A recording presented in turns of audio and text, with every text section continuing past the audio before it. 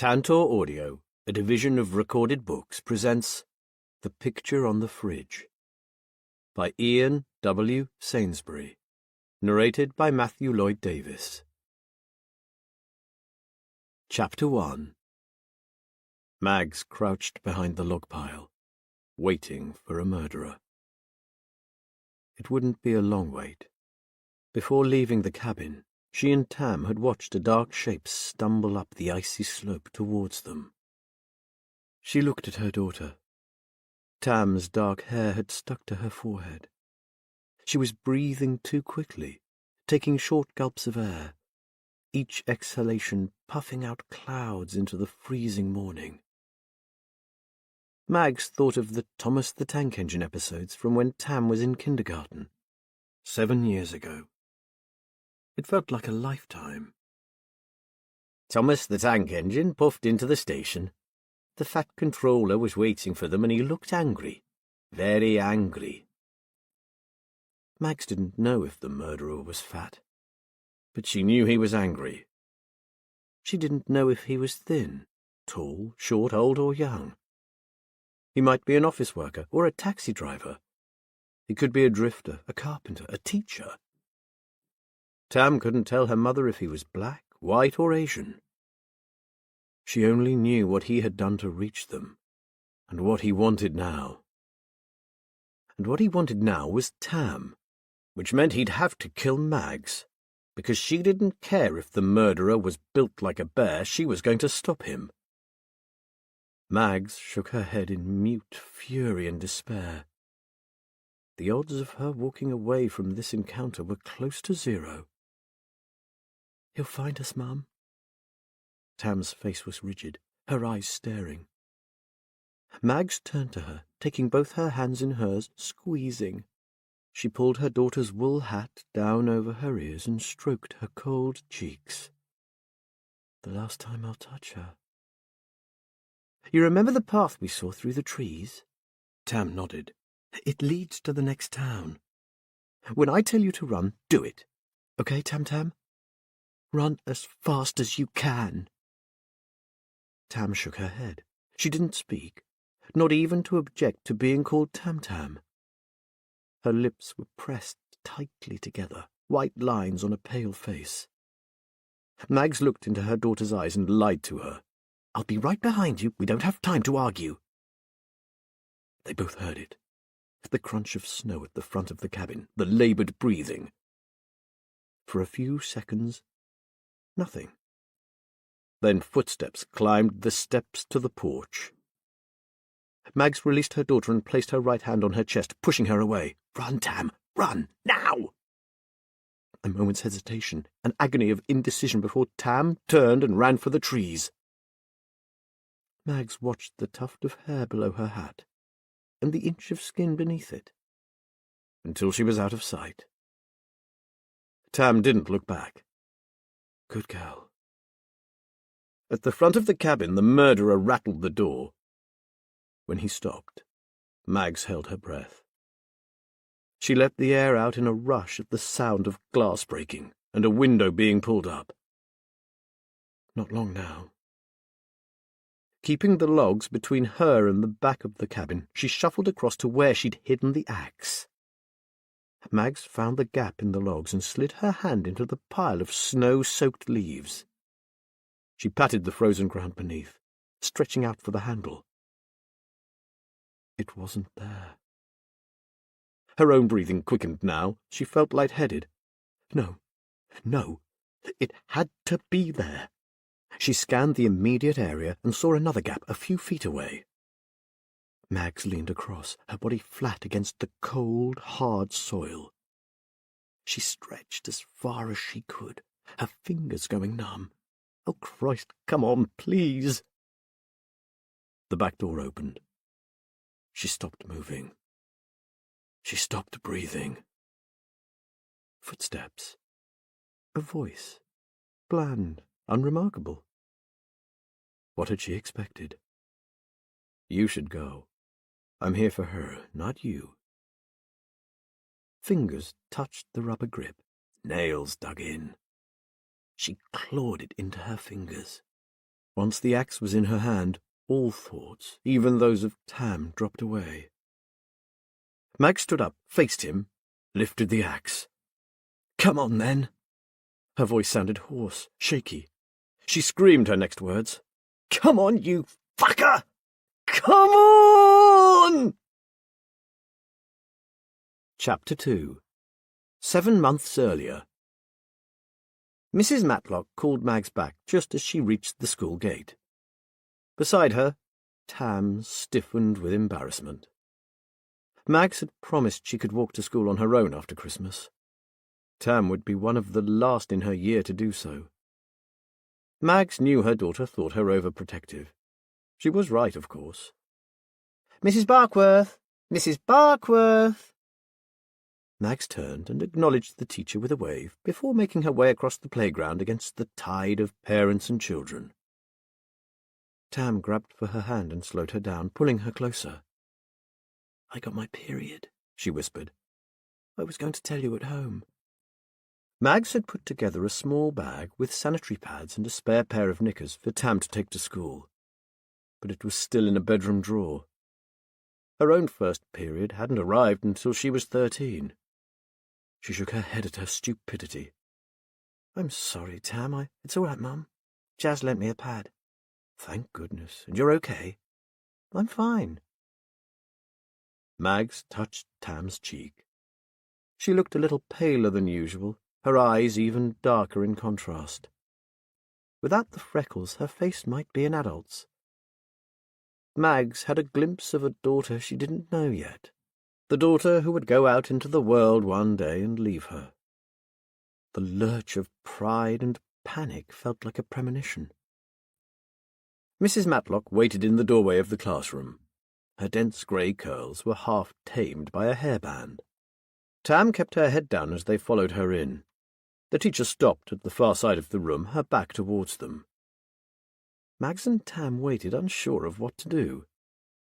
The older woman looked over her shoulder and waved them forward. "Well, what do you think?" They joined Mrs. Matlock in front of a wall of pencil sketches. Tam enjoyed art, although she had no particular talent for it. Mags scanned the pictures, hoping she could pick out her daughter's. She wasn't optimistic. All the pictures showed buildings, houses, skyscrapers, factories, farms, garages, train stations. "This afternoon the children sketched buildings," said Mrs. Matlock, an eyebrow raised as if expecting some comment other than the obvious, "No shit."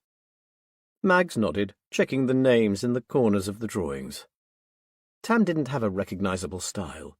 She had crayoned stick figures with balloon hands and 3 fingers as a toddler, before graduating to the standard 4-windowed square house with a corkscrew of smoke curling from a chimney. Then she saw it. Near the top of the wall, just off-centre, one picture stood out. It was so detailed it might have been traced from a photograph. Its simple but faithful representation of everything in view reminded Mags of a documentary she'd watched about an autistic boy who drew intricate city skylines. She took a step closer, then looked back at her daughter. Tam's face was unreadable, her expression blank. "You drew this, Tam?" The faintest nod in response. "Don't be shy, Tamara," said Mrs. Matlock. Tam hated Tamara even more than Tam-Tam. "What an amazing piece of work." Mags turned back to the picture. The building portrayed was a big detached house, unlike anything in their North London neighbourhood. The Barkworth street comprised Victorian semis, Edwardian terraces, and a few modern glass and zinc-topped statements. Nothing like this. The exterior walls were clapboard. The shingled roof boasted a single chimney. A wooden deck led to a screen door. Tam had apparently drawn from the perspective of an insect, because grass, leaves, and branches obscured some of the building. The artist's attention to detail was remarkable. One board, close to a gable, sagged, and an enterprising bird had nested in the resulting gap. tendrils of ivy curled round a corner. On the decking, an old bicycle stood where Mags might have put a porch swing. In a basket on its handlebars, tightly shut flowers were just visible. Mags thought they might be tulips. "I've never seen her so focused," said Mrs. Matlock. She put a hand on Tam's shoulder. "Completely absorbed she was. Wouldn't have noticed if the fire alarm had gone off, would you, Tamara?" Tam said nothing. She was pale, tired-looking. Mags remembered about her period. "Amazing," she said, smiling at Mrs. Matlock, who was still talking. "I've seen nothing of that standard in 15 years of teaching. A talent like that, well—" Tam squeezed Mag's hand and pulled her away. Yes, you're right," said Mags as they walked to the door. "Thanks again." At home, with the kettle on and Tam halfway through a glass of orange juice, Mags put an arm around her, pulling her close. "My little artist," she said. "What's up? Is it your period? Are you tired? Does your tummy hurt?" Tam raised her pale face to look at her. "It's the drawing, Mum." "What about it, darling?" Tam looked glum. "I don't remember doing it. I don't remember anything at all." "When's Dad home?" They sat at the kitchen table. The kitchen was still Mag's favourite room. House hunting while pregnant, the open space and the clean modern kitchen made her grip her husband's arm when they'd first walked in. Then she'd fallen in love with the high Victorian ceilings, the ensuite bathroom, the huge basement study for Bradley, and the glass box jutting into the garden at the end of the kitchen. The architect selling it had added that last feature, a sun trap in the summer and the only spot where you could read without a lamp on a winter morning. The shutters were still open at 8 in the evening. Light from the sinking sun slatted across the wooden floor, striping the boards orange and umber. Birdsong added its exuberant counterpoint to the classical soundtrack on the Bluetooth speaker. Tam sipped milk and ate a cookie. Mags had insisted on referring to the snack as a biscuit for a few months after Tam first started talking. But she couldn't compete with an American husband and a daily helping of Sesame Street. The milk and cookie ritual before bed was one American import she had been happy to adopt. Milk and cookie, teeth cleaning, bed, story, reading time, lights out. A pattern unbroken since Tam was a toddler. The fact that she still occasionally wanted a bedtime story at 11.5 thrilled Mags, but she tried not to show it. Maybe it was an only child thing. Maybe it was because her father worked away so much. Whatever it was, Mags didn't care. "His flight gets in early on Saturday, very early. He'll be here for breakfast, honey." Honey was another Americanism that had crept in. It didn't sound strange on her lips anymore. It had only taken 14 years of being with the man from Massachusetts to get used to it. The language may have taken years to absorb, but Bradley himself had been a whirlwind. They'd gone from shooting the breeze and hanging out to dating and getting hitched within 3 months. Her friends and family had been incredulous at such impulsive behaviour. Well, the ones who hadn't seen Bradley had been incredulous. "Only 2 nights," said Tam, finishing her milk, leaving a bright white moustache behind. "That's right." Mags wiped a tissue over Tam's top lip before clearing away the glass and plate. "Mum." Tam took the tissue from her. Mags gave her the plate and she put it in the dishwasher, holding out a hand for the glass. "I'm not a child." Mags almost smirked at the solemn way she said that, but kept her expression neutral. And Tam had a point. In some cultures, today was the day she became a woman. "Does it hurt? Your stomach, I mean. Is it uncomfortable?" Tam leaned against the dishwasher. Her new haircut, short but still somehow untidy, shone in the last of the sunlight. Fine golden tips, a reminder of the blonde curls she had as a baby. Her hair was brown now, but lighter than those dark, intense eyes of hers. The recent run of hot weather brought out her freckles. Tam hated her freckles. Mags loved them. "I'm fine, Mum. You gave me all those books to read. I know more than most doctors. I am now an expert on ladies' plumbing." "2 books. I gave you 2 books." Mags smiled. "I just want to make sure you're okay. You don't know how your period will affect you until it happens. Well, it's happening and I'm fine, so stop worrying." "And what about that picture? What about it?" Tam was reluctant to say much more about her episode of artistic genius. She was half convinced she had fallen asleep in class, although part of her remained aware of the pencil in her hand, the pressure of the nib on the textured paper. But Tam didn't know the house she'd drawn, or even if it was a real house. She was as surprised as Mrs. Matlock by what she had produced. "Well," Mags didn't want to push her. Tam wasn't keen to talk about it. A strange episode, but not worth getting upset about. She'd wait until she'd discussed it with Bradley. He always wanted every detail about what Tam had been up to. In bed, with another chapter of Oliver Twist finished, and Mags as horrified at the appalling sufferings of Oliver as Tam was fascinated, she kissed her daughter good night.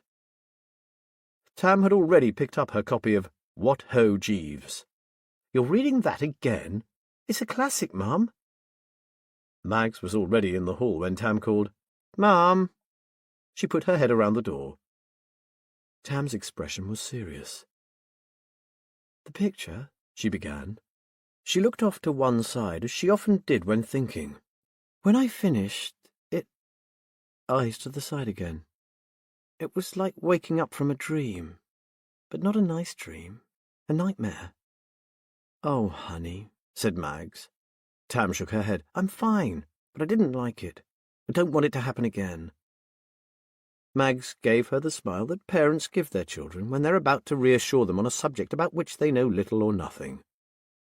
"I'm sure it won't," she said. "Good night." Chapter 3.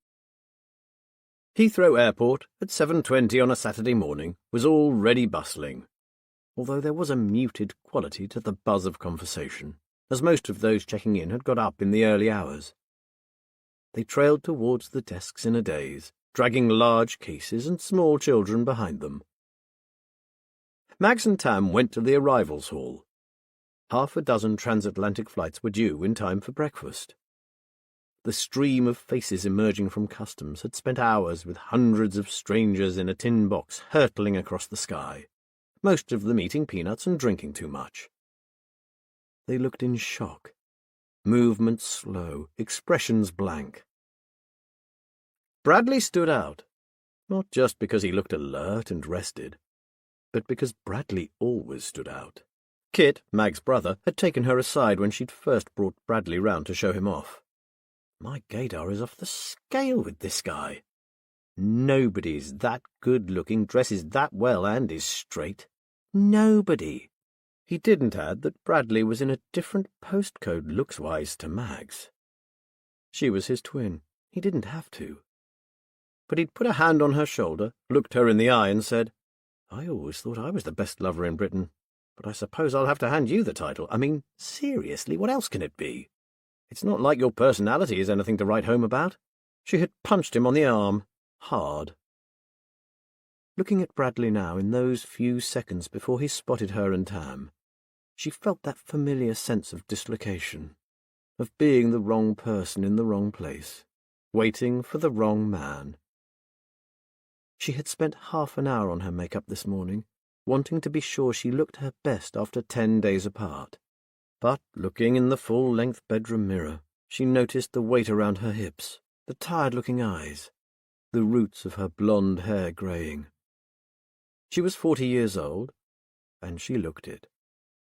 But Bradley was 38 and looked like a movie star.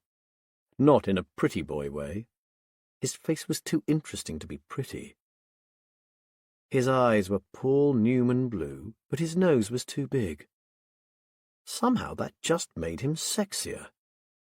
He kept his dark hair short but scruffy. That detail on a man who otherwise took pride in his appearance had been the grit in the oyster for Mags when they'd first met. "Dad!" Tam ran to her father, who swept her up and hugged her. Mags hung back, letting them have their reunion. 10 days was a long time for an 11-year-old. "Mum, look! Dad bought me a book." She waved an old hardback, dark brown. The Adventures of Huckleberry Finn by Mark Twain. Bradley leaned down and kissed the top of Mag's head, then cupped the side of her face in his palm until she looked at him. He smiled. "P.G. Wodehouse is okay, I guess," he said, "but it's about time she read a real classic." His Boston accent was always stronger when he'd been back there. "Classic," she said, trying to mimic the sound. She had no gift for it, could never get the flat sound of the vowels right. "Classic."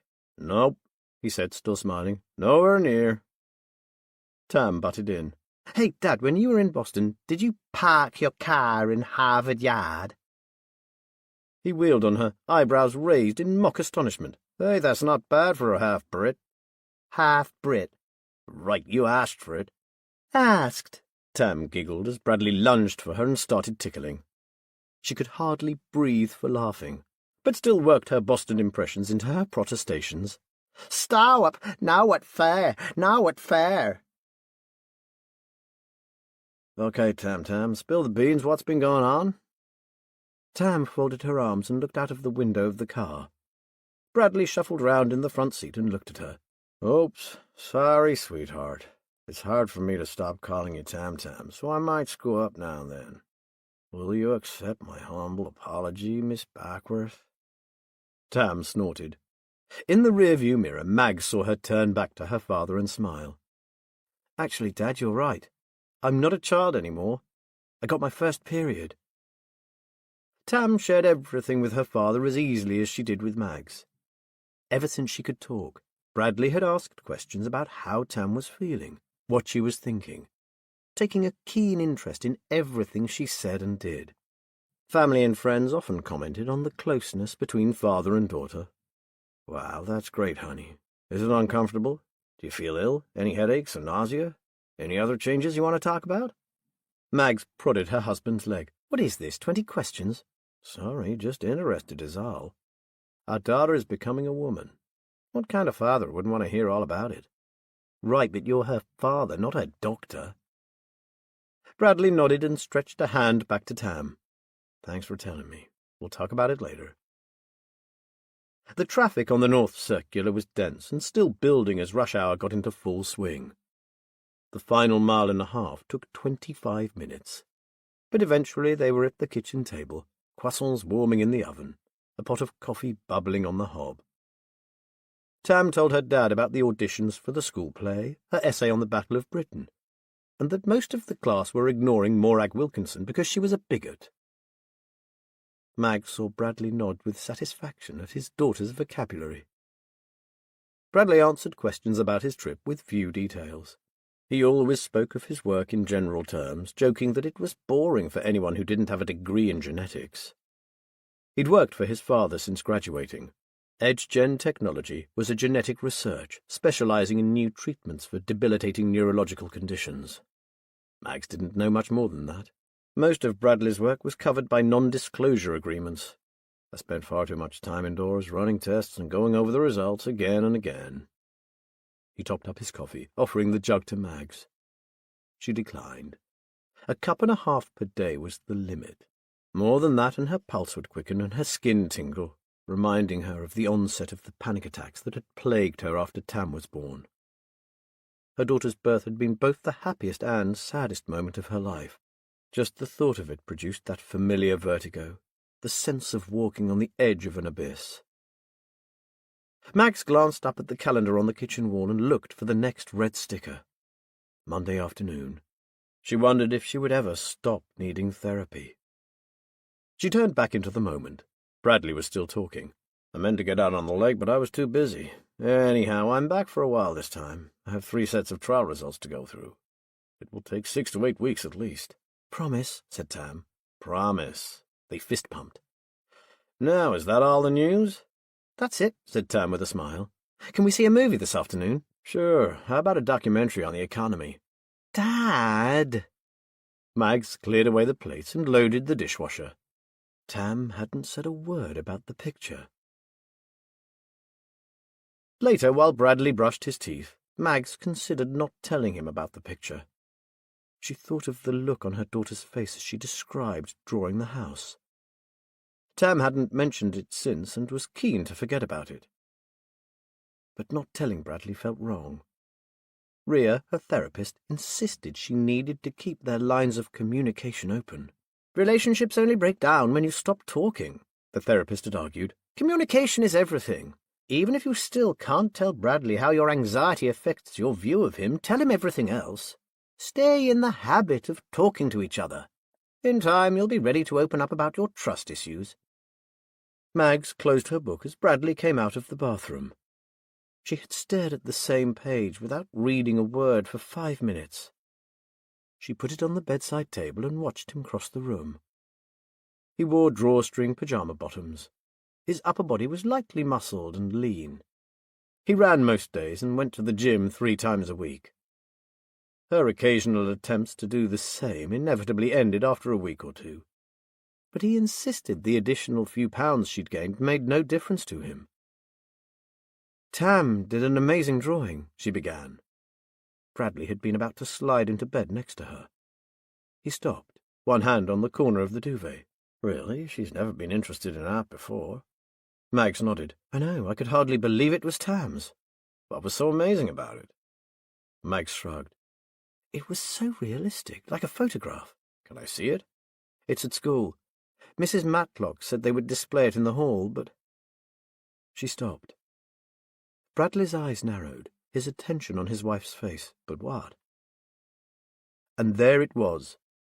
He looked at her as if she meant nothing to him. The moment passed, and his expression softened. Projection, Rhea would have called it, not real. Mags shrugged a second time. "It's not important." Bradley sat down on the bed, smiled, and took his wife's hand.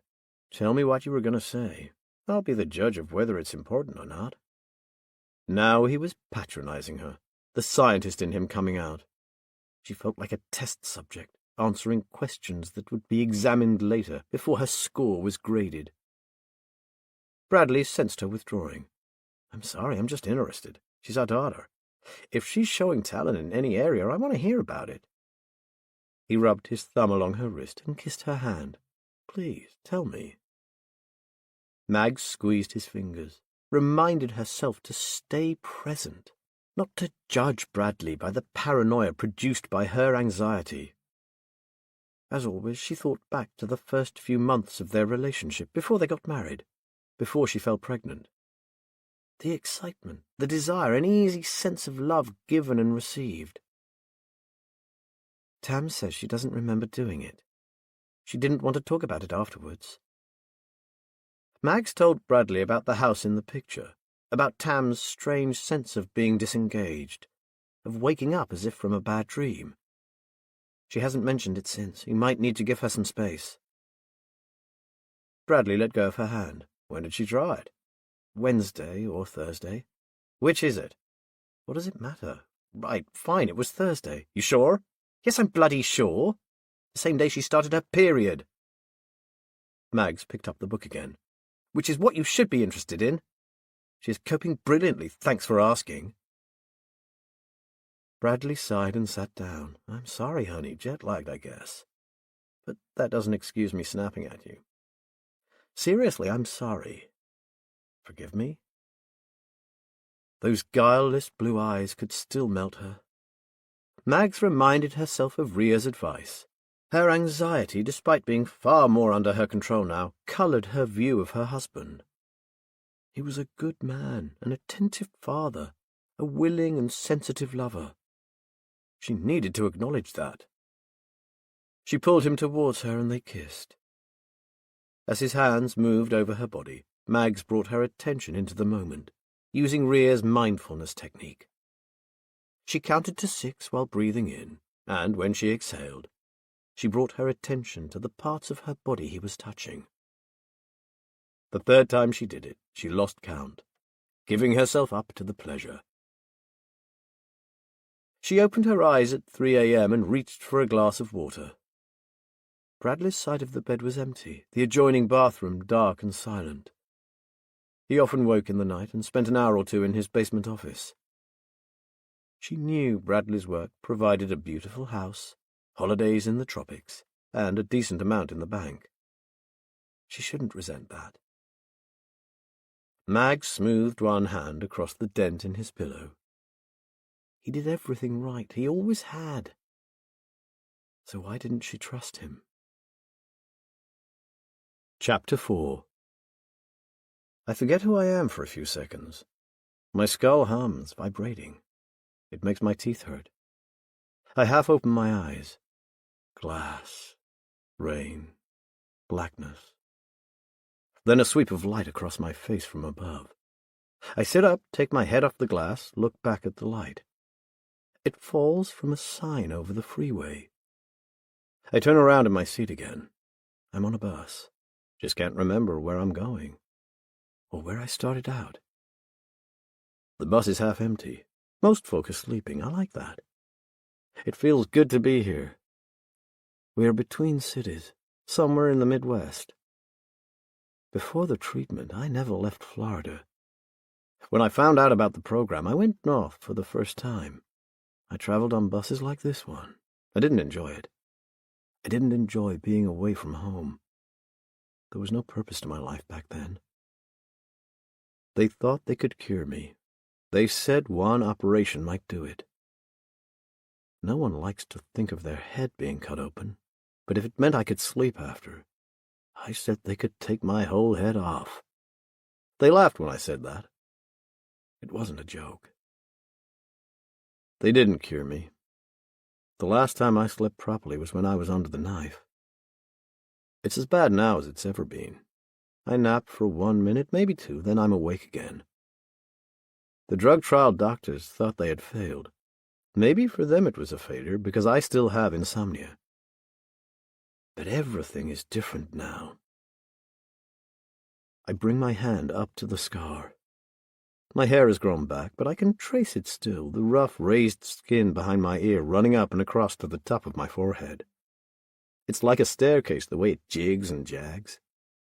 That's one of the 2 things the docs gave me. The scar. They also gave me a reason to live. They don't know that, of course. I didn't know it myself for a while. It was days, maybe weeks later. I realized the operation had given me something extra. Something much better than sleep. I look around the bus again. I count 11 heads, all sleeping, apart from some Hispanic old lady who looks at me, then turns away. I look forward again. My eyes flick to the mirror at the front of the bus. The driver is staring right at me. I look down, realize I've been speaking out loud. I need to watch that. If I draw attention to myself, I won't be able to do my work. I have to be able to work. There are so few of us blessed with a purpose. It's another couple hours before we reach the next stop. I miss the sign saying where I am, but I get off anyway. The bus pulls away. There's a gas station and an overnight truck stop. Good. I've been on the move for a day or 2, I think. I go to the gas station, ask about showers. I pay the guy $5 for a token and walk round the back. The water is warm, so I turn it down until bumps appear on my skin and my hands shake. I wash and change into the new clothes I have in the bag. I leave the old clothes hanging on the pegs outside the shower. Someone will take them. They always do. It's only been a week since the last time, but I was given a sign that someone is watching over me.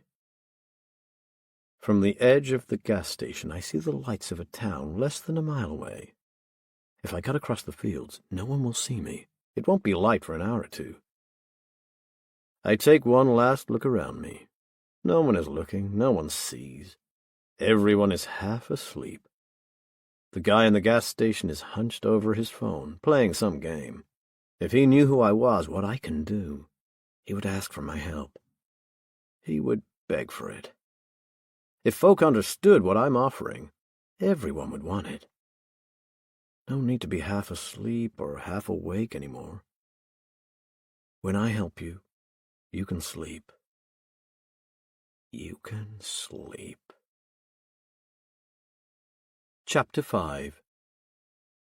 Rhea was Mag's 5th therapist in a decade, and the only one she had stayed with for more than 3 sessions. If pressed, Mags might have struggled to explain what it was she liked about Rhea. On the surface, the evidence suggested she might need counselling herself rather than giving it to others. Her basement flat, in one of the roads that extended like spiders' legs from Hyde Park, was always in chaos. More than once Mags had passed a dazed male in the doorway.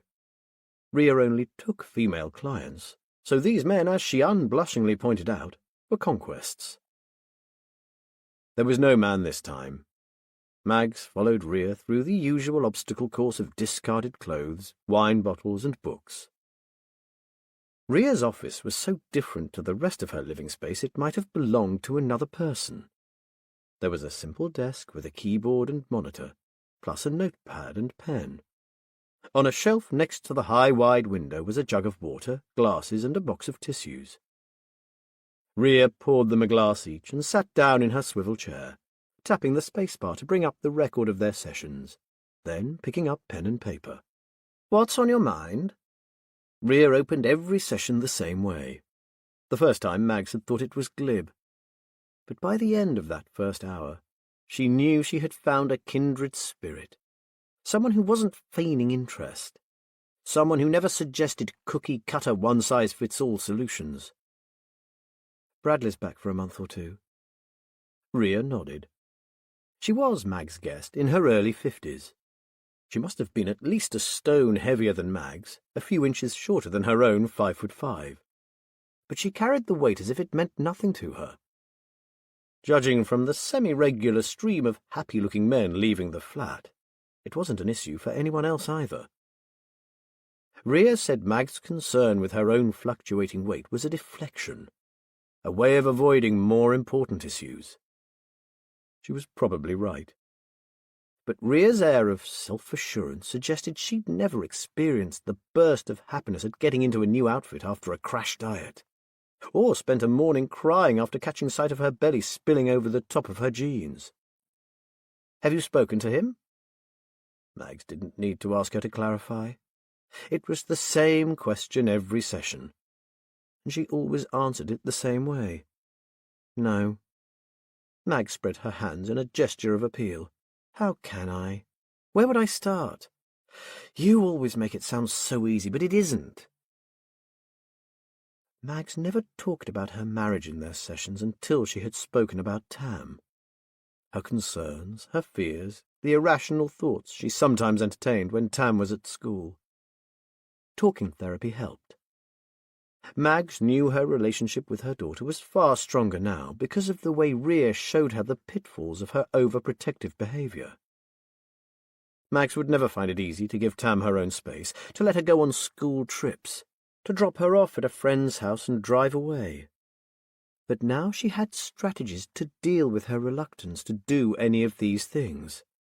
And, as Rhea had promised, the mother-daughter relationship had become stronger. One day, Mags thought, she would be able to tell Tam why she found it harder than most mothers to grant her daughter some independence. What hadn't improved was Mag's relationship with Bradley. Mags couldn't explain why she could make no headway with her feelings about her husband. Rationally, logically, you accept Bradley as what he seems to be, a good father and husband. Rhea doodled as she spoke. He's intelligent, attractive, and he works hard in a vocational job which gives him great professional satisfaction. It wasn't a question, not really. Both Rhea and Mags knew the answer. She made a face anyway. "Don't make him sound perfect. My family and friends do quite enough of that. I didn't say he was perfect." "Fine. Yes, all right, I accept that. Makes no difference. It's just—" Mags sat forward, put her elbows on her knees, and pushed her fingers through her hair, massaging the sides of her head as she did so. "For whatever reason, I still feel the same way. I know it's crazy." That was something else Mags liked about Rhea. She never discouraged the use of the word crazy. She even used it herself. Yeah, Rhea agreed. It is crazy, Mags. I can't understand why I'm getting nowhere. This is a major sticking point for you. You've seen progress in other areas. You will see progress in this too. It'll take as long as it takes, that's all. Some issues take time to be resolved. But how long? This has been going on ever since...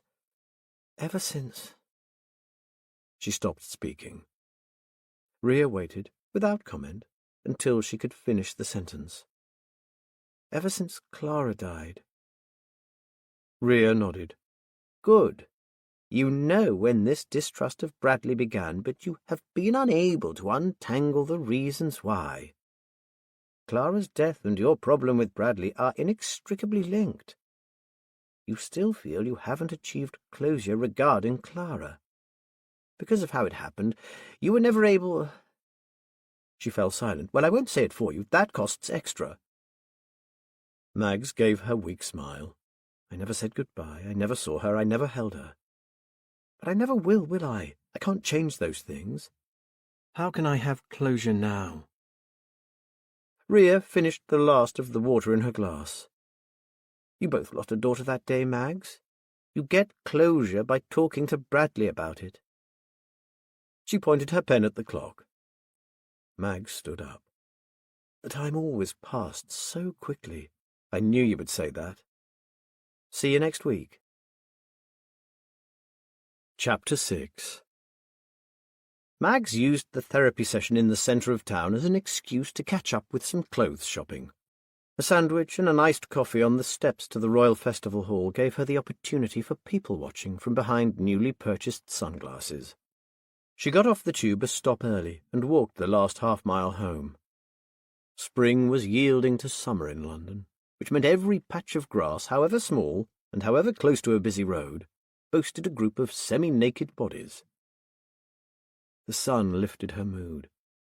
Bradley would have said it was because of her absorption of vitamin D. Mags didn't care about the science. She just enjoyed the optimistic buzz of the city, the ready smiles and nods that went with shorts and skirts after the wrapped-up hibernation of winter. She even walked past the offices of House Style magazine without it denting her spirits. The editor there had printed a dozen of her features back when she was writing. She'd been one of the last to stop asking Mags to submit new articles when the months after giving birth stretched into years without her writing anything more taxing than a shopping list. Her mood was still good when she rounded the back of the house. Bradley and Tam were at the table laughing together. She walked past the back door and was about to tap on the window when she saw it. Tam's picture from school was on the fridge. Tam noticed her peering in and ran to open the door, hugging her mother. Her unique smell, the one she'd had as a baby, might be harder to detect these days, but it was there. When Mags nuzzled the base of her daughter's neck, Tam squirmed, wriggled free, and skipped away. Mags followed her over to the table where Tam and Bradley had been studying something. It was a letter from the guides, which Tam had joined just over a year before. There was a form for a residential weekend in Norfolk, and Bradley had already signed it. Mags felt a brief twist of betrayal and anger. Tam had never stayed more than one night away, and only with family. Norfolk was a 3-hour drive, and the thought of a whole weekend not knowing what Tam was doing and whether she was safe filled her with panic. She gripped the side of the table, the familiar prickling on her arms alerting her to a possible panic attack. She breathed deeply and deliberately, aware that Bradley had stood up. Her shoulders shook as he put his hands on them. She wouldn't meet his eye. Tam looked up in concern. "You okay, Mum?" "She's fine, Tam," said Bradley. "Can you get a glass of water, please?" When Tam came back with a large mug, Mags managed to smile. It didn't seem that long ago when the beginnings of a panic attack meant an hour or two of torture. But Rhea's strategies and her own awareness of her triggers meant she caught the signs early. "That's better," she said, taking a sip. "Too many clothes for this weather. Got overheated." She allowed Bradley to slip her jacket off and hang it on the back of a chair. "What's this about Norfolk?" Tam slid the form across the table, Mrs. Greaves gave me this at school. Amelia is going, so is Holly, and Connie. I can't wait. Beth says it'll be epic. Dad said I could go. Bradley mussed his daughter's hair. That's not quite what I said, honey. I said we should talk to Mom first. Yes, but it's fine, isn't it, Mum? Everyone will be there. Guides are going from all over London. There's archery and the climbing wall and canoes. Beth went last year. She said rabbits come out on the lawn every night. I can go, Mum, can't I? Mags exchanged the "we'll talk about this later" look with Bradley. Yes, you can go. It sounds brilliant. Tam hugged her tight, almost squeezing the breath out of her. Thank you, Mum. Thank you, thank you, thank you. Bradley picked Tam's school bag off the floor. Any homework in here along with that letter? Tam didn't roll her eyes for once, still too excited about the trip. Yes, maths and guided reading. She looked from her mum's face to her dad's and drew her own conclusions. I'll just pop upstairs and do that now, shall I? Bradley nodded. Good idea, sweetheart. Why don't we go out for pizza tonight? What an excellent idea, Father. First-rate and tip-top. Tam's P.G. Woodhouse obsession showed no signs of abating. Bradley smirked. Tam pulled her mum's head towards her and planted a kiss on her cheek. Thank you, Mum, she whispered. She grabbed her bag and disappeared. I'll make tea, said Bradley, filling the kettle and opening a tin of loose-leaf Assam. I'm not so easily bored. He warmed the pot, spooned in the tea, poured the water, replaced the lid. It had taken a few years to train Bradley in the art of tea-making, but he had mastered it eventually. Look, I'm sorry, he said. She kind of sprung it on me, and she was so excited I couldn't say no. Besides... He poured the tea into a china cup through a metal strainer, adding the milk last. Mags had once told him that was how the Queen prepared her tea, and he had never questioned it. He brought the cup over and pushed it in front of his wife, sitting down next to her. Besides? Mags raised her eyebrows. Bradley took her hand. Besides, he continued, you seem to be doing so well with therapy. I hoped you were ready to let Tam take this step. We don't want her to miss out on bonding with her peers. Mags was still angry with him for deciding without her. She pointed at the fridge. Explain. You were right, he said. When I tried talking to Tam about the picture this morning, she clammed up. Then she said she was embarrassed because she didn't remember drawing it, and she admitted that when she saw what she had drawn, she was scared. Mags said nothing. I know that's what you said, but I wanted to hear it from her. I'm not sure she was scared by the process itself. I think she's worried that she can produce something so amazing without being aware of how she did it. I looked online. What she experienced is rare, but not unheard of. Mags couldn't stop herself snorting. With Bradley, the scientist always rose to the top. When Tam had been a baby, he had kept a notebook with observations, updated every few hours. When she confronted him, suggesting he give her some support rather than treating their baby like a research project, he had capitulated. That was the last time she'd seen the notebook. But that didn't mean he had stopped. Bradley saw the world a certain way. He dealt with problems by categorizing, by measuring, by comparing. He argued that his need to understand didn't make him cold. Max had never completely bought it. Watching him scribble in that notebook, standing over the crib, just weeks after Clara. Look, Max, I just want to understand how a talent like that could manifest itself with no previous warning, and I find it comforting that it's happened to other people. Mags pointed at the fridge again. How did that get here? I phoned the school and met Mrs. Matlock while the kids were at lunch. I wanted to see the picture, and once I had seen it, I thought it was important to show Tam we're proud of what she has accomplished. And you didn't think about discussing this with me? The argument was slipping away from her. Subtle but familiar. The way Bradley's rational approach undid her objections before she could make them. These were familiar, well-worn pathways. He retreated into logic. She felt emotional, weak, and intellectually outmatched. Patterns set in place over many years were not easily changed. When Tam came home, I talked to her about artists, composers, and scientists who have come up with their best work in a mental state where they gave up conscious control. Once you understand something, there's no need to fear it. I told her she should own her talent. Bloody American, muttered Mags. I am a bloody American. Bit late to complain about that, don't you think? Anyway, he poured her cold tea down the sink and replaced it with a fresh cup. It helped her. When it happens again, if it happens again, when? This isn't a one-off, Mags. If this talent for art has been lurking in her subconscious and has found an outlet, there will be more pictures. We can help her accept the strangeness of the process and encourage her creativity. Mags looked at the picture again. It really was remarkable. Not only the details, but the unusual point of view.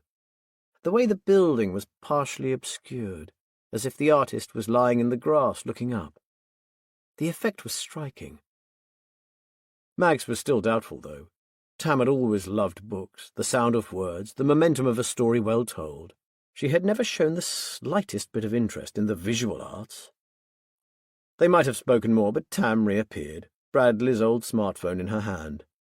She couldn't make calls with it, but the phone connected to the Wi-Fi, and she was as adept as the rest of her generation with Google. "Documentary at the Picture House," she said, holding up the phone. "Some chap climbing a mountain with no safety equipment. Not sure if he falls off and dies or not. The reviews don't say. Sounds amazing. Can we go?" Watching a guy fall off a cliff in high definition. Yeah, sounds perfect. Bradley held his hand palm up for a high five, and Tam duly obliged, accompanying it with "Top hell." Mags drained the last of her tea. "And you've finished your homework?" Tam made a non-committal sound, her eyes not meeting her mother's. "Tam, I've done the guided reading," she said, as if that closed the subject. "And the math?" said Bradley. "Maths." Mags and Tam corrected him at the same moment. Bradley had heard it too many times to react. Tam retreated. "Back in 10 minutes. "Don't rush," Mags called after her. "Are we okay?" Bradley raised his eyebrows and fixed those disarming blue eyes on hers. "Yes, we're okay." He put a hand on her shoulder and squeezed. "I'll just tidy a few loose ends in the office. Answer an email or two. Give me half an hour, then we'll go get pizza." After he'd gone, Mags sat and stared at the picture. What Bradley had said made perfect sense. But as Mags looked at the scene, wherever it was, she shivered. It was nowhere her daughter had ever been, she was sure. Where had she seen that house? And how could she reproduce it in such detail? Chapter 7. It takes a long time to find them. Weeks, actually. And when I do find them, for a while I'm still not sure they're right. I know why I hesitate. It's the children. I see them for the first time in a parking lot.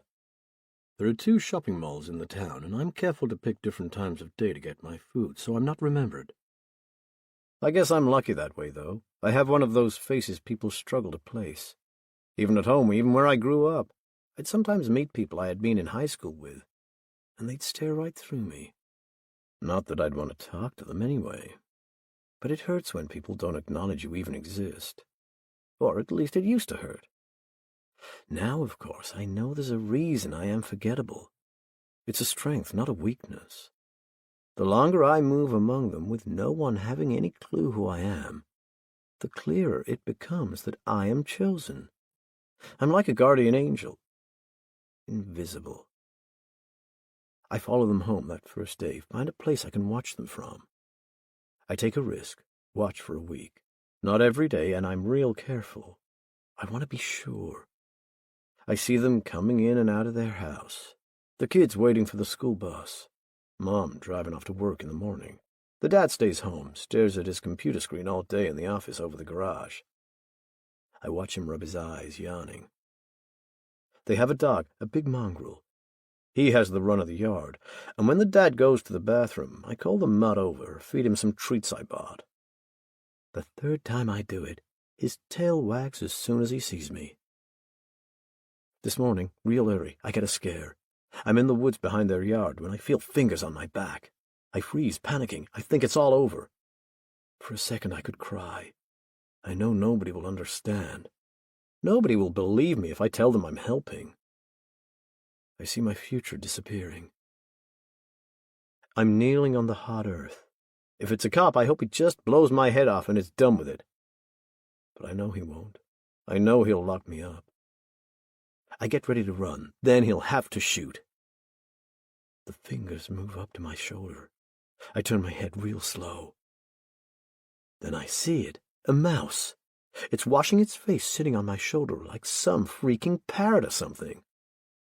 I was so still it didn't even know I was there. I laugh and it runs, scampering into a hole at the base of the nearest tree. I nod to myself. I remind myself how important it is to look out for signs, to recognize them when they appear. This is the universe getting in touch through one of its smallest creatures, reaching out, telling me I'm okay, telling me to go ahead. I stand up. It's only just getting light. Saturday. I guess it'll be a while before anyone stirs. In the house they are asleep, at least what passes for sleep, not the real thing, not peace. Not the sleep I can give them. I brush the dirt from my knees, pat down my pockets. I have everything I need. I walk towards the silent house. Before most folk are awake, I'm on a bus out of town. I picked this route a few days back when I saw how busy it gets with factory workers, janitors, and the like heading into the city. Best way not to be noticed is to join a crowd of tired, poor people. I'm dressed like they are, overalls and an old t-shirt, earbuds. Mine aren't plugged into a phone, though. They're just part of the camouflage and a reason not to talk to anyone. When the cops get around to checking the bus routes out of town, nobody will remember me. I look through slitted eyes, pretending to be asleep. There are so many people I could help here. But I know I have to be careful, have to stay hidden, until my purpose is fulfilled and I can rest. 10 minutes into the bus ride, a miracle happens. I sleep. It happens so naturally. I just shut my eyes and let everything fall away. When I wake up, I've been asleep for 10 minutes. Haven't slept that long since I was a kid. Hot tears well up at this blessing, and I rest my cheek on the dirty window. My tears leave a clean stream through the dust and grime on the glass. I know how to recognize a sign, and this is big. It's a billboard, a flashing neon sign, and it says, "You've done good so far. You keep on going. Bring the people rest." I smile as the outskirts of the city spring up around me. I'm doing the will of the universe. The quiet neighborhoods, the neat suburbs. My work awaits. Chapter 8. Bradley was back in Boston the weekend Tam went to Norfolk, so it fell to Mags to do the driving. She had passed her test 20 years ago, but living in London meant she rarely got behind the wheel. As usual, the first half hour was an ordeal. She reminded herself of every action she needed to take while driving. Left foot on the clutch, find the biting point, check the mirror, look over her shoulder, accelerate, indicate, change gear, look for a gap in the traffic. She headed out of London into unfamiliar territory and was glad of the sat-nav. The blue line drew her north. The ordeal wasn't made any easier by the 4 11-year-old passengers. For the first 20 minutes, the constant stream of inane chatter was as predictable as it was distracting. But the girls were still going strong 2 hours into their trip. They stopped for lunch at a McDonald's. Mags watched her daughter with her friends. She noticed Tam dumbed down her vocabulary when she was with her peers. When Tam caught her eye, she winked. Tam smiled at her around a mouthful of fries. Mags had volunteered to drive the girls both ways, and their parents had been quick to accept. She had booked a hotel in Norwich for the weekend. There was a lull in the conversation after their stop, but once they crossed into Norfolk, the volume built to a new peak. Mags vicariously enjoyed the girls' excitement as they contemplated the adventure ahead. They were thrilled about the prospect of sleeping in dormitories, 6 to a room, and were already negotiating who should have the bed nearest the window. By the time they arrived, the car's tyres crunching up a curved gravel drive. It was nearly dark. Mrs. Grieve, the guide leader, came out to meet them, checking them off as they filed in, dragging prime colour suitcases. "Amelia, Holly, Beth, Tam, everyone else is here, but we put you all in the same bedroom. 2 floors up on the right." There was a chorus of whoops, and the girls stampeded, heading upstairs. For a moment, Max thought Tam had forgotten. But she skidded to a stop at the foot of the staircase, dropped her case and ran back. Their hug was brief. "Love you, Mum. See you after lunch on Sunday." "Yes, see you then. Have a brilliant time." Tam kissed her cheek. "I will." Then she was gone. Something in Mag's expression must have alerted Mrs. Greaves. The older woman stepped forward, put a hand on her arm. "We've been coming here for nearly 20 years. It's a brilliant centre, very safe. She will have a lovely time." Mags felt the first tear spill from her lashes and roll down her face. "I know she will," she said. The weekend in Norwich turned out to be a good idea. If Mags had stayed home, she would have rattled round the house and driven herself crazy. Being in a hotel in a city she had never visited, where no one knew her, was perfect. She felt like a ghost, drifting around the streets in perfect anonymity. Her thoughts drifted to her daughter, but she could relax knowing she was only a 20-minute drive away. Not that anything would happen, she told herself, despite knowing logic could never overcome the implacable force of a mother's fear. Mags knew how it felt to lose a daughter. Bradley called once on the first evening. Mags had never enjoyed talking to him on the phone. She needed to see his face. The unfounded suspicions she had worked to quell in years of therapy were more likely to come back when she couldn't look into his eyes. He asked all the right questions, was solicitous as to her health and state of mind. But it was as if he were working his way down a checklist. She was glad when the call ended, then felt guilty at her sense of relief. She only called the guide centre once, although her finger had hovered over phone at least a dozen times since she had left Tam. Mrs. Greaves had reassured her. "The girls are fine. Tam was first up to the top of the climbing wall this afternoon. She's really taken to it. Such a lovely girl. I'll tell her you called." No, please don't. She'll just think I'm checking up on her." Which I am, thought Mags. "I'm glad she's okay. See you tomorrow." Just as Mrs. Greaves, Bradley and Tam had predicted, the weekend passed without a hitch. Tam was a ball of energy when Mags arrived. "It was amazing, Mum. I found a secret passage in the house, and a girl from Cambridge ate a worm for a dare, and we went to sleep after midnight last night, and I learned how to roll over in the canoe, and it was amazing and cool." Mrs. Greaves herded the girls towards the door, Mags following. "Can I borrow you for 2 minutes, Mrs. Barkworth?" The girls were already loading their cases into the car. "Get belted in," called Mags. Mrs. Greaves led her into a small office. Mags paled. "Is Tam okay? What happened?" The guide leader shook her head. "Nothing to worry about. It's just... well, it's better if I show you." Mrs. Greaves took a phone out of her pocket and thumbed the screen, flicking through photographs. "You saw the whiteboard outside? It's where we write each day's activities. When I came down first thing yesterday morning, someone had rubbed everything out." "What? You think Tam might have—" "No, I'm sure she would never do anything like that. She's not that kind of girl." "I know." Mrs. Greaves stopped what she was doing and handed the phone to Mags. "I found this on the board." It was another picture. Mags knew immediately it was Tam's work. The similarities were too distinct to be a coincidence. Again, it was a picture of a house seen from a low vantage point.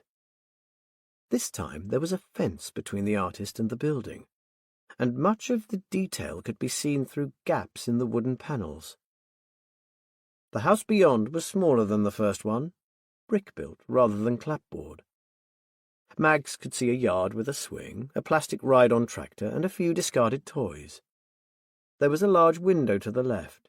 In the room beyond, pans hung from hooks. There was a woman inside facing away, a long, plaited ponytail reaching down to the small of her back. "I wasn't sure what to do," said Mrs. Greaves. "I was amazed and annoyed at the same time. Whoever had done it had come down during the night, and even though it's a fantastic picture, we lost our whole schedule for the day. It took half an hour to do it again. I took a photograph, then wiped the board clean. I don't know if I did the right thing. I felt bad doing it. Such talent. I was angry, though. I'm sorry. No, Mag said. I understand. How did you know it was Tam? Did she say something? No, but she had blue marker pen all over her fingers when she came down to breakfast. When I asked about it, she was surprised. I know when a girl is fibbing, and Tam was telling the truth. Has she ever walked in her sleep before? No. Mags didn't know what to say. She gave the phone back. Could you send me a copy, please? Her phone pinged when Mrs. Greaves sent it across. I'm sorry she ruined your schedule, said Mags. I don't think she even knew she'd done it. We often have a sleepwalker or a wet bed. It can be a reaction to being away from home for the first time. We don't draw attention to it. Thank you. I appreciate it. Mags put her phone in her bag and walked out to the car. When Bradley called the following night, Mags considered not telling him about the picture. After reminding herself to notice when she was being irrational, she changed her mind. Bradley deserved to hear about it. Rhea had pointed out he had lost a daughter too. Of course he wanted to soak up every bit of information about Tam, especially when he was away so much. Well, there was one thing, she began. What thing? She told him about the whiteboard. While she talked, she emailed the photograph to him. Seconds into her story, something happened that didn't help her paranoia one bit. Honey? Yes? She heard a muted click, and a change to the quality of the line. Sorry, he said, open. Just closing my office door. I couldn't hear you. Tell me again, from the beginning. You picked Tam up, and the guide leader took your side, right? Mags hesitated. Are you recording this? Even as she spoke, she wished she hadn't. How was he supposed to respond? If he wasn't recording the call, he would worry about her mental state. And if he was, well, she didn't want to think about the implications. Honey, are you okay? You've been so much better recently, but remember what Rhea said. If you're getting too anxious, you need to consider going back on some form of medication. Mags rubbed her forehead. She should have kept her mouth shut. No, I'm fine. I had a click, that's all. It sounded pathetic when she said it out loud. I think I'll have an early night. I'm tired. Good idea, honey. Look after yourself. You and Tam are the most important people in my life. Tell me about the picture, then maybe you should go to bed. Mags told him. It was only later, as she turned out her bedside lamp, that she wondered, if Bradley was so concerned for her well-being, why he'd insisted on hearing about the new picture before letting her go to sleep. Chapter 9. Bradley came home buoyant, a possible breakthrough at work apparently, and went on a charm offensive. Mags had been dreading the moment he brought up her paranoid phone call, but when he did, he surprised her. Mags, let's talk, he said, pouring her a glass of Valpolicella. Tam had already eaten, been read to, and was fast asleep. Bradley had cooked his roast beef sandwich, a dish which had once sounded boring to Mags until she tried Bradley's version. It took an afternoon to prepare. Beef knuckles slow-roasted and left to rest, char-grilled buns from the Jewish bakery on the next street, homemade mayonnaise and barbecue sauce. There are roast beef sandwiches and there are Boston roast beef sandwiches. And now he wanted to talk. Okay, she said, sitting up, frowning despite herself. He smoothed away the frown lines on her forehead, and she smiled. He'd done the same on their first date, and it had been the moment she fell for him. That phone call, he said. Bradley, she began, remembering her paranoia, but he held up a hand. No, you were right. She raised her eyebrows. Not about me recording the call, he said. He took her hand. But there's something we need to discuss. Well, something I want to say. I've been thinking about this a lot on this trip, and I've let you down. For years. I've never talked to you properly about... I've never talked to you about... Max squeezed his fingers. She didn't dare say anything. Was he crying? Mags, I need to say this all at once. Max nodded. Bradley said nothing for 10 seconds as he marshalled his thoughts. He swallowed. She'd rarely seen him so uncomfortable. Bradley was always in complete control. If the adage was true that a tidy desk meant a tidy mind, Bradley's mind had everything arranged just so, each piece of information placed where it needed to be. She watched him struggle to begin and was surprised by her own reaction. Part of her wanted to reach out to him, comfort him. Another part watched almost coldly, unconvinced by his glistening eyes and ragged breathing. Clara was born first, he said. Mags kept her eyes on her husband, but his gaze dropped to the table between them. In the 11 years since the birth, they had never talked about what had happened, not once. At first she had been too ill. Then they had fallen into a pattern of avoiding the topic, scared of its effect on her mental health. On the few occasions they'd come close to a proper discussion, they'd backed away. She dug her fingernails into her palms and let him talk. Their heart rates were monitored, so we were told she was in danger. The doctors tried everything, Mags, everything they could to keep her alive, but her heart failed. She was... He swallowed again, then lifted his eyes. He was crying. Even at the funeral his eyes had been dry. She was beautiful, Mags. She looked like Tam, but there was something different about her. You could see she was her own person. She would have grown up into a different girl, a friend and a sister for Tam. But I had no time to grieve. Not then. There was Tam and you to think about. Tam was strong when she was born. Healthy, breathing, crying. Perfect. I held her for a few seconds, but then they rushed around you and I knew something else was wrong. Max had no memory of the 18 hours of her life that followed. Later she was told she had bled heavily during the C-section. As soon as they had lifted the babies out of her womb, the surgical team diagnosed uterine atony. Her uterus didn't shrink back to normal size after the birth, and she hemorrhaged. Bradley told her the surgeons lifted her uterus out of her body, wrapping it in sterile bandages to encourage it to return to its normal size. They did this 3 times before replacing it, and she spent 9 hours in surgery as they kept her from bleeding out. When she had woken up, she was a mother, and she had lost a child. Max, I know you wanted to say goodbye to her. Max couldn't speak. She had never seen Clara, never held her, never said goodbye. There were special words for children whose parents were dead, or adults whose spouse had died. But there was no word for a parent whose child had died. We haven't spoken about it since, said Bradley, his voice husky. I always thought we would talk about it, but weeks passed before you were out of physical danger, and your mental health took a turn for the worse. I tried to be there for you, but it wasn't me you wanted.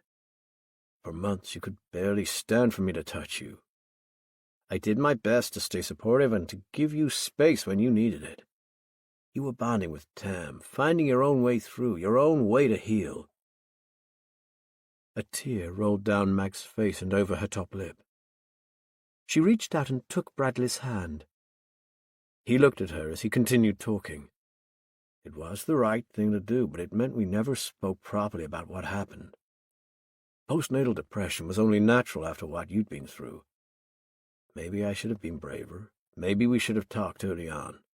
But I believed it might push you into a breakdown. Bradley's voice dropped to a whisper, and he looked away again. I know you blame me for what happened after the birth, Max.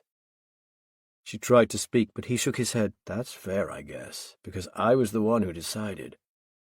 And it was a decision I based on my own beliefs, mostly. We'd only spoken about it once. I doubt you remember. Mags tilted her head forward. I remember. Of course she did. It was one of those earnest conversations young couples have when their relationship moves towards a commitment. Children, marriage, finances, career aspirations, which country to live in. They had talked about all of this, long into the night, usually in bed. And one night they had discussed organ donation, both agreeing it was a moral imperative. If their death led to someone else having even a few more years of life, why wouldn't they want that to happen? Mags remembered how glib, how easy that conversation had been. She imagined herself going to sleep that night with a warm glow produced by her selfless moral stance. It didn't seem so glib when they weren't talking about their own deaths, but that of their daughter. Not glib at all. "You're still in surgery," said Bradley. "I was waiting for news. When a surgeon appeared, I jumped up, assuming she had an update about you. But she wanted to talk about Clara. Mags, we hadn't filled in any forms, and she wanted to ask about organ donation. There was a baby in Cambridge with kidney failure. Clara had gone, but she could help him live. I signed the form, Mags. I signed the form to save that little boy's life. And I said they could take her other organs to use for transplants or research. They flew her body to Cambridge. The surgeon told me they would remove any viable organs. I knew that what was left would not be our daughter. I didn't want you to see that. When I tried to tell you, I got it all wrong." That wasn't a conversation she would ever forget. Bradley had told her what happened to Clara as she held Tam for the first time. He must have hoped that with new life in her arms, she might cope better with the loss. Even at some level, be glad Clara's death hadn't been for nothing. But seconds after he had finished speaking, Mags remembered the hospital room becoming darker, that her field of vision was shrinking, and her body shook uncontrollably. Before she lost consciousness, she heard an alarm going off and was aware of Bradley lifting Tam away from her. Bradley looked at her now, his blue eyes searching her face for clues to how she might react. "Forgive me," he whispered. She remembered something Rhea had said during one of her sessions. Mags had complained she had never seen Bradley grieve, not really. Rhea, always ready to state the obvious, had pointed out that everybody grieves differently. Bradley had carried this horrible burden of guilt all these years. No wonder there was a distance between them, widening as the lack of communication kept them from healing this old wound. She stood up and reached for him across the table, knocking her wineglass over as she did so. Then his arms were around her, and she was pushing her face into his as if their flesh might merge. "There's nothing to forgive," she said. "Nothing. You did the right thing. I'm sorry we've never talked about it. I'm so glad you've done it now. Thank you. I love you." They didn't make it upstairs. They didn't even make it out of the kitchen. They tore each other's clothes off like teenagers, and she didn't think about how uncomfortable she was, her head on the hard kitchen tiles. She only knew she never wanted to let him go. They lay together afterwards, trembling. The only sound was the drip of red wine as it puddled on the floor beside them like blood. Chapter 10. I don't like blood. There's too much of it. I'm getting better at judging the pressure I need, but it's only ever completely bloodless with those much weaker than I am. With the strong ones, there's always blood. The father is strong. I thought he would be, which is why I visit him first. He struggles for a long time. If he hadn't been sleeping in the basement, the others would have heard him. It's strange. He fights for his life as if it is something he wants, something worth fighting for. I know the truth. I know he sleeps in a different bed to his wife because I've been watching them. She cries in the kitchen when he's not there, and I've seen him looking blankly at the TV with a glass of bourbon in his hand. The fight goes out of him all at once. It's as if he realizes I'm helping, that I'm not there to hurt anyone. This is always the point at which I am envious, just a little. He is between life and death, between wakefulness and sleep. He stands on the threshold, and what he sees I cannot see. Not yet. Not until my work is done and I am allowed to rest. I go upstairs, not worrying much about the small amount of noise I make.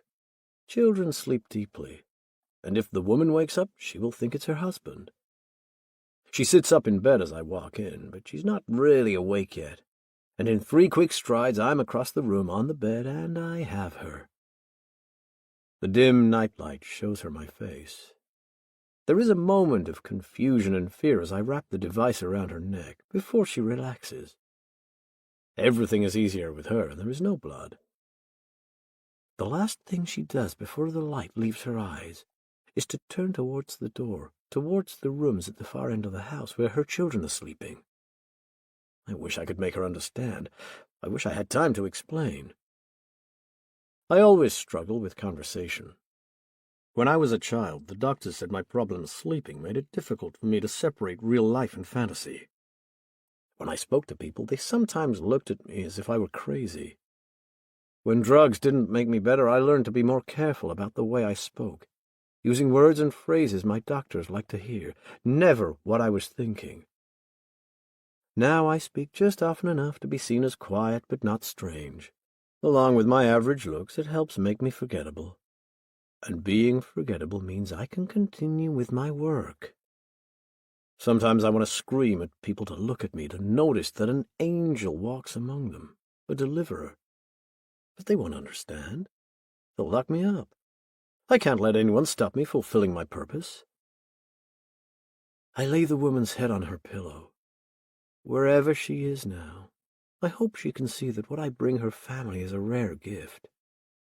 If she understands that, she will be happy that I am going to her children now. More than happy. She will be joyous. Chapter 11. Next morning, Mags was halfway to the station when she realized she'd left her phone. She checked her bag 3 times, indulged in some imaginative swearing, then turned back for home. She spotted the phone on the kitchen table as she rounded the corner of the house. Mags wasn't forgetful. There had been a spell of absent-mindedness in the months after childbirth, but by the time Tam was at kindergarten, she was back to being efficient and organized. 2 drawers for stationery, a cloth bag on a hook hanging from the filing cabinet with 2 reams of printer paper in it, a cupboard by the door full of labelled keys, and a family calendar with colour-coded stickers showing who was doing what, when, and with whom. And now she was leaving the house without her phone. She guessed what Rhea would say. There was something in her subconscious yet to be resolved, something she needed to deal with. She ran through a mental checklist. Low self-esteem, overprotective of daughter, unfounded lack of trust in husband. Nothing new, although she conceded she may have made some headway with her trust issue. Mags remembered Bradley's hands pushing her dress over her hips on the kitchen floor, and she smiled. She left her key in the door as she stepped across the kitchen and put a hand on her phone. A quick text to Kit telling him she'd be late, and she was ready to leave. As she crossed the kitchen, she heard Bradley's voice. Mag stood still, listening. He was on the phone in his office.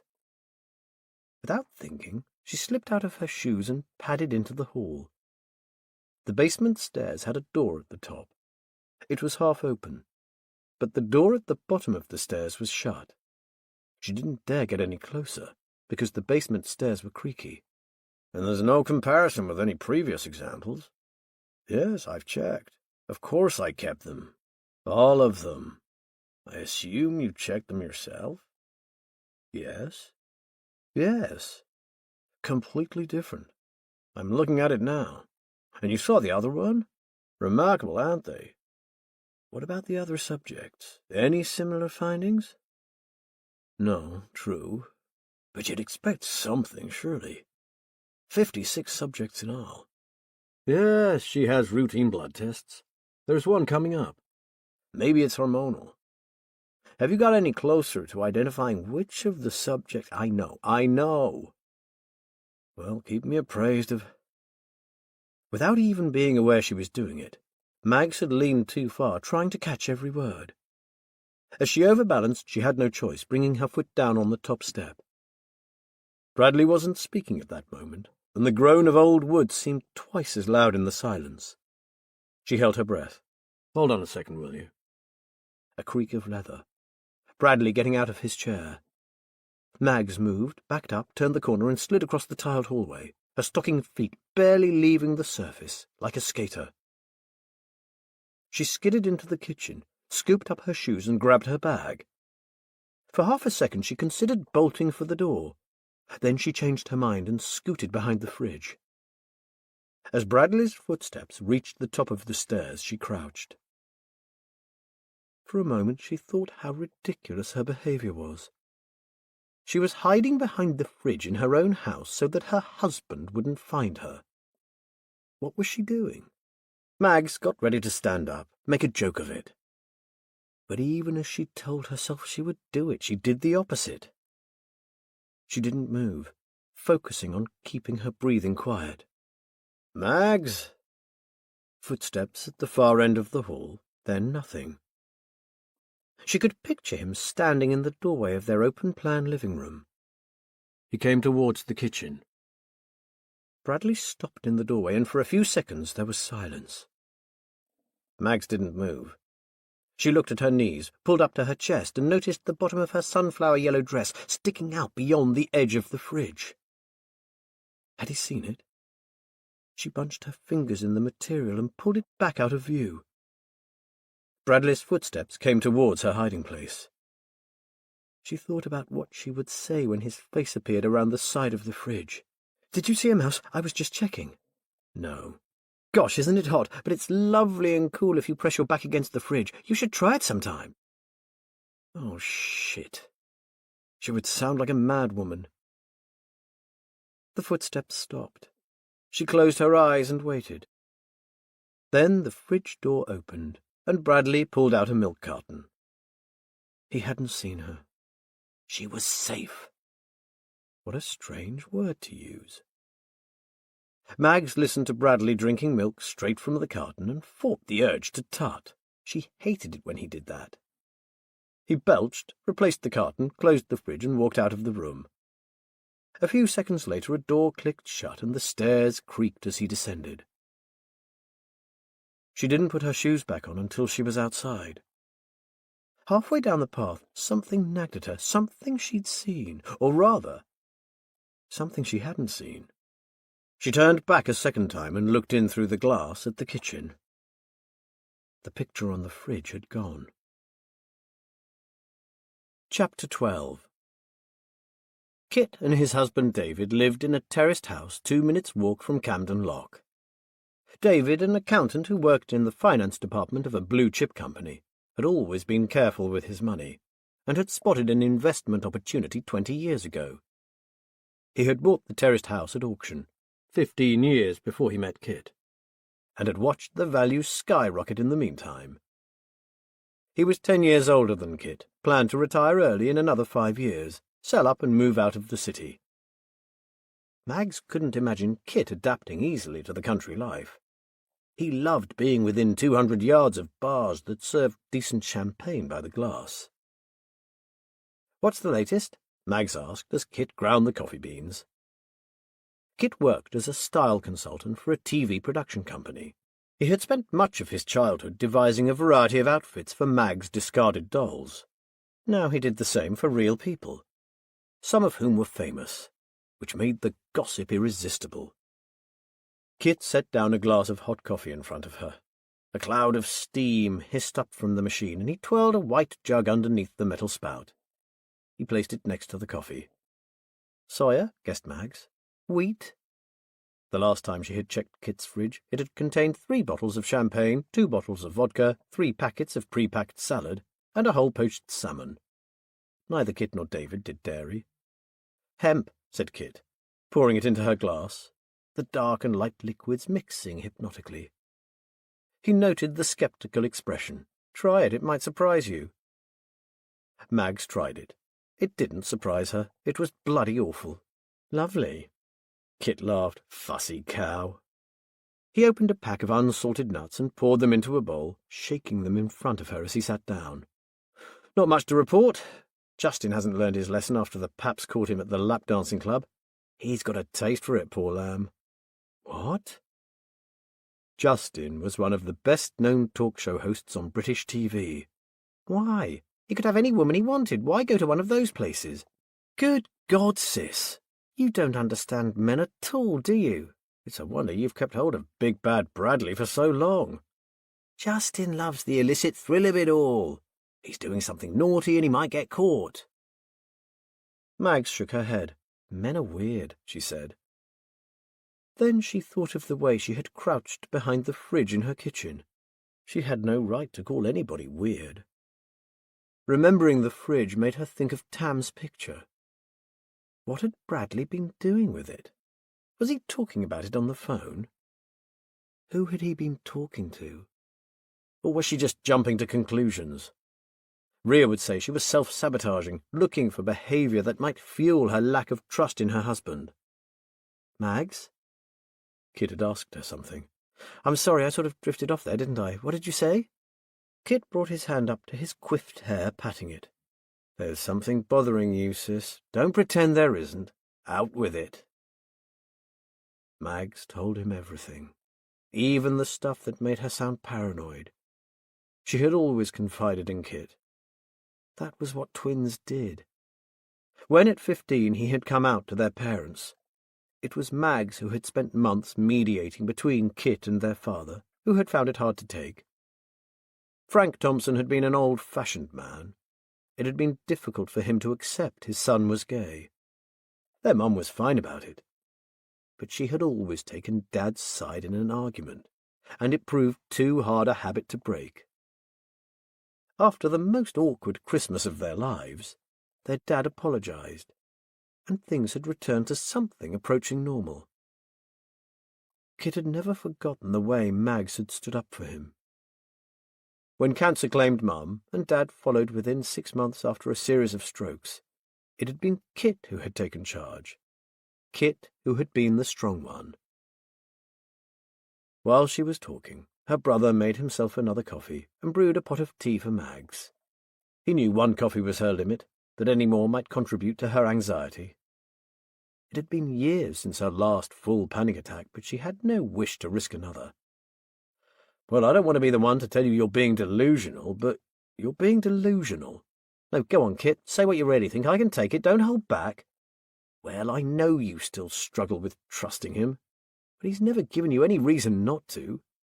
I know you love him, and I know how you struggle with these weird feelings, but I can't tell you they are justified when I don't believe it. If he ever does anything iffy, I'll be the first to tell you. But what you've just told me doesn't mean a thing. I don't know why you would think he was talking about Tam on the phone. He works in a genetic research laboratory in America, Mags. They have studies there, they do experiments, they cut up pigs and torture chickens." Mags winced and laughed.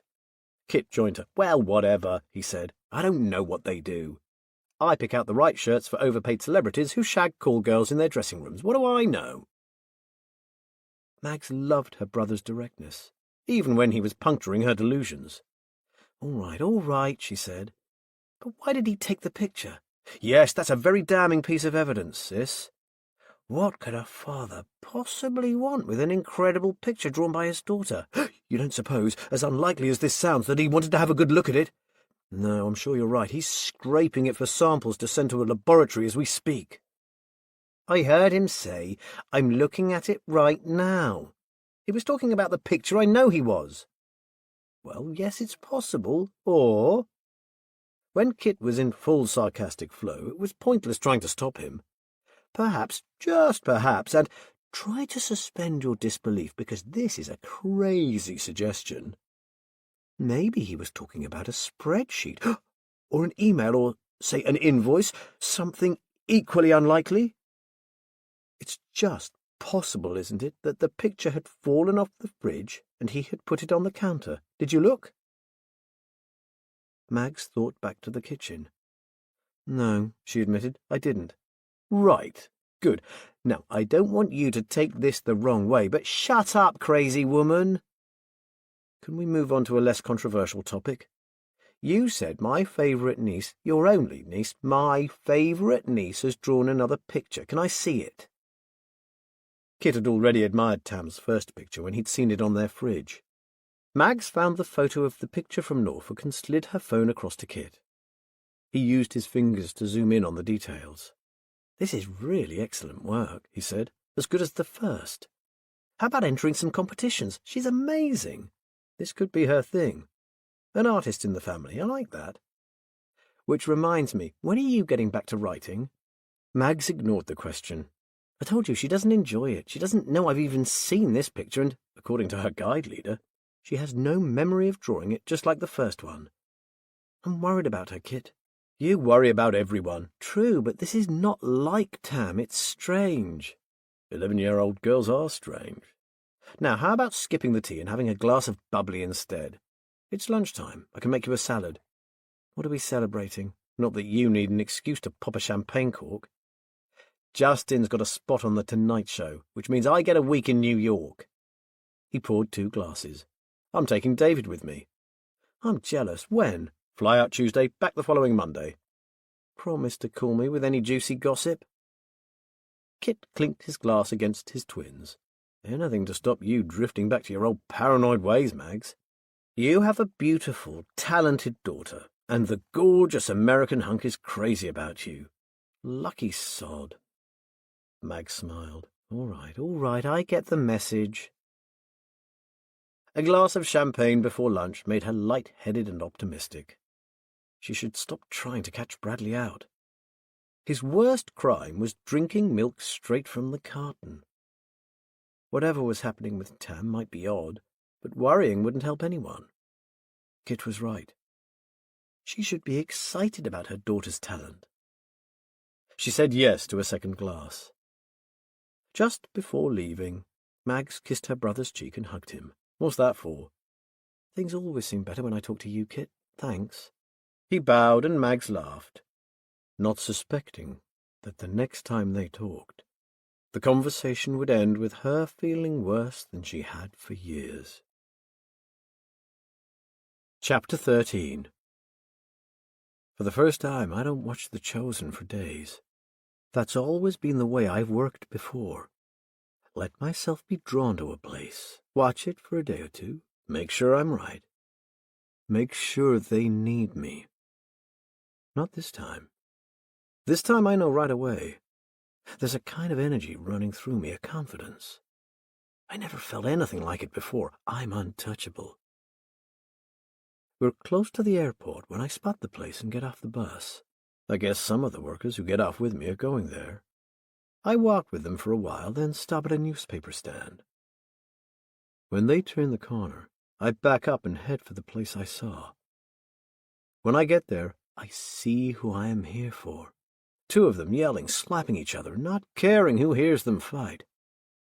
As I walk past, head down, baseball cap pulled low, the man shouts one last insult and steps in front of me. I bring my hand to my ear as if I have a phone in it. I needn't have worried, he's not looking. He's in uniform, airport security guard. She watches him go from the doorway. No goodbye, no see you later, just a blank stare. She lights a cigarette and goes back inside. I keep walking. I find a busy breakfast place half a mile away. Then I ride a bus into the city and go to places where there are lots of people. Easier to be forgotten in a crowd. I eat a hot dog for lunch. Late afternoon, I join the workers heading back to the outskirts, get out near the airport, and find my way back through the trees this time. I settle down as it gets dark. I wait. There is no need to be scared, I see that now. My purpose is becoming clearer, that's all. I'm being called.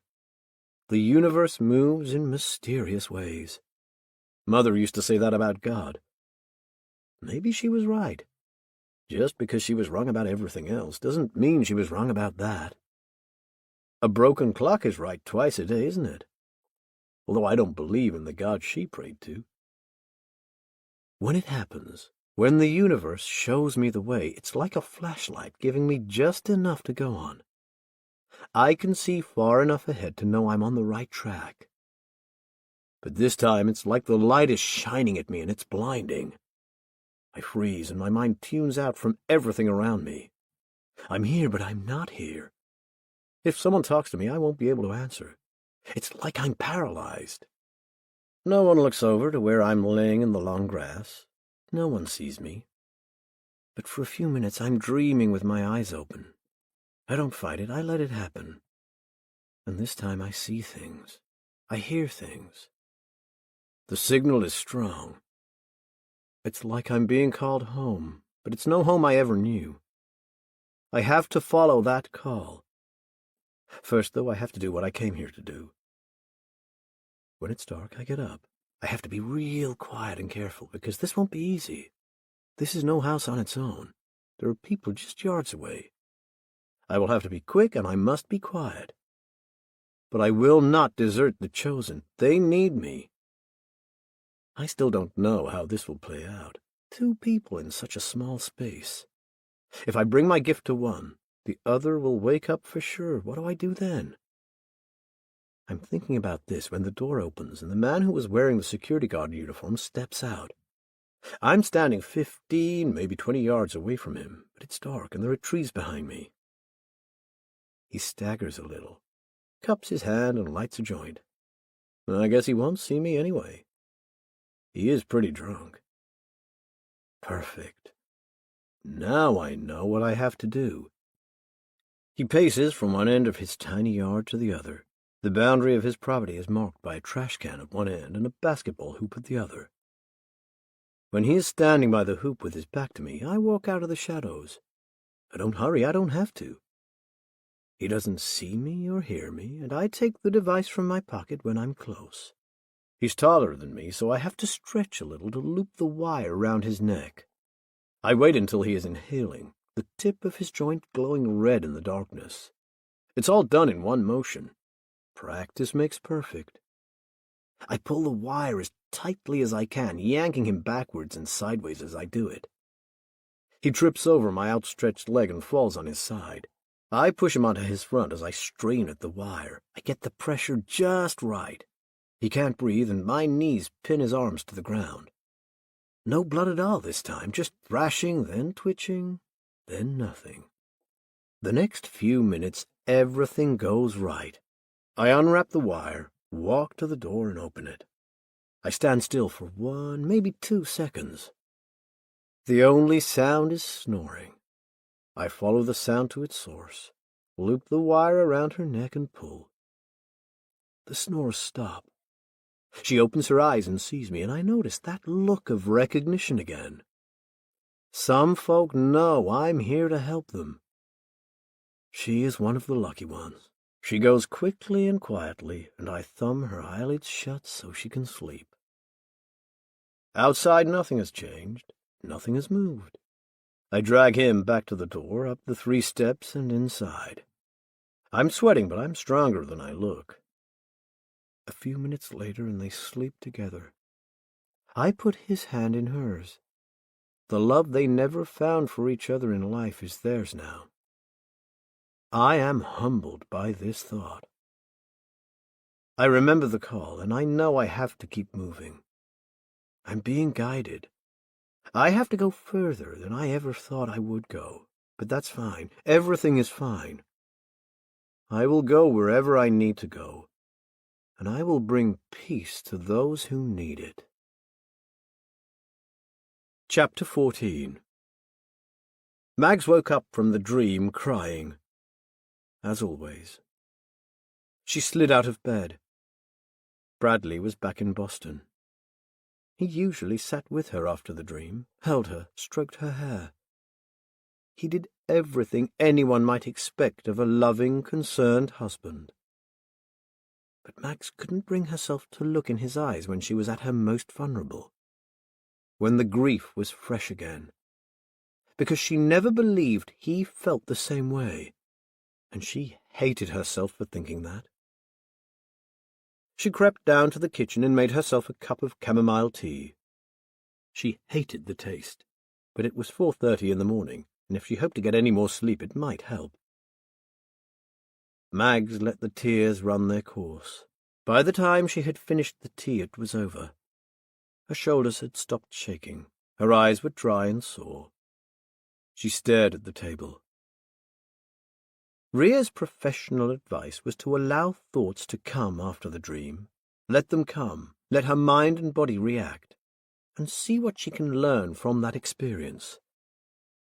All very well for Ria to say. No one who had lived through it, no one who knew how raw the dream could be, would be so blasé in their recommendations. Mags held her hands in front of her face.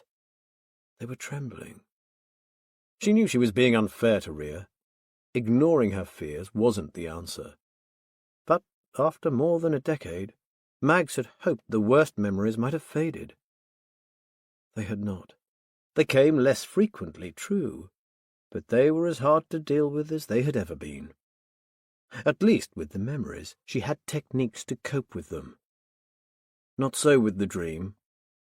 The dream brought her back to the last place she wanted to be, the source of her greatest happiness and her worst despair. It always started the same way. A circle of light above her moving downwards. The bustle and hum of doctors and nurses doing their jobs. Then the first note of concern, a whispered conference to one side. She recognized one voice. Bradley was talking to the surgeon, his voice hushed and tense. They'd been married for just over a year, celebrating their anniversary with a salad and a shared bottle of elderflower pressé, which she couldn't get enough of during her pregnancy. Being a twin herself, it shouldn't have come as a surprise to find 2 heartbeats picked up during the first scan, but somehow she had convinced herself there was only one baby nestled in her expanding abdomen. Then Bradley was at her side. This part of the dream was always clear. Maybe because it was the last moment of her life untouched by the joy and tragedy that followed.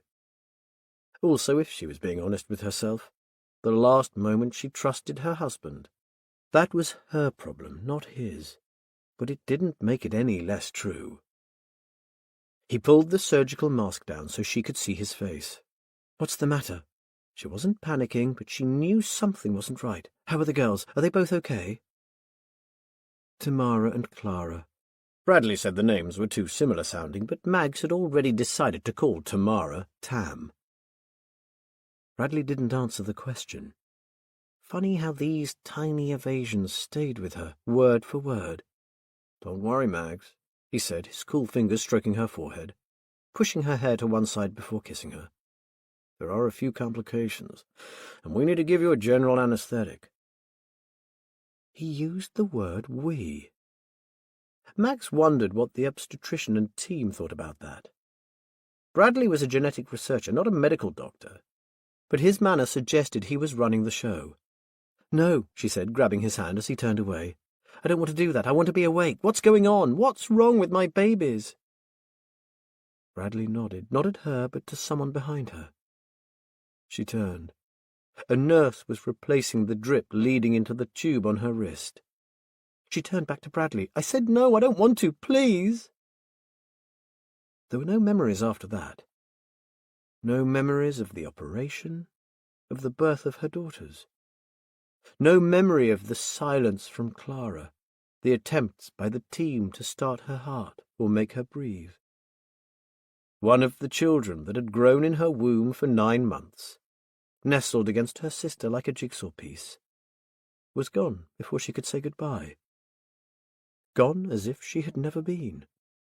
The dream always ended the same way, with her watching the light move on the hospital ceiling. Not a surgical lamp this time, but a shadowed haze of natural light, sun streaming into the room, broken up by the branches of an elm outside the window. Bradley to her right, asleep in a chair.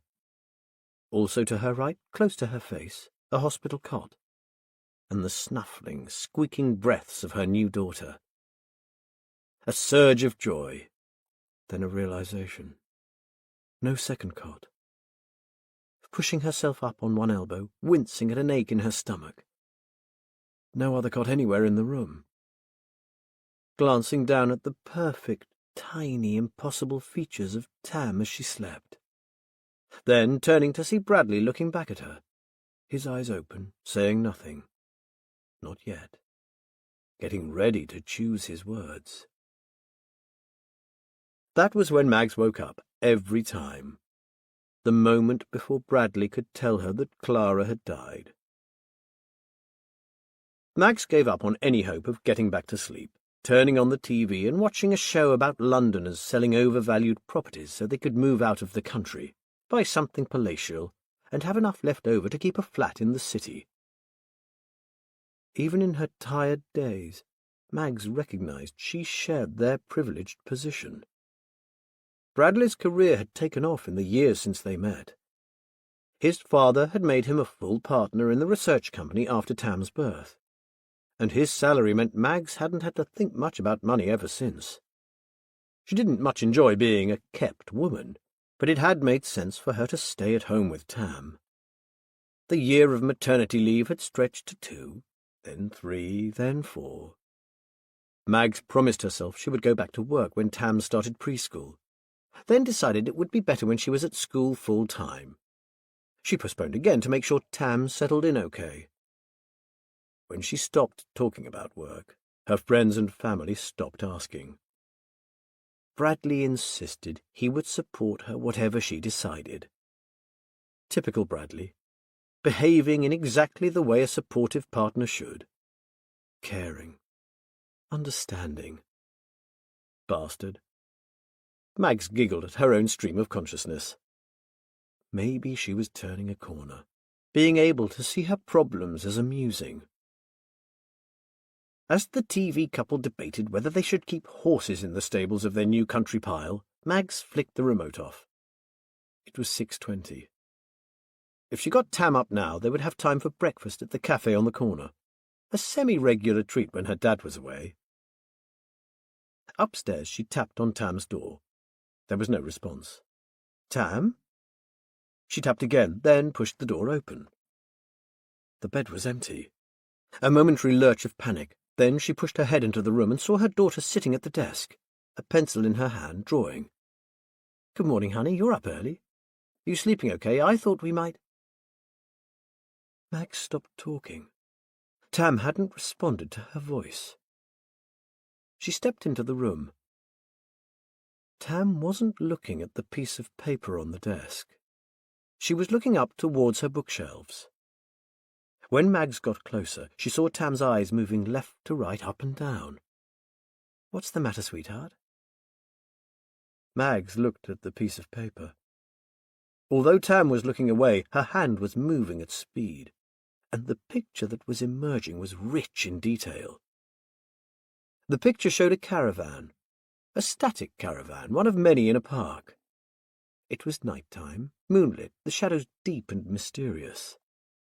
The other caravans were vague rectangles, but the closest was as clear as a photograph. 3 steps led to a flimsy, half-open door. There was a long window to the left of the door. Through slatted blinds she could see 2 figures. There was a palpable energy about them. Mags could see they were arguing, the smaller figure on the right holding its arms up towards the larger figure as if about to attack. The larger figure stood with arms crossed, but there was something about the tilt of the head suggesting anger. Nothing about the picture gave away its location. Mags had spent many childhood holidays in caravan parks, but if Tam had ever seen one, it must have been on TV. Tam wasn't seeing her bedroom at all. Mags watched her daughter draw with a mixture of astonishment and worry. About half a minute after she had walked into the room, Tam dropped the pencil, her head sank to her chest and her eyes closed. Mags waited a few more seconds, then placed her hand on Tam's shoulder. The response was immediate. Tam jerked backwards and looked up at her mother. For a sickening moment, Mags saw no recognition there. It was the blank stare of a stranger. Worse, there was something cold and dead about the look Tam gave her. Then it passed, and Tam was back. "Mum?" Tam rubbed her eyes. "Honey, it's okay, I'm here." When Tam saw the picture on her desk, she pushed her chair back in shock. Oh, no. I was asleep in bed, Mum. I don't even remember getting up. What's happening? Am I going mad? Tam extended her arms. Mags hugged her. When Tam's grip became tighter, Mags realized she was crying. She cupped the back of Tam's head in her palm, just as she had when she was a baby, and murmured the usual platitudes. After a while, Tam's sobs stopped, and she pulled a tissue from the box on her desk, blowing her nose. Mags knelt down beside her. "Remember what Dad told you," she said. She wasn't convinced by Bradley's story about artistic talent bypassing the conscious mind, but her daughter was distressed. "I know it's strange, but it doesn't mean you're mad. You have a talent, and it's showing itself." Distraction was still a viable option when confronted with an upset 11-year-old. Mags kissed her on the cheek. "How about French toast at Benny's?" Tam swallowed. She forced a grin onto her pale features. "Race you!" Mags laughed. "No cheating," she called as Tam headed for the bathroom. "I'll sniff your armpits to make sure you washed them." She folded the picture in half, then half again, before tucking it into the pocket of her dressing gown. When she caught up with a triumphant Tam in the kitchen, she had almost forgotten about it. When Bradley called that evening, she didn't mention it. It wasn't until the phone rang 3 days later at 2 a.m. that she remembered it. After that, she could think about nothing else. Chapter 15. "Kit, do you know what time it is? Are you okay? Is David all right? What's happened?" There was a slight delay on the line, and they talked over each other at first. Kit reassured her. "We're fine, we're both fine. I was so excited I forgot about the time difference. It's the middle of the night for you, isn't it?" "Oh, I'm sorry, Mags. I just picked up the phone as soon as I saw it." "Hang on a sec, will you?" Mags turned on the lamp and picked up a pillow from the floor, sitting up against the headboard. "Okay, I'm awake now." "What do you mean? What did you see?" "The picture on the fridge. I saw it on TV." Mags pinched the top of her nose between thumb and forefinger and sighed. "What are you talking about? I don't understand." "The amazing pictures Tam drew. You said you didn't know where the houses in the pictures were. It was nowhere you or Tam had ever been." "Right." Mags remembered the new picture Tam had drawn. She got out of bed and went to the door where her dressing gown was hanging. She plucked out the piece of paper as Kit was speaking. "Well, I was just watching TV in the motel when I saw it. The one on the fridge. It's the same house, Mags. I took a picture of the TV. I'll send it to you." "My mobile is downstairs. Wait a minute, I'll get it." "No, go back to sleep. It can wait until morning." Mags was halfway down the stairs. "I'm awake now, Kit. Stop apologizing." Mags didn't like mobile phones in the bedroom. Bradley's father often texted 5 times a night from Boston, and Bradley would answer if his phone was on the bedside table. Her phone was charging on the counter. There was one message. She clicked on it. "Well," said Kit, "tell me I'm not going mad." Mags looked at the photograph. It wasn't great. The angle was different, and the colours were a distraction, since Tam's drawing had been in charcoal. But there was no doubt Mags was looking at the house from Tam's first picture. She was about to ask where the house was when she noticed the caption on the bottom of the screen and squinted to read it. Her mouth went dry. She sat down hard on the bottom step, worried that she was about to fall. Kit was still talking. "It's at a place in Georgia. A news item was playing when I turned on the TV. What are the odds? It's incredible, isn't it? I couldn't believe what I was seeing. Where do you think Tam saw it? On TV? I haven't seen anything about this at home. Have you?" Mags was still looking at the caption. 4 found dead at scene. "Dead? Who's dead? What happened there?" she croaked. Kit wasn't listening. "Not now, David. I'm talking to Mags." "I said no. What's wrong with you? You're like a dog on heat." "Kit, who was found dead?" Mags went cold. She sat down at the kitchen table, her mobile phone in one hand, the house phone pressed against her ear. "Oh, it's a serial killer, I think." Kit sounded as casual as if they were discussing a soap opera storyline. "That must be why Tam saw it. Must have been on the news, or maybe the internet. Just Google the bedtime murders. She heard giggling and a hissed, "David," followed by a muffled reply. "I have to go," said Kit. "See you when I get back. Love ya." The line went dead. Mags fetched her laptop from the front room, taking it upstairs. In the bedroom, she opened it and typed, "Bedtime Murders." It was there. The first story was from a local news site in Statesboro, Georgia. "Bedtime killer strikes a fifth time. Couple murdered yards from their neighbours." Mags clicked through and scanned the article. It was text only, so she went back to the search results and clicked on images. Seconds later, she brought both her hands up to her mouth and stared at the screen in horror. She recognized 2 of the 5 crime scenes that populated her screen. One of them was on her mobile phone. The other was on the fridge. After dropping Tam at school next morning, Mags came straight home and went up to her daughter's bedroom. She remembered hiding things from her own parents, although she had been older, 14 or 15, and she was only concealing cigarettes, a photo of a penis Sarah Gordon had given her, and a packet of condoms she had bought as a dare. This was different. Tam was mature for her age, and there had been no internet when Mags was a teenager. She booted up the laptop they had given Tam on her 11th birthday. There had been a discussion when it was handed over, during which certain rules were laid down about its use. Neither she nor Bradley had wanted Tam to be left behind by her schoolmates. Many already had mobile phones. But they were cognizant of the dangers of the internet. Most of the supposed problems, Bradley argued, were exaggerated by journalists needing to fill magazine and newspaper pages with inflammatory material aimed at parents. But the lack of censorship online meant the burden of protecting their daughter from violent or sexual material fell to them. Mags was more worried about social media, with bullies able to hide behind an anonymous username. Tam had agreed to only use the laptop downstairs at the kitchen table.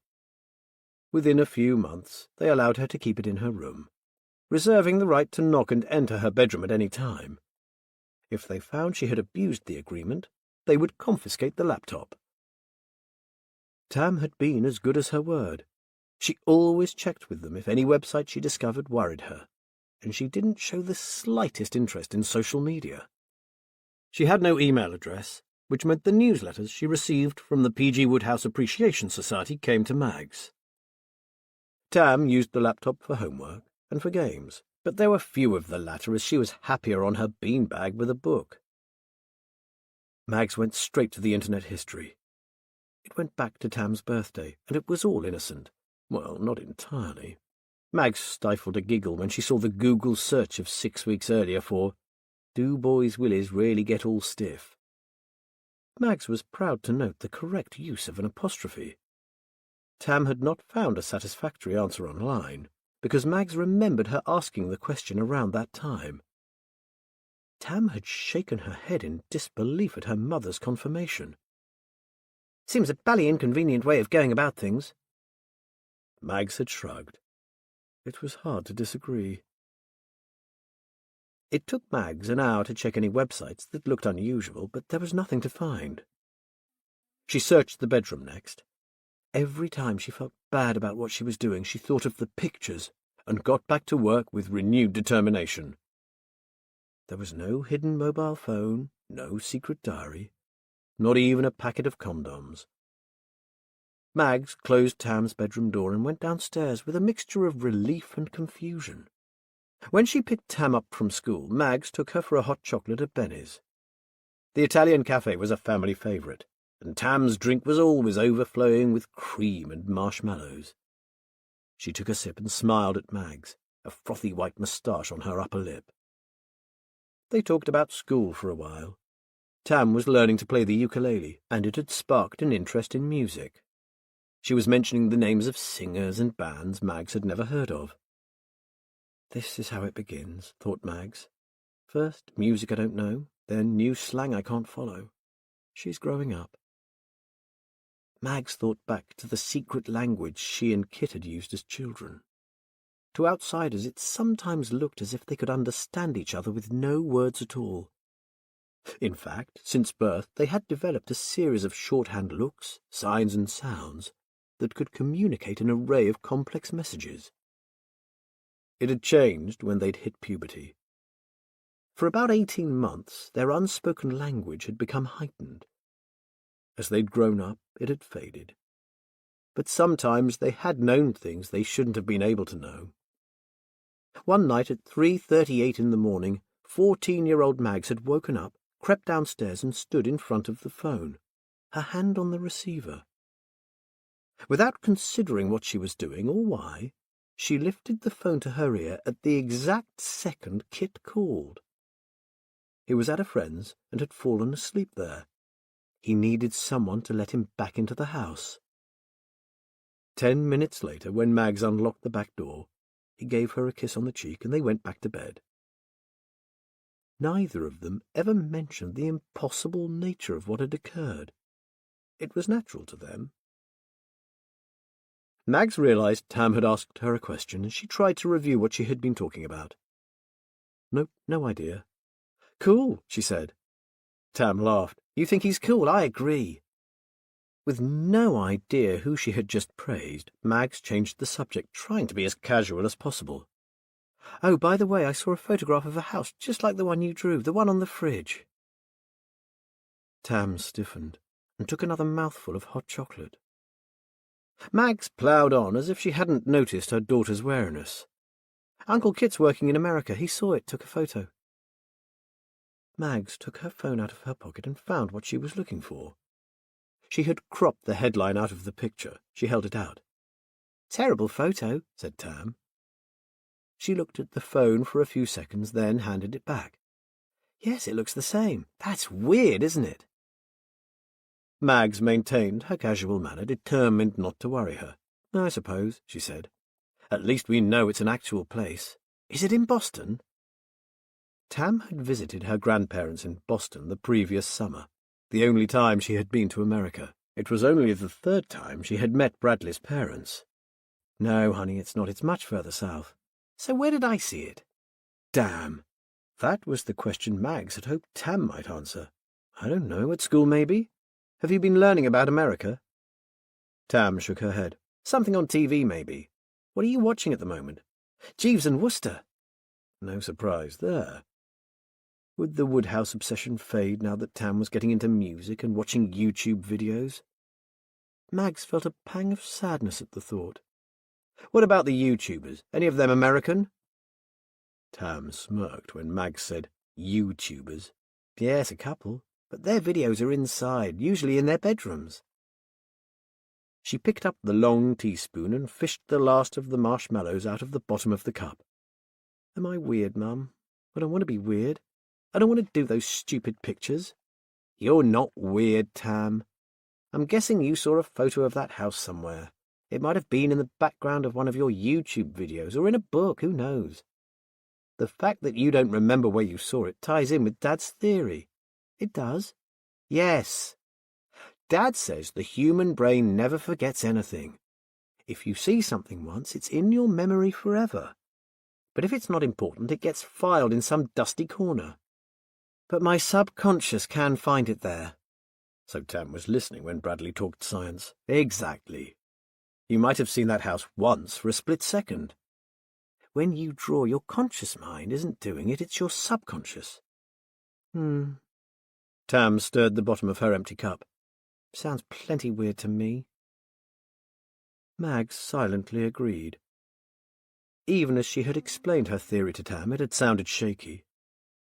She took a breath, trying to keep her tone as casual as possible. Tam, ever heard of the bedroom killer? She watched Tam for her reaction. Nothing. Not a flicker of recognition. Is it a movie? No, never mind. Come on, I'll watch a Jeeves episode with you. Hours later, with Tam asleep, Mags put her hand in her dressing-gown pocket and brought out the latest drawing. She unfolded it on the coffee table. The detail was remarkable.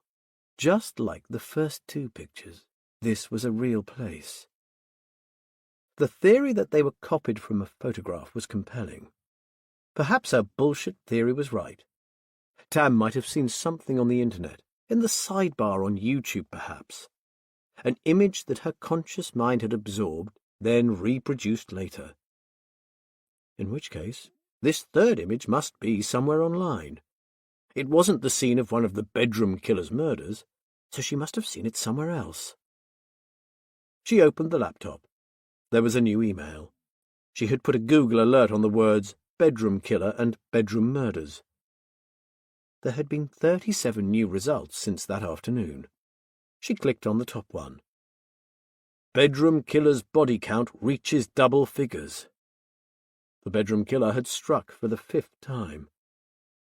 The article detailed his modus operandi with lascivious attention to detail.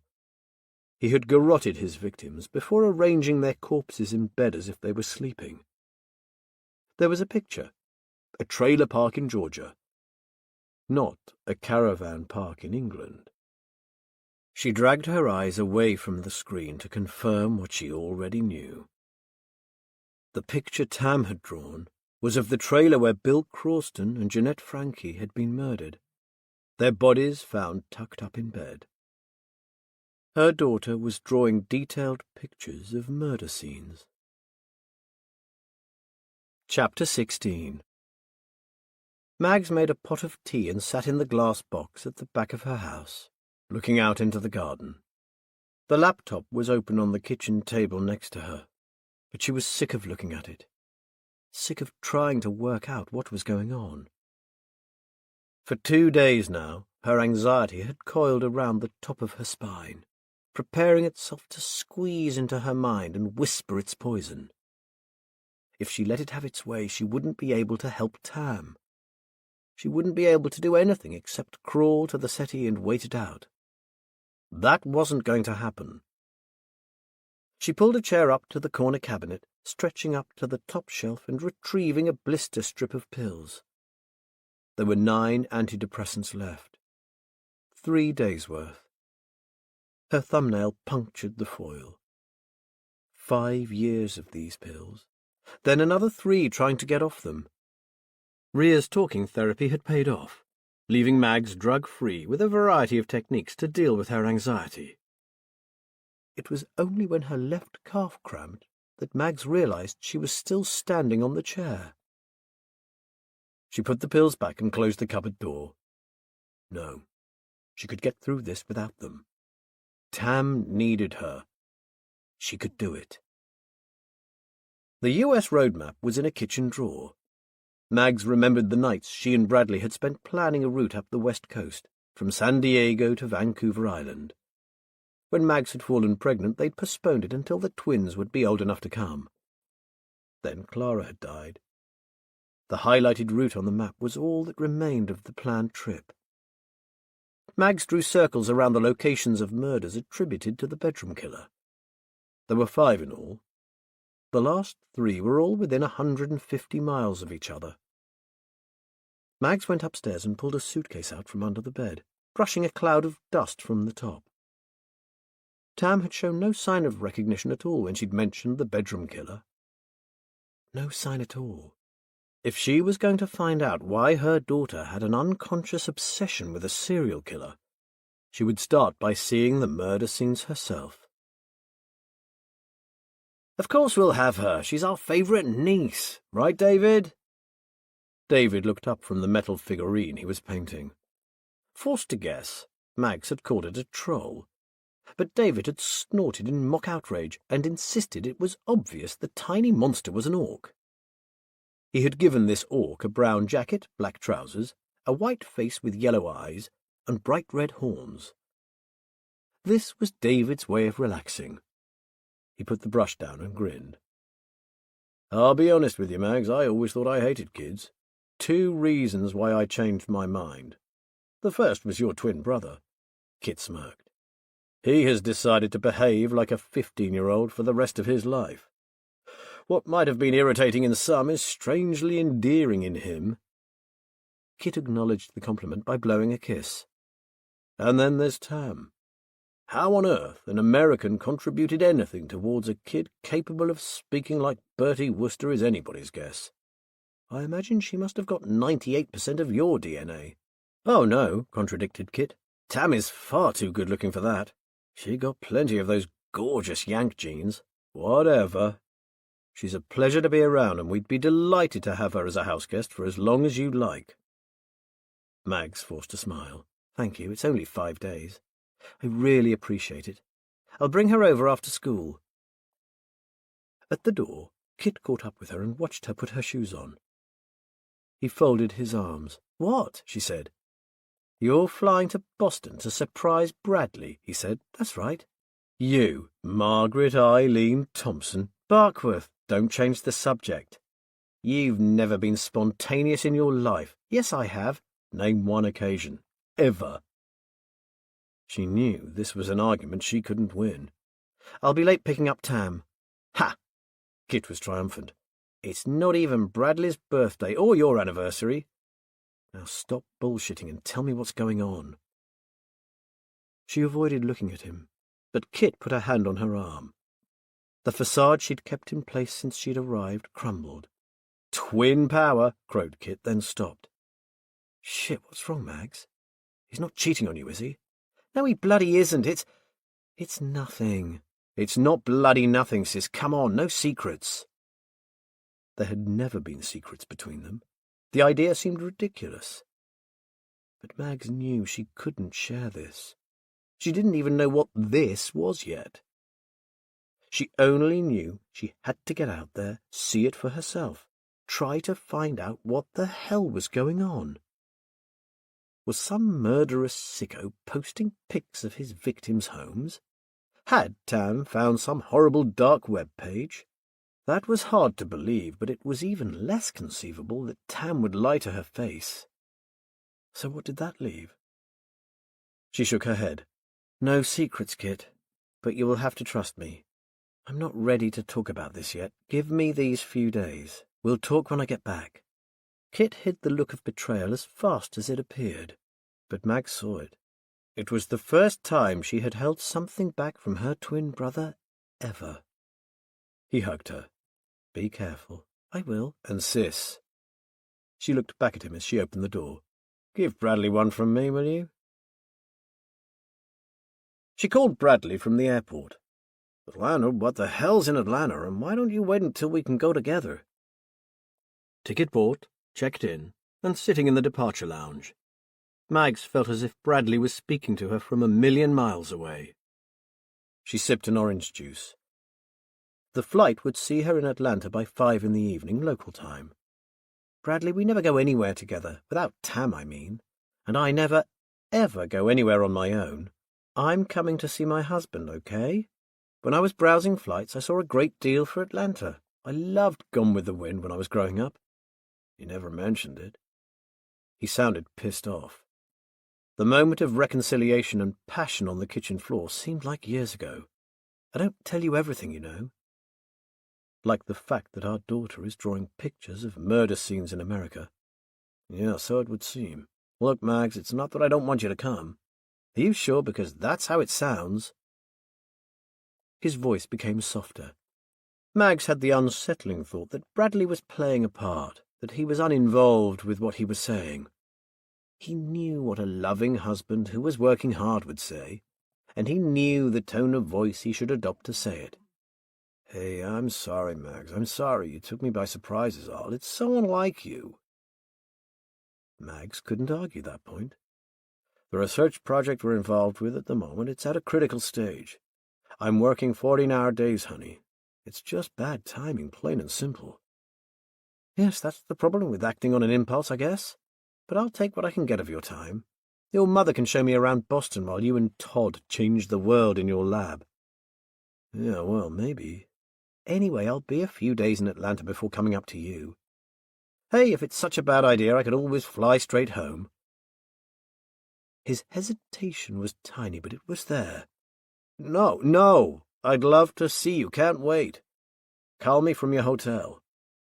I will. The flight's boarding. Gotta go. Bradley had recovered his poise. I was wrong. It's good. I'm glad you're doing this. I thought we were past surprising each other. It's good we still can, right? Mags thought of all the lies she'd just fed him. "I'll call you when I arrive." Chapter 17. Atlanta welcomed her with a tropical-style thunderstorm during the ride from the airport to the hotel. Even the short walk from the terminal building to the taxi rank had made Mags sweat. From the cool of the cab, she watched great sheets of water pound the wide streets, obscuring her view. Where the water hit the hot blacktop, clouds of steam rose. It all added to the dreamlike state of mind brought on by long-haul travel. She was glad of this as she stared through the rain-spattered glass.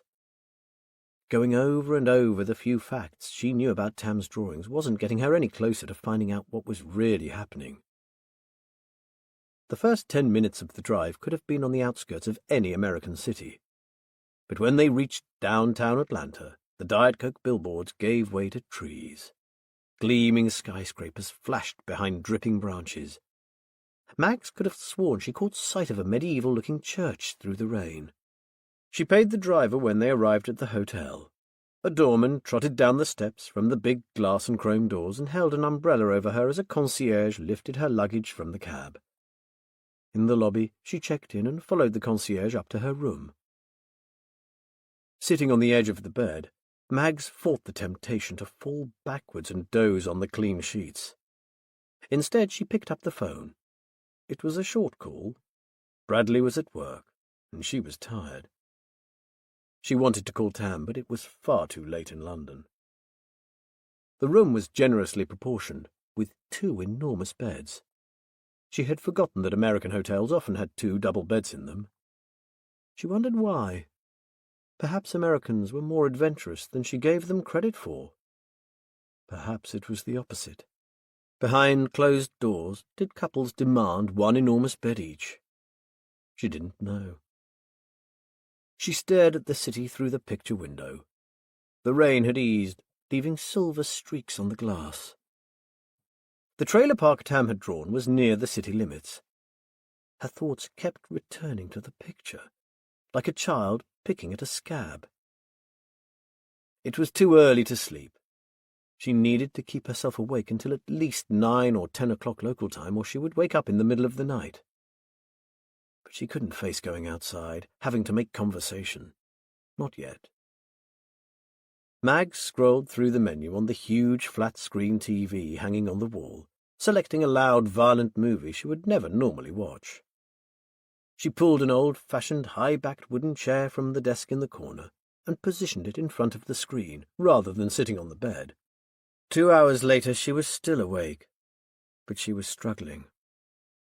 All she could understand about the movie was that it involved giant robots speaking in voices so deep that her earrings rattled on the desk. She stood up and paced for a few minutes, then ordered room service. 20 minutes later, a seafood salad and a large glass of bourbon arrived. She ate the salad, ordered a wake-up call for 7 a.m., showered, crawled into bed and swallowed a sleeping pill with the bourbon. "What the hell am I doing here?" she said out loud. "You a reporter?" A rosary hung from the rear-view mirror. Most cab drivers with religious accoutrements in their vehicles drove with a disregard for traffic laws and speed restrictions that suggested reliance on supernatural help. Ahmed, as his ID card revealed him to be, drove with the exaggerated caution of an octogenarian retaking his driving test. "Yes," Mags answered, surprising herself. She didn't have a better explanation for why she was heading to the scene of a recent murder. And it was a half-truth. She'd get back to writing again one day, when all this was over. That's right, a reporter. Ahmed coughed in a way that suggested disapproval. "The Brits care about what's happening in Atlanta?" "Oh, well, I'm not a normal reporter. I don't work for a newspaper. I mean, I do sometimes." Mags remembered how hard it was to prevent a small white lie turning into a complicated mess. "I write for a psychology magazine. That's what I'm working on now. A feature about the psychology of a killer." That seemed to mollify Ahmed. "Oh." He was nodding now. "That's interesting. We have to understand how these people think if we're going to stop this kind of thing happening. Yes, that's right. The city centre had given way to suburban neighbourhoods, and these were thinning out. They were close to the airport. The wet streets had steamed dry, and, according to the weather report that morning, temperatures would peak at 31 degrees. She had picked out her lightest blouse and a pair of linen trousers. You see, most of the newspaper reports, they say he's a monster, said Ahmed. But that's wrong, I think. Once you call someone evil, or say they are a monster, you are not learning what made them that way. Nothing comes from nothing, right? We have to at least try to understand what kind of hell someone has gone through to turn them into a murderer. He touched the crucifix on the rosary. And we have to forgive them. He brought the cab to a halt. The trailer park is just around the corner. I don't want to drop you right outside. Folks are still hurting, and they've had to deal with a lot of rubberneckers. They are not very neighbourly towards strangers at the moment, ma'am, if you get my drift. You want my advice? Yes, please. If anyone asks you, don't tell them what you told me. They just lost someone, murdered right next door to them. These folk won't want to hear how a horrible childhood made him a killer. They want him dead. Mags paid him and got out. Thank you, she called as Ahmed drove away, his hand waving from the window. She followed his directions. This part of the city was run down. Some shops boarded up, others selling cheap brands. When she rounded the corner, she stopped. The trailer park began when the line of shops ended, about 30 yards further on her left. A knot of people stood near the bright yellow police tape. She took a few deep breaths, composed herself, and walked on. As she got closer to the police tape, a bead of sweat trickled between her shoulder blades and into the small of her back. It wasn't just the humidity.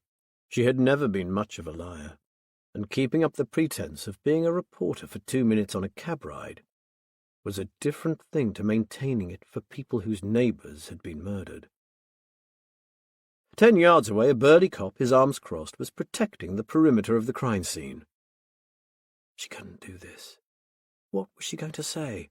Hello, someone might be showing photographs of the murder scene to my 11-year-old daughter in North London.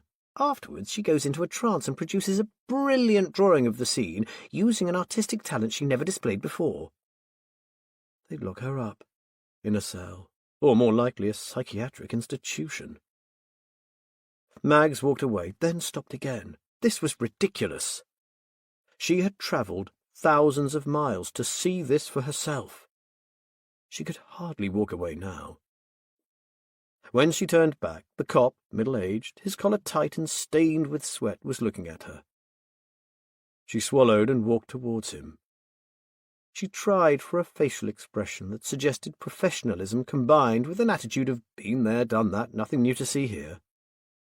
It didn't have the intended effect. Quite the opposite. When she was within a few feet of the cop, he frowned, rested the heel of his palm on the butt of his gun, and held his other hand up to stop her. "That's far enough, ma'am." Mag swallowed again. Her throat had dried up. "Excuse me, officer, I can walk here, can't I?" The cop looked at her with distaste. "You're not from this part of town, ma'am, with that accent. I'm guessing not even this country. So what brings you to our charming neighbourhood this morning? Visiting a friend?" "No, not exactly. I'm...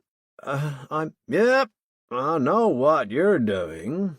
The cop spat on the ground. "Murder junkies. I've seen plenty in my time. You're my first Brit, though. Don't get me wrong. That doesn't improve my opinion of you. You're still a sicko. Now turn around and go back where you came from." This wasn't going well at all. "No, that's not it at all. I'm a reporter researching a piece on serial killers. I'm looking into the psychology common to, the background, the reasons someone might... That is, well, Under the cop's glare, her story sounded ludicrous to her own ears, and she shut her mouth just to stop herself digging a deeper hole. Yeah, and I'm the Queen of England. Now go back to your nice hotel before I get mad. Mags, flustered, backed away a couple of steps. It's not what you think, officer. I'm not the kind of person who gets off on murders, I promise you. The cop's expression didn't change. Mags fished her phone out of her handbag, stepped to one side, and, pretending she was making a call, took a photograph. At the sound of the shutter, the cop looked first at the phone, then at her. She was such an idiot. Didn't even put her phone on silent. "Scram!" growled the cop. Mags made a noise like a distressed small animal and scurried away. As she turned the corner, she looked back at the trailer park. The cop had stepped a few paces forward onto the sidewalk, his hands on his hips, and was staring in her direction. With a burst of speed, she made it round the corner and out of view. Tears blurred her vision, but she shook her head and blinked them away. She hadn't planned any further than this moment, and didn't have the first idea of what came next.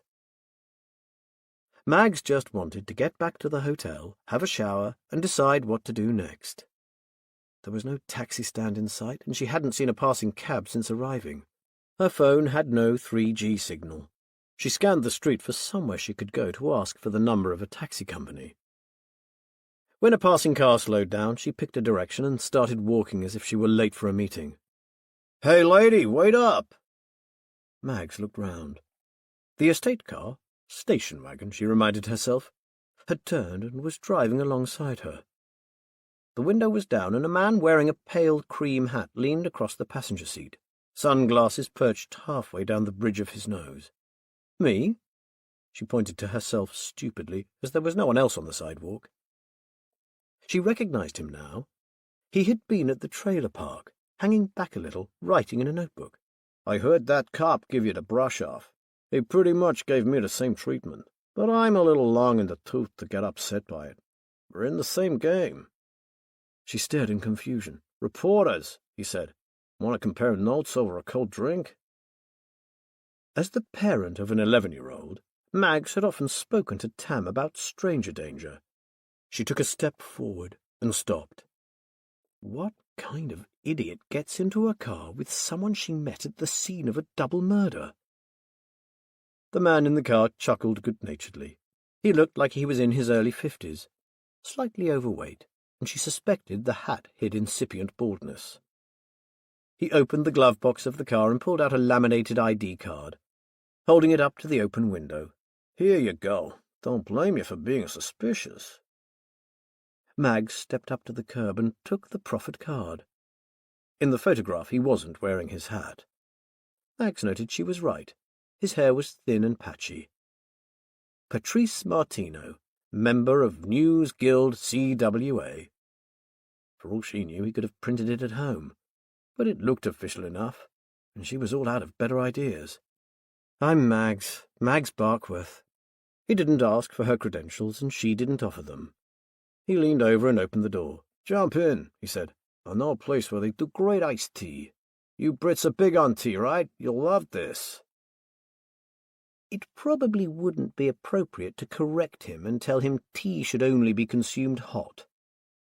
Mags slid onto the seat, closed the door, and, as the window slid back up, enjoyed the cold blast from the air conditioning. It wasn't a cafe he drove to, but a bar. Giovanni's, only a few blocks away from the trailer park, might as well have been in a different city. It was one of a cluster of smart restaurants and bars, and the tables outside were already busy at mid-morning. Martino led her through to a booth inside. It was dark and cool. She accepted the iced tea and had to admit, despite her prejudices, that it wasn't a bad drink on a humid morning. "I find places like this in every city I visit," said Martino. "You go back far enough in my family, it's all Italian stock. Like most Americans, I like to maintain some kind of connection with the old country, even if it's just the habit of eating too much pizza."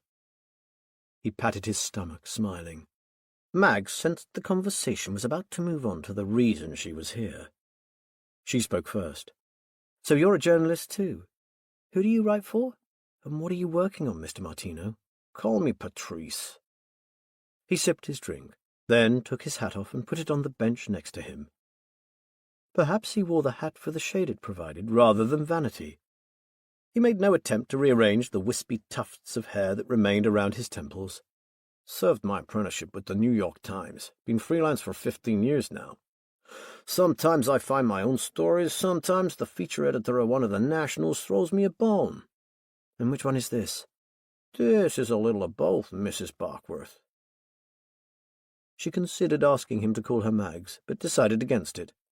Better to keep this on a more formal footing. Patrice paused, as if waiting for permission to use her first name. When it was unforthcoming and the silence was about to become awkward, he spoke again. "Serial killers are always good subjects for a feature," he said. "And this ain't my first rodeo. It's a fascinating story, and I want to be there when it ends, which won't be long now." Mags looked at him in surprise. "You think it will end soon? Why?" Patrice didn't answer.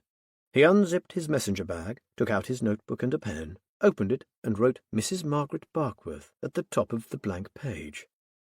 "What are you doing?" said Mags. He put down his pen. "So far you've asked all the questions, Mrs. Barkworth. Okay, that's fine. You're a reporter. But it's tit for tat. You need to answer some of mine. Who do you write for? Why cross the pond for this story? What's your angle?" He picked up the pen again. It was uncomfortable lying to this man. She took another sip of her drink to give her more time. "I'm freelance too," she said. "I'm looking at the psychology of killers, and this case is interesting. The whole bedroom thing, the way he arranges them. It must stem from something in his background, some trauma or other." "Sure, makes sense." He wrote nothing down, though. He looked at her face for 5, 6 seconds. She watched him come to a decision. "Mrs. Barkworth," he said, "we're writing different stories for different markets in different countries. How long are you here for?" 2, maybe 3 days. "Okay. I'm driving to Hinesville today." Mags looked blankly at him. She recognized the name, but jet lag was preventing her from making a connection. Then she had it, the picture on the fridge. The murder scene. "Right. It's been 3 weeks since the killings at Macon. 2 months since Hinesville. Long enough for the circus to have moved on. I think I can get us into the house." "How?" "I've been doing this a long time, Mrs. Barkworth. I have my methods. Want to tag along?" She hesitated. "Check me out," he said. "I beg your pardon?" "Check me out. Google me. I want you to know I'm who I say I am. Google me. I insist." "My phone isn't connecting," she said. He slid his phone across the table. "Use mine." He clicked it on. The home screen was a photograph of a pretty girl in her mid-teens. "Your daughter?" "Yeah, Hannah. Takes after her mother for looks. More like me in personality, thank God." Mags looked up at that. "Divorced," he said. She didn't comment, just typed Patrice Martino into the search box. A few seconds scanning the results confirmed his identity. "Shortlisted for the Pulitzer Prize?" He shrugged. "It was a hell of a long short list." Mags decided she liked him. "You didn't answer my question," she said, handing the phone back. "Which one?" "You said you wanted to be there when it ends. I asked you why you think it's ending." "Fair question, Mrs. Barkworth. I've written features on 2 serial killers, which meant researching dozens more. None of them had much in common apart from extreme violence and being fucking crazy. Sorry, I'm sure you have a better psychological word for it." Was he teasing her? "Anyhow, in every serial killer case, there's an acceleration along the timeline." "What do you mean?" "Look at this guy, for instance. First killing? Nearly a year and a half ago in the Everglades. Since then, he's always headed north, and he's got a taste for it. Second murder. 6 months after the first, just south of Lake Placid. Then he heads up to Ocala, but he only waits 3 months this time. 8 weeks later, he garrots the couple in Hinesville. After that, he only waits 5 weeks before killing a family in Macon. The gap between Macon and Atlanta? 18 days. He's gonna screw up, and he'll screw up soon, because whatever's driving him to kill isn't giving him enough time to plan properly anymore." "Any idea what is driving him, Mr. Martino?" "Patrice, please. And no, that's more your department. What do you think?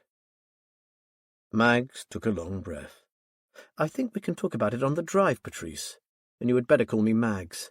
Mrs. Barkworth makes me sound like the head teacher of an all-girls boarding school. He smiled at that. It's a 4-hour drive, Mags. You might want to use the restroom before we leave. Chapter 18. They stopped for lunch at a gas station and made good time, arriving in Hinesville mid-afternoon.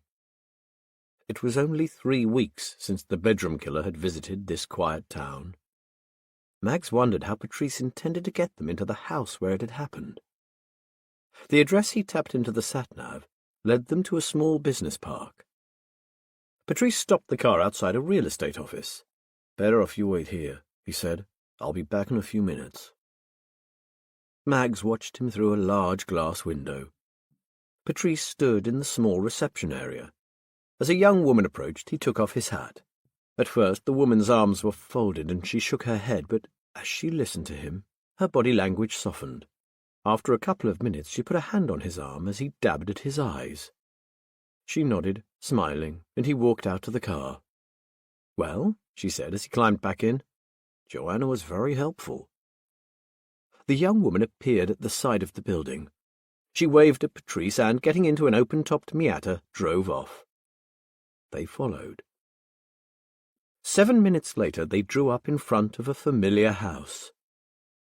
"Oh," said Mags, a weight dropping into her stomach. It was the house from the picture on the fridge. White clapboard, ivy, a tiled roof. She swallowed the bile that rose in her throat. Surely it's not open to potential buyers yet? "We have around 30 minutes, Mrs. Martino," said Patrice, the corner of his mouth curling into a smile. "Mrs. what?" Martino walked around the outside of the car and offered her his hand. The estate agent, realtor, Mags reminded herself, waited at the screen door. "I told Joanna this was my second marriage," he said. "She thinks my first wife died 3 years ago. You and I met while I was on a trip to London. This is your first time in Georgia. You want us to live in Britain, but I want us to stay here. When I saw this house on the news, I knew you'd love it. The problem is, we go back to London tomorrow. This is my last chance to persuade you." That story convinced her. Patrice's smile broadened. "I had a clincher. I said the real reason I want to stay is because I could continue to leave flowers on my first wife's grave in Atlanta. Even though her dying words were that I should try to love again, I still think leaving the country would be a betrayal." Joanna cried. Mags eyed him. "Well, you're quite something." "Thank you." It wasn't a compliment. It was a beautiful home, but Mags couldn't think of it that way. Every room reminded her of what had happened. The kitchen where, just a few months before, a woman had prepared a final meal. The bathroom, with toothbrushes in a beaker. When they reached the bedrooms, Mags didn't want to see any more. "Is it okay if I look outside?" "Sure, honey." Mags suspected Patrice was enjoying this. "See you downstairs." Outside, Mags breathed fresh air with gratitude. In the dirt at the edge of a well-maintained flower bed, a trowel lay abandoned. Her chest was tight, her breathing shallow. She took a few moments to take control, calm down, wait for the tingling in her fingers to stop. She left the yard by a wooden gate and walked up the slope leading to a wooded area. From there she turned and looked at the house. It wasn't quite the right view. She took the picture out of her bag, unfolded it, and compared it to what she could see. 10 paces back and she was among the trees. She stopped, looked at the picture, then up at the house. Almost right. She took a step to her right and crouched down. Better, but not perfect. Looking around to check she was unobserved, she lay flat on her front. That was it. What she was seeing now matched the picture. She stood up again. As she did so, there was movement in a window. She looked up and saw Patrice and Joanna looking at her. She folded the paper and stuffed it into her bag, brushed herself down and went to the car. The realtor gave her a questioning look when she emerged, but said nothing. Patrice didn't speak until they had driven 2 blocks. Any deep psychological insights? A few, she yawned, feigning more tiredness than she felt. How far away is the hotel? Patrice had offered to take her to Atlanta that night, but he'd admitted he was tired. He'd rather write up his notes and drive her back in the morning. She wondered what her husband would make of her spending the night in a hotel with another man. Well, not that she was spending it with Patrice exactly. Even so. She would have to call Bradley from the hotel and tell him about it. Yes, she'd definitely call him. Mags almost convinced herself that she meant it. Chapter 19. Towards the end of her 3rd glass of wine, Mags acknowledged to herself that she was flirting. Not much, but a little, and she was enjoying it. She would never be unfaithful to Bradley, but she had to admit she appreciated the attention Patrice was giving her. It had been a long time since she had been alone with a man other than her husband. She had forgotten how it felt. Even when Bradley had first asked her out, it had seemed strange to her. Subsequently, everything had followed a predictable pattern, but none of it seemed normal somehow. They met at a party, Bradley took her number, and called 3 days later. They slept together the 4th time they met. She spent the night in his hotel room before he flew back to Boston. Emails and phone calls followed. He started to spend more time working in London, and admitted much of that decision was down to her. The engagement, marriage, and pregnancy seemed inevitable, like she was on a train she had boarded in her sleep. It hadn't seemed that way back then. Rhea had once suggested Mags was projecting her subsequent bouts of anxiety and depression back through time to reframe the beginning of her marriage. And yet she was positive their courtship had never been as relaxed as this. Maybe it was because she was older and married and knew herself better. But it occurred to her that, had she been single, she would have gone to bed with the American journalist she had only met the previous morning. Want to share? It must be something good. Mags jumped, caught daydreaming. She blushed despite herself. I'm sorry? Don't be. Patrice's expression was direct. For a second she half considered telling him, which deepened her blush. He smiled. It looked like you were thinking about something that made you happy. You smiled. I was just being rudely curious, wondering what that might be. Flustered, Mags finished the wine in her glass and stood up. Oh, nothing, not really, she said. Another glass? Patrice was draining his. Mags shook her head. Now she was standing, she realized she was tipsy. No thanks, not for me. You go ahead. Nah, I'm done too. But I insist you try the bourbon here. It's one of my favorites. All right, said Mags. A small one, though. She threaded her way through the tables to the restroom at the back. Looking in the mirror as she touched up her makeup, she frowned at herself. She was here to find out, if she could, what was going on with Tam. Now she was flirting with a stranger. Martina might be charming and refreshingly direct, but she was married. She would fly up to Boston, spend a couple of nights with Bradley and his folks, then go home. If Patrice was right, the killer would be caught soon. When that happened, surely whatever Tam was going through would stop. She nodded at her reflection. Yes, it would stop. Mags turned the wrong way, leaving the restroom, and found herself in the bar area of the hotel. A sign on the wall pointed to the reception, so she came back into the restaurant through the other door. When she got close to the table, she saw that Patrice had a piece of paper in his hand. He was studying it, keeping it low to the table, and his eyes kept flicking up towards the door leading to the restrooms. She slowed, stepping to her right to get a better view of the table.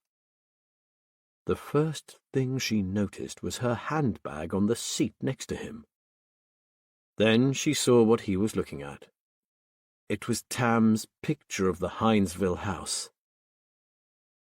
She walked up to the table. Patrice looked up. Shit. Shit indeed.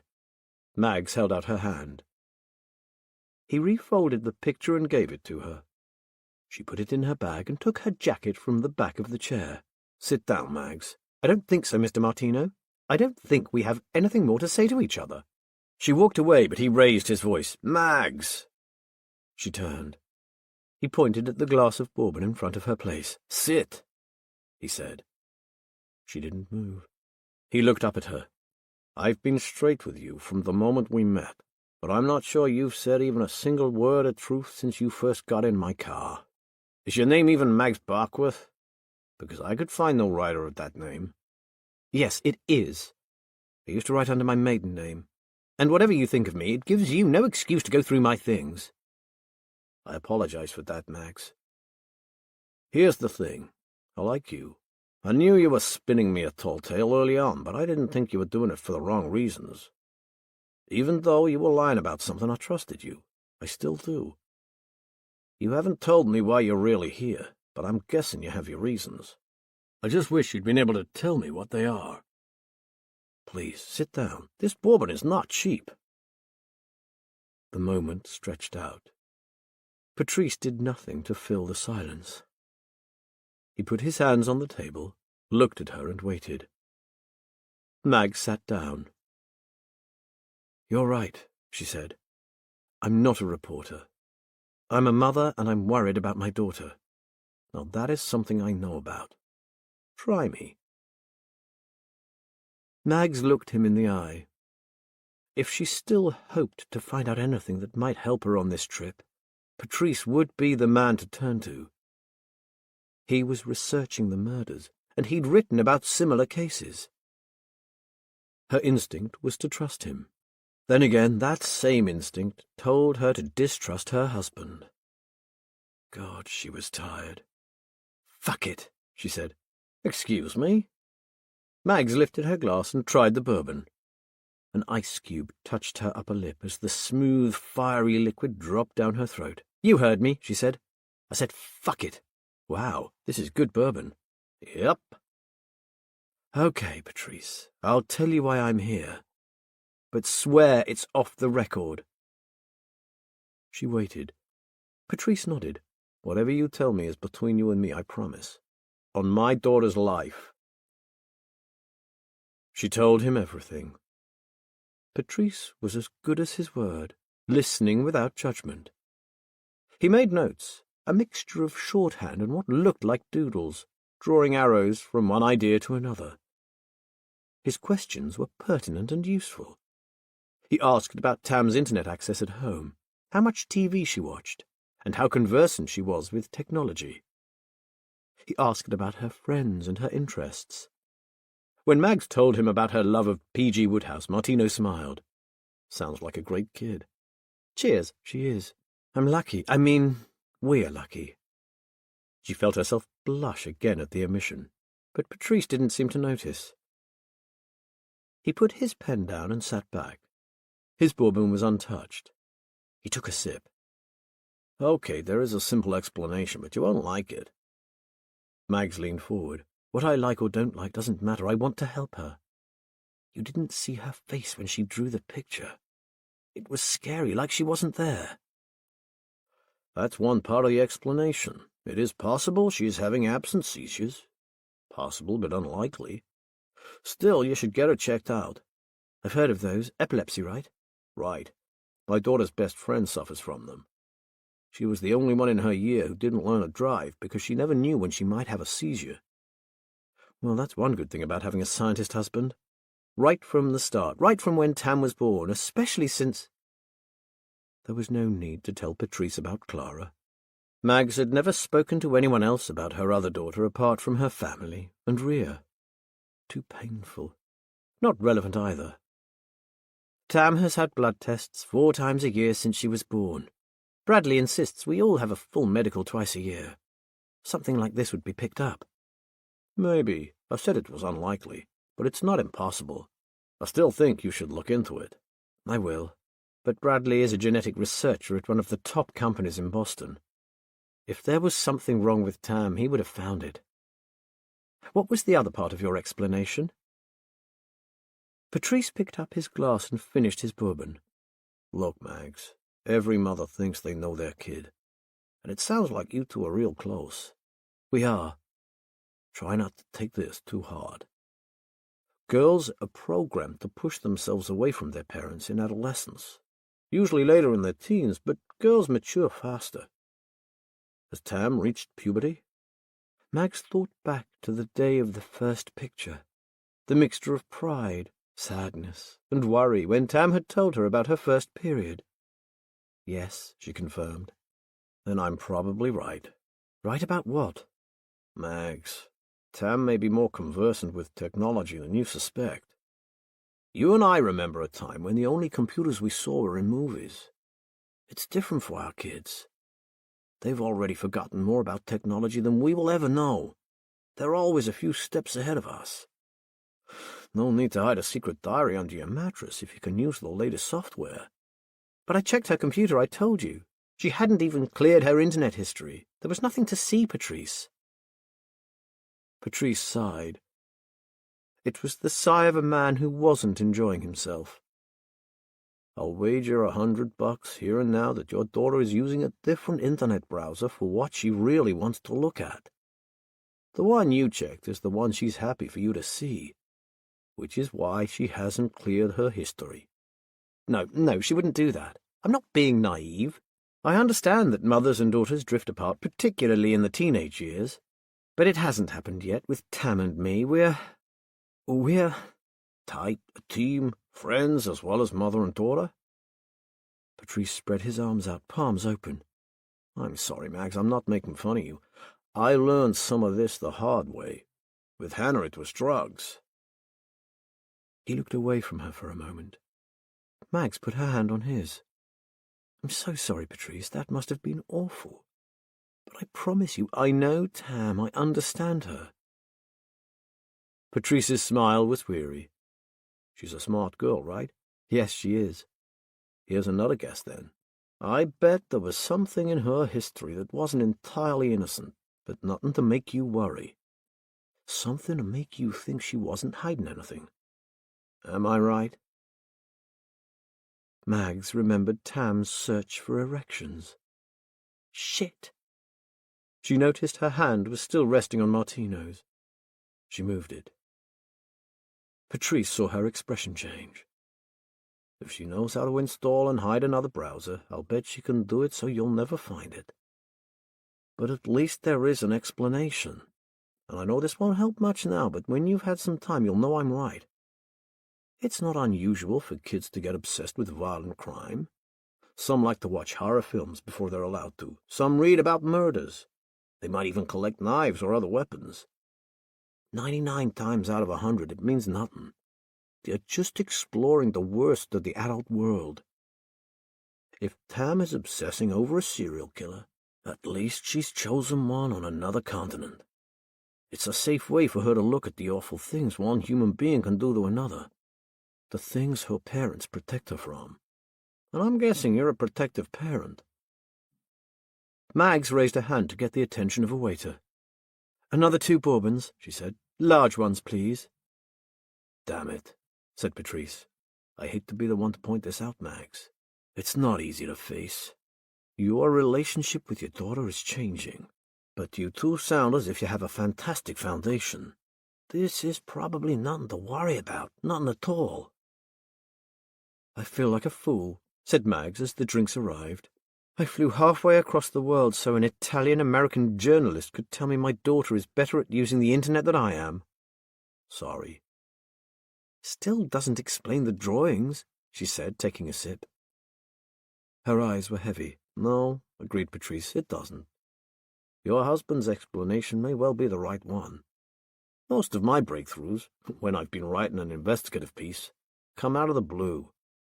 In the middle of the night, sometimes in the shower. The subconscious mind is still the great unknown as far as neuroscience is concerned. Mags stood up. Thank you for today. In fact, thank you for everything.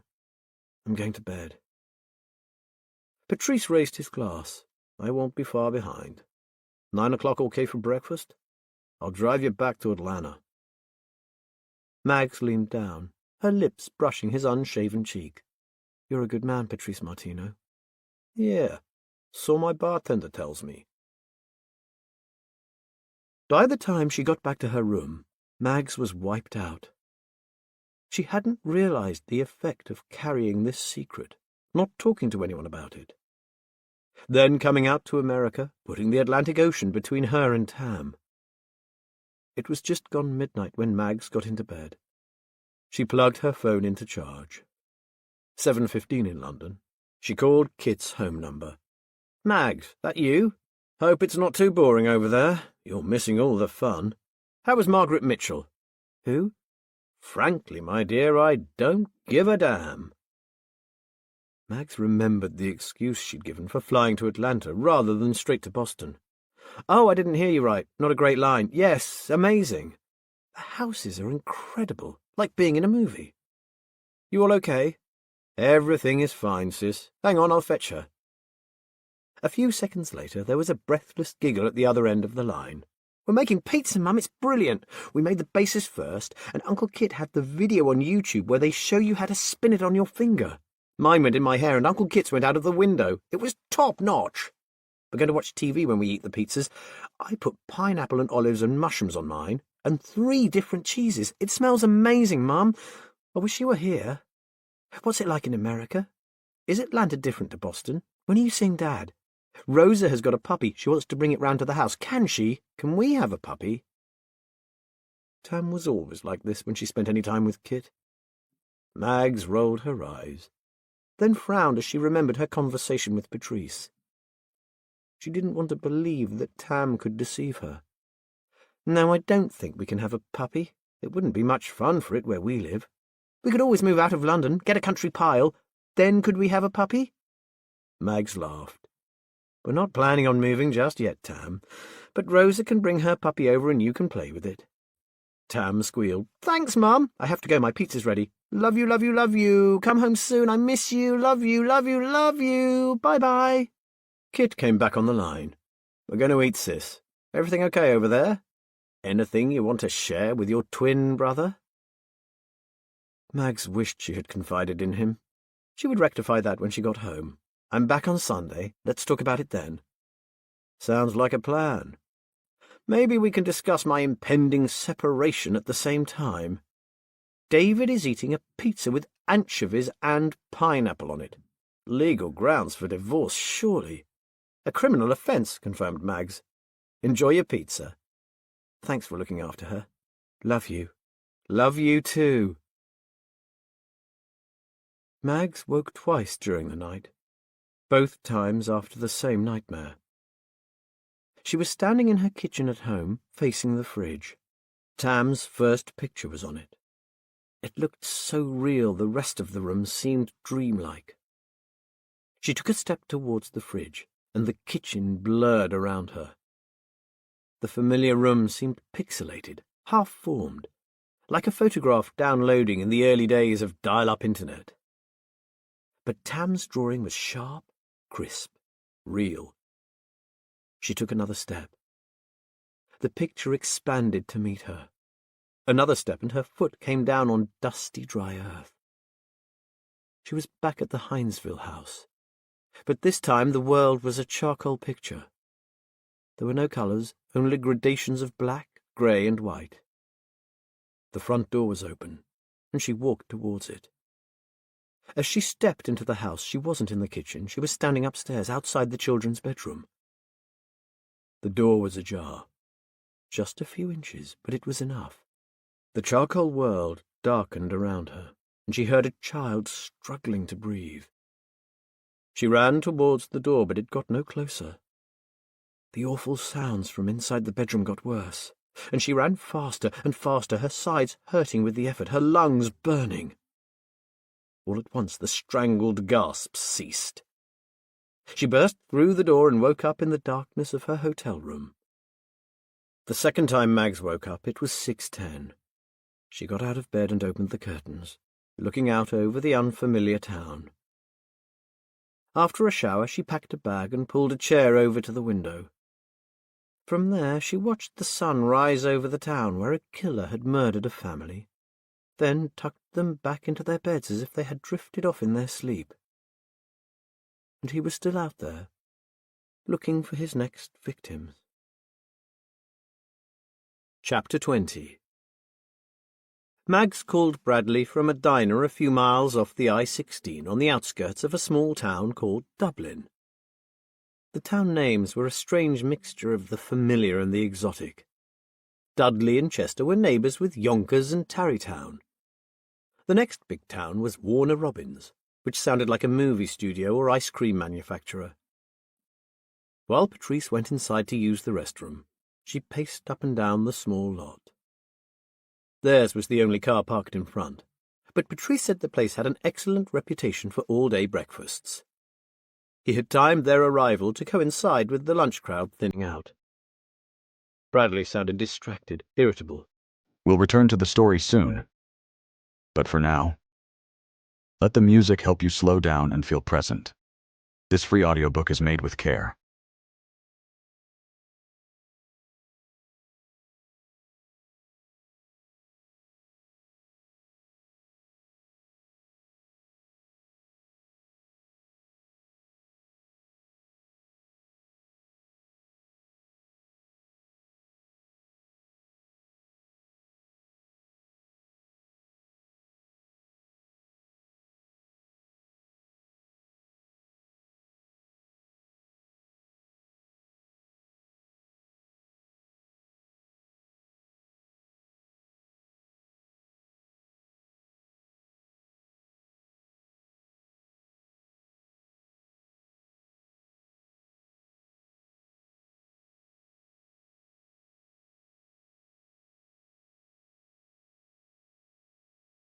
When are you getting here? 7ish. You needn't pick me up from the airport. I'll get a cab. Honey, I can't spare you much time. I appreciate the romantic gesture, I really do. I know how hard it must have been for you to fly here on your own to see me. But one of our projects is at a critical stage. We're working all the hours we can. Have dinner with Mom. I'll get away as soon as I can. But I'll have to be up real early and into work again. I feel terrible about this, Mags, but there's nothing I can do. Dad and I need to be there. Let's talk about it tonight. I'm sorry, honey. Her relief and guilt were evenly balanced. She could cut her Boston trip from 3 nights to 1. She and Bradley's mother had little in common, so no one would put up much resistance if she went home early. It's okay, don't apologize. I can't expect you to drop everything just because I've been spontaneous for once in my life. I wish I could, but thank you for understanding. I love you. A memory of their urgent, unplanned coupling on the kitchen floor came into Mag's mind. For a moment it had been like the early days, giving herself up to her need for him. She didn't want the distance between them to creep back in. But it had been there for too long, like so much background noise. Patrice was sitting at a table near the back, and the waitress was topping up his coffee cup. He waved her over. Connie here recommends the all-day farmer's slam. The waitress, an older woman with a ready smile, nodded. Best breakfast in Georgia. Sounds good. And a coffee with cream, please. Mag slid onto the bench opposite Patrice. Sure thing. When the food arrived, it was as good as Connie had promised. Mags left the French toast and fried potatoes, but there was no way she could eat another thing. Patrice eyed her toast. May I? Mags laughed. You're telling me you can eat more? My doctor would tell me not to, my ex-wife would disapprove, but hell yeah. When it tastes this good, it seems wrong not to. He only managed one more piece and looked ruefully at what remained. It's a crime. Still, I guess I should eat less, exercise more. I could stand to lose a few pounds. You wear it well. She said it without thinking and looked away. Patrice pretended not to notice. He put his coffee cup to one side. Can I take another look at the pictures? If you'll let me photograph them, I can send them to a friend. She specializes in investigative pieces about technology, and she's written some exposés of criminals using the dark web. If anyone can help trace where Tam might have seen the crime scenes, it'll be her. Mags watched as Patrice unfolded the pictures and spread them out on the table. "It's the angles that interest me," he said, squeezing the bridge of his nose. Mags had noticed him do this a few times when thinking. "The angles are strange. I checked the press images online last night, and none of them matched Tam's pictures." "That's why you laid down outside the house yesterday, right?" "Yes." "Interesting. The only possibility I can think of is that someone has accessed the police database. If the killer had the house under surveillance for a day or two, and the cops found evidence of that, they would have taken photographs from his hiding place. That's my best guess. May I share these photographs with my friend? No one else." Mags agreed and watched him photograph the two pictures.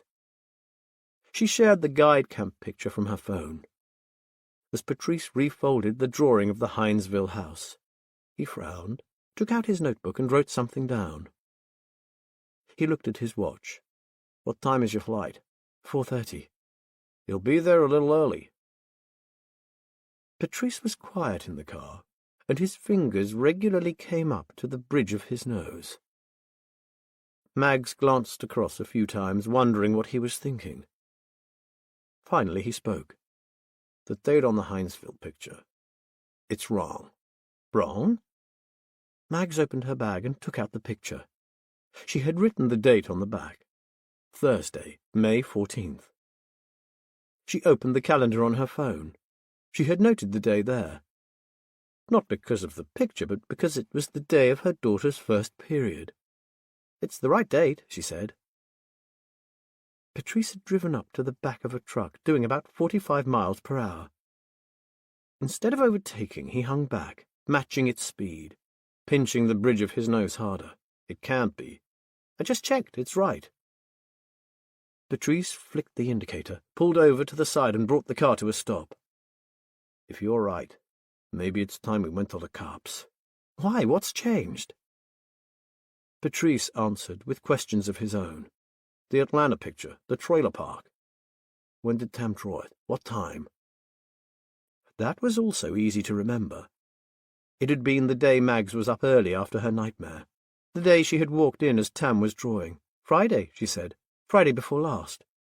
"What time?" "Early, about 6:30. Why? What do you mean the date's wrong?" Patrice took his hat off and put it on the dashboard. 6:30 your time. Atlanta is 5 hours behind. It was 1:30 here, middle of the night." Mags thought of the trailer park drawing, its suggestion of darkness. "The bodies were found mid-morning," he said, "about 10 hours after she drew it. And the Hinesville house, if your date is right, well—" "What?" "She drew that picture a day and a half before that family died." "Before?"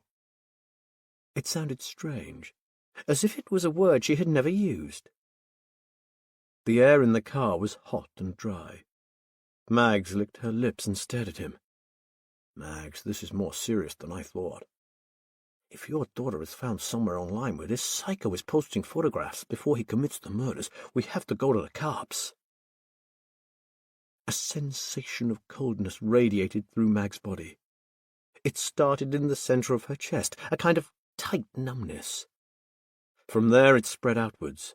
Her body belonged to someone else, the blood in her veins replaced by a freezing, viscous liquid, pumped relentlessly through her circulatory system. She looked at Patrice, but didn't see him. She saw a stranger, in a hostile country thousands of miles from where she needed to be. What if Tam's mental state when she was drawing wasn't down to epilepsy or some other illness? It had been as if Tam had been looking at something Mags couldn't see, drawing something she saw through someone else's eyes. A horrible, impossible idea began to take on definition, its terrifying implications crystallizing even as Mags tried to reject it. "Impossible. That's impossible."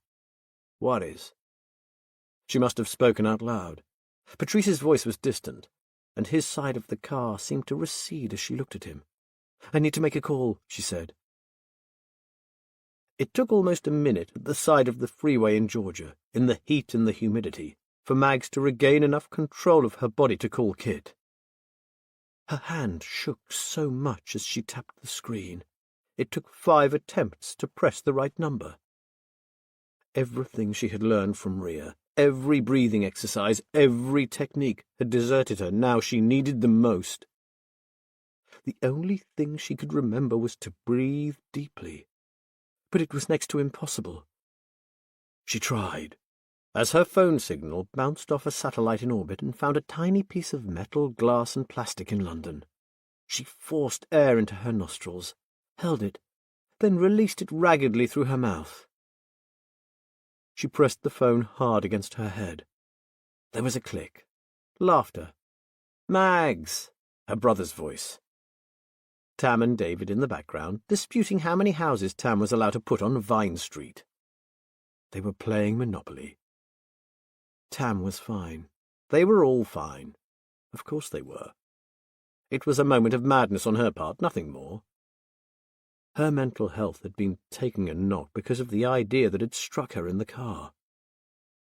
The idea had threatened to overwhelm her, push everything else out of her mind. She wouldn't be any good to anyone if she let that happen. No good for Tam, Bradley, or herself. She held the phone against her chest and leaned forward, hunching, bending her legs, taking bigger lungfuls of oxygen. The tingling of her skin lessened, and she focused on regaining control. A tiny muffled sound came from the phone. She held it back against her ear. "Can you hear me, Mags? Terrible line. Maybe it's the weather." Mags looked up into a cloudless blue sky. "It's sunny here," she managed. "Lucky you. We've had a thunderstorm this morning. Our trip to Hampton Court Maze was a washout, which means Tam gets to thrash us both at Monopoly, so she's not too disappointed. Do you want to speak to her?" Mags could hold it together with her twin, but she wasn't convinced she could stop the tears if she heard her daughter's voice. "No, don't drag her away from the game. I'll be flying to Boston in a few hours. I'll call later." "Well, good to hear your voice, sis. Everything here is, as your precocious daughter would say, tickety-boo. Although I'm jealous of you getting all the good weather. Hold on a sec." After a few seconds of silence, Kit spoke again. "Just wanted to go somewhere Tam couldn't hear me. She was weird about it, don't know why. I think she should be proud having such an amazing talent. But it seemed to upset her." "What did?" The prickling sensation on her skin came back. "What upset her?" "She's fine now. It was over an hour ago. We distracted her with some rampant capitalism in the form of a board game." "Kit, what upset her?" All right. "It was the picture she drew this morning." Mags teetered on the edge of losing control. She would not let that happen. With a monumental effort of will, she forced all her attention on Kit and what she needed to say to him. "Listen, Kit, do something for me. It's important." Kit, always the joker in the family, heard the change in his sister's voice. "Tell me." Mags hissed out a breath through clenched teeth. "The picture. Take a photograph. Text it. Do it now. I'll call you back when I have it." There was a pause, longer than she could attribute to the delay on an international call. Then Kit chuckled, the relief obvious in the sound. "No need, sis." "What do you mean, no need? Kit, I'm deadly fucking serious here. Send it to me." Kit's tone was conciliatory. No, don't get me wrong. I am taking you seriously, sis. I promise you. It's just that I don't need to send it. Tam's picture, which is brilliant, by the way, we might even get it framed, is of number 273, Aubrey Terrace. Mags stopped breathing. She knew that address. It was in London. Camden Lock.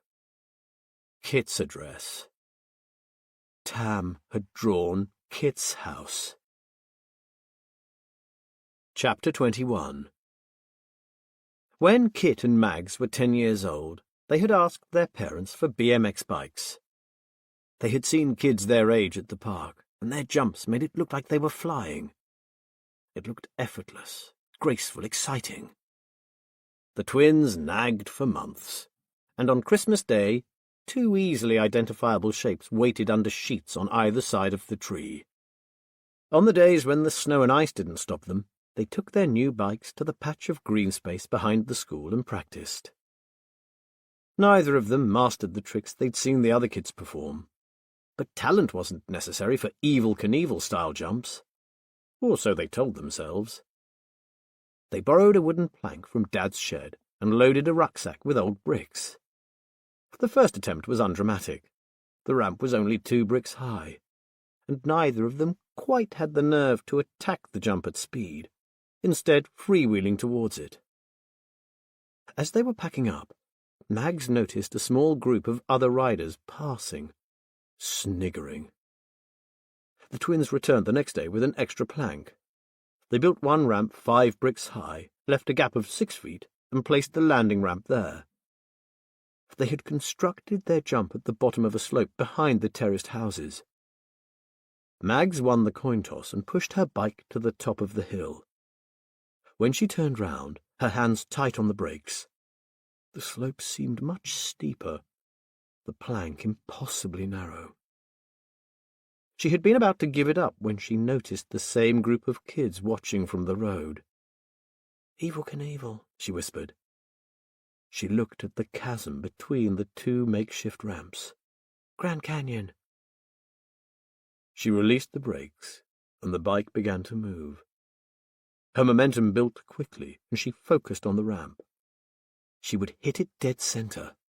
She knew her speed was sufficient to launch her impressively into the air, and she knew they had placed the ramps too far apart. The bike dropped towards the far ramp. The front wheel hit it hard, and her right wrist snapped. Mags twisted as she fell, and her cheeks scraped across the edge of the bricks, later blossoming into a purple, green, and black bruise that lasted a week. She landed on top of her right arm. A roar of noise was followed by silence, and she blacked out for a few seconds. When Mags opened her eyes, Kit was bending over her, his face white. She tried to breathe and couldn't. Kit was wheezing too, with that weird twin connection everyone but them made so much of.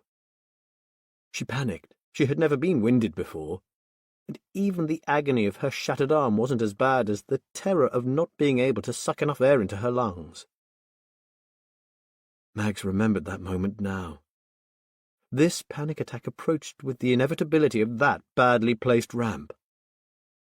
Her anxiety always followed a pattern. She would worry about one thing, then remember something else she needed to take care of. Once 2 or 3 subjects were circling, her attention inevitably lurched back to the horror of Clara's death. The memory of this would bring the loss of her daughter to the front of her mind, and her thoughts, no longer under her control, would gain critical mass. That was when the symptoms became physical. The clench and burn of being winded, unable to find sufficient air to sustain life. The hundreds of thoughts jabbing at her consciousness coagulated into a cloud of terror and misery, enveloping her, squeezing every happy thought out of her mind as easily as wringing soapy water out of a flannel. Tam had drawn a picture of Kit and David's house. Her daughter was, somehow, connected to the mind of a killer. Whether this was true didn't matter because Mags was convinced it was, and that knowledge tipped her into a full-blown attack. 11 years ago, she hadn't been able to help Clara. Mags had thought nothing could be worse than that feeling of helplessness, but she had been wrong. Her conviction that a murderer had travelled to London and was planning to kill her daughter, combined with her being at best a 12-hour journey away, smothered her, drove her to her knees. The phone slipped from her fingers. Her vision darkened. Sounds receded like they did after a swim, ears clogged with water. She took tiny gasps of air, never getting enough. This must not happen. She had to warn Kit, tell them all to get out of the house. Now. But the pressure and the urgency added fuel to her attack. Mags fainted. When she opened her eyes, she was still kneeling. Patrice had grabbed her shoulders. He was sitting beside her on the dirt edge of the highway, his arm around her, drawing her towards him to lean on his shoulder. She couldn't turn to look at him, could do nothing other than stare at the ground. A faded Hershey bar wrapper skittered a few inches every time a car passed. She gulped, taking tiny yelps of air like a dreaming dog. She had to warn them, had to tell Patrice. When she tried to speak, the words wouldn't form. I. Patrice rubbed her arm. Panic attack? Mags nodded. My mother used to get them, said Patrice. She was addicted to Valium. When she stopped taking them, she had panic attacks. I learned how to help her. I'm going to talk. Your job is to listen. Mag shook her head. She had to tell him. Had to save her daughter, her brother and David. Had to find a way of getting the words out. Forgetting every coping mechanism she knew, she tried to impose control over what was happening. It didn't work. Her yelping breaths became more frequent and more painful. The darkness threatened to return. I'm serious, Mags. I know something just happened that brought on an attack. Something you need to deal with. I understand. He squeezed her shoulder. But however hard it seems, you need to let go of that for now. I want you to pay attention to what I'm saying. We'll talk about everything else soon. First, we need to get you better, okay? Patrice's voice was calm and quiet. Mags latched onto it like a drowning woman grabbing a rope. Let me tell you about my favorite book. It might surprise you. Graham Greene, The End of the Affair. I read it first in my late teens. I read every book he had written, and that was one of the few that didn't impress me. Years later, after my divorce, older and maybe a tad wiser, I picked it up again. That second read was a revelation, Mags. That's the thing about great novels, isn't it? It only takes two people to make it great, the writer and the reader. The writer has done their part, but we have to bring something to it too. It was a different book the second time. About a third of the way in, I slowed down, drinking in every word, every phrase. It's not a long book, and I didn't want it to finish. It's about a guy who has an affair with a friend's wife during the Blitz. When the story begins, the love affair is over, but he's never been able to get past it. He hires a private detective to find out why she left him. Like many Graham Greene stories, it involves God and religion. I don't think God comes out of it too well. I'm not even sure love comes out of it too well. It's the kind of story that keeps you awake at night, asking questions. Does life have meaning, or is that a concept humans mistakenly apply in the hope that their existence has value? Does God exist? If he does, what kind of God? It didn't change my mind. I'm an atheist. But a much better writer than I'll ever be believed in God, and that made me less dismissive of those who make the same choice. It also taught me that love, whatever that is not always a force for good. It can be unhealthy. That makes it sound like a depressing read, but somehow it isn't. It's as bleak a book as Greene ever wrote, but I always come away from it uplifted. I couldn't tell you why, Mags. Maybe by writing beautifully about darkness, he brought some light into it. I don't know. Mags listened to him speak. Her breathing was returning to normal. I've never talked about that book to anybody. Too private. I should have talked about The Princess Bride instead. Now that's a story where the movie was as good as the book. Probably because the same guy wrote it. Oh, well, too late now. How you feeling? The worst was over. Mags knew what she was supposed to do now. She was supposed to ease her thoughts away from what had brought on the attack, and mindfully perform a simple task. If she had been at home, she would have mopped the floor or done the washing up. Find something to focus her attention on. The thoughts would come back, there was no stopping them, but she would be better prepared. The problem was she had no time. She had to do something about Tam, and it had to be now. Even as she decided, darkness reappeared at the edges of her vision. One step at a time. My phone. Patrice handed it to her. She thumbed it on and went to recent calls. Only allowing herself to think one step ahead of what she was doing, she pressed call. The battery was at 3%. Shit! Kit picked up after the first ring. Mags, are you okay? We lost you. One step at a time. Kit, you need to get out of the house. All of you. Do it now. One advantage of being a twin was that there was no need to explain. Kit knew she meant it, and he knew it was urgent. Okay, Mags, where should we go? It doesn't matter. I'm coming home.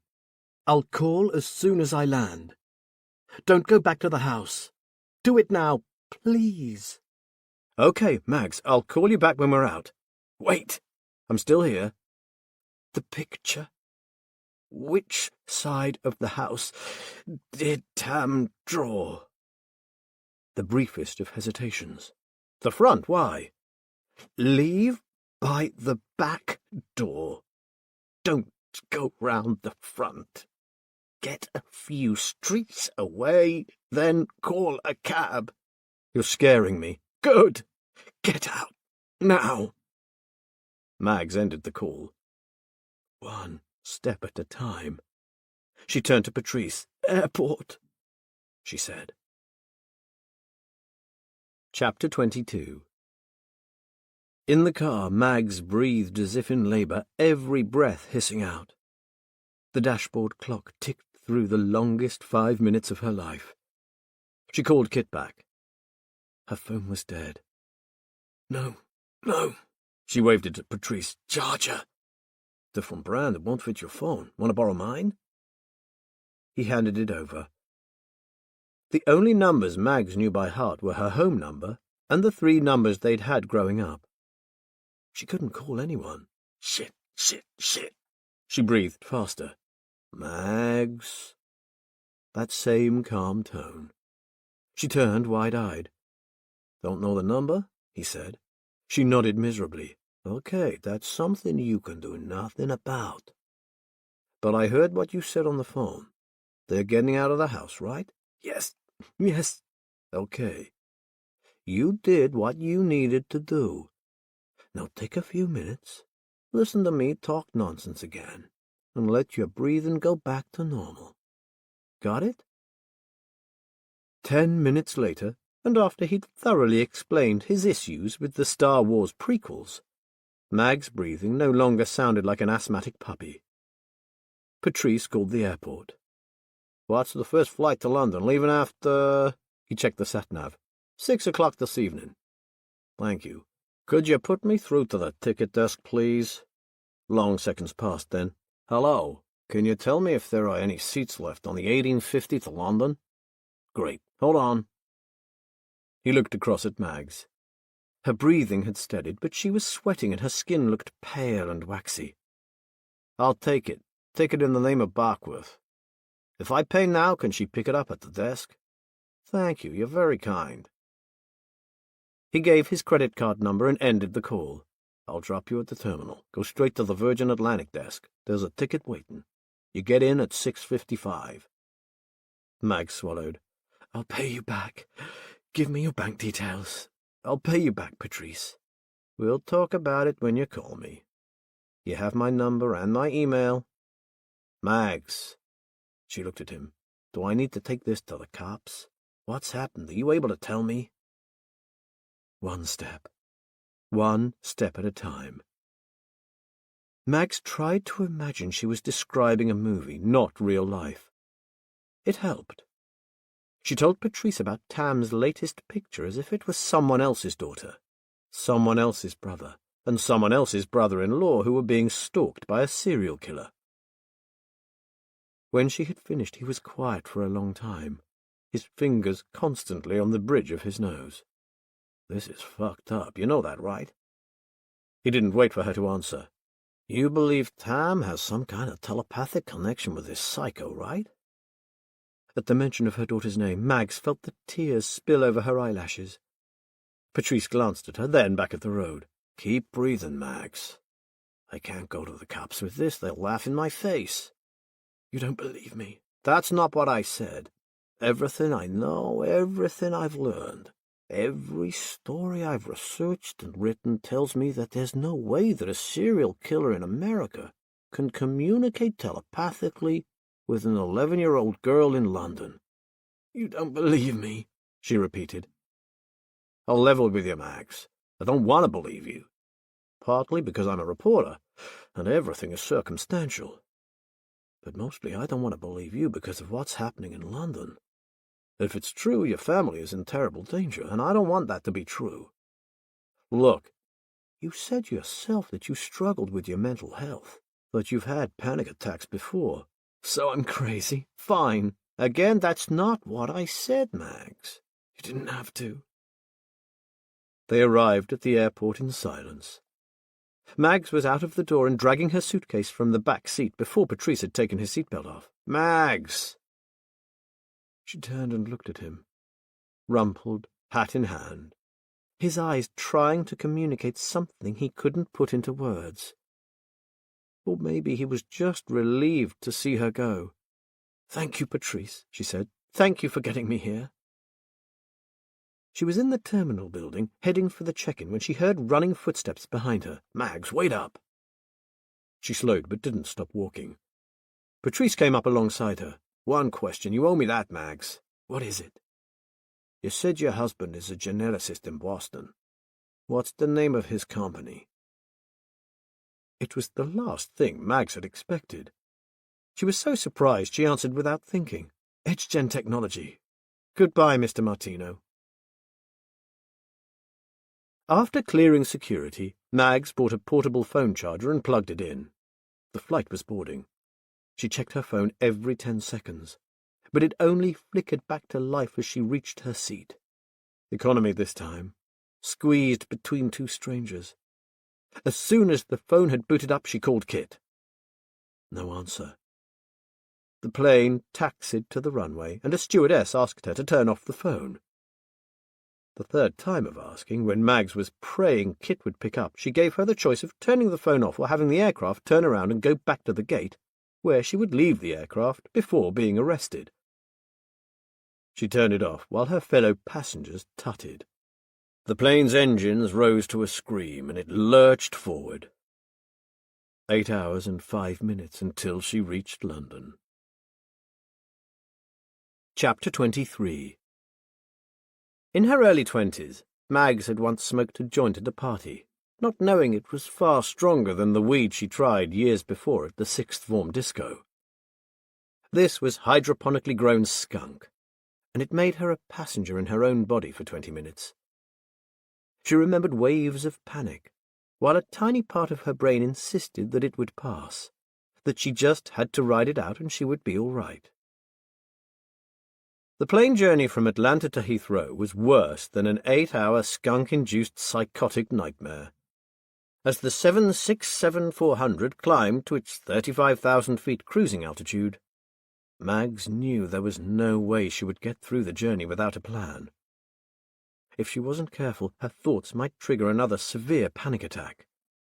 If that happened, the crew might sedate her, best-case scenario, or divert the flight to get her to hospital. She couldn't let that happen. There were earplugs and an eye mask in the bag they handed out.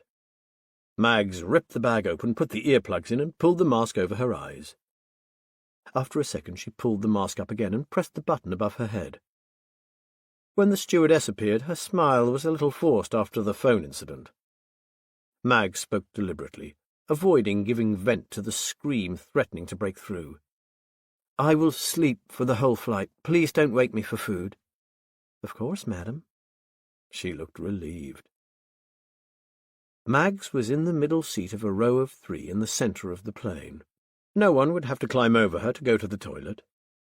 She was certain she wouldn't sleep. For the first hour, images of Tam, Kit, and David kept coming into her mind. She wished now she hadn't read the news stories about the bedroom killer.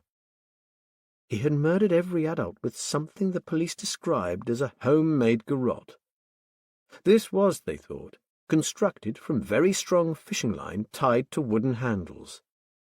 He either approached his victims from behind, looping wire over their heads, then pulling it tight, or, if they were lying down, he slipped the wire behind their heads as he knelt astride them, pinning their arms down.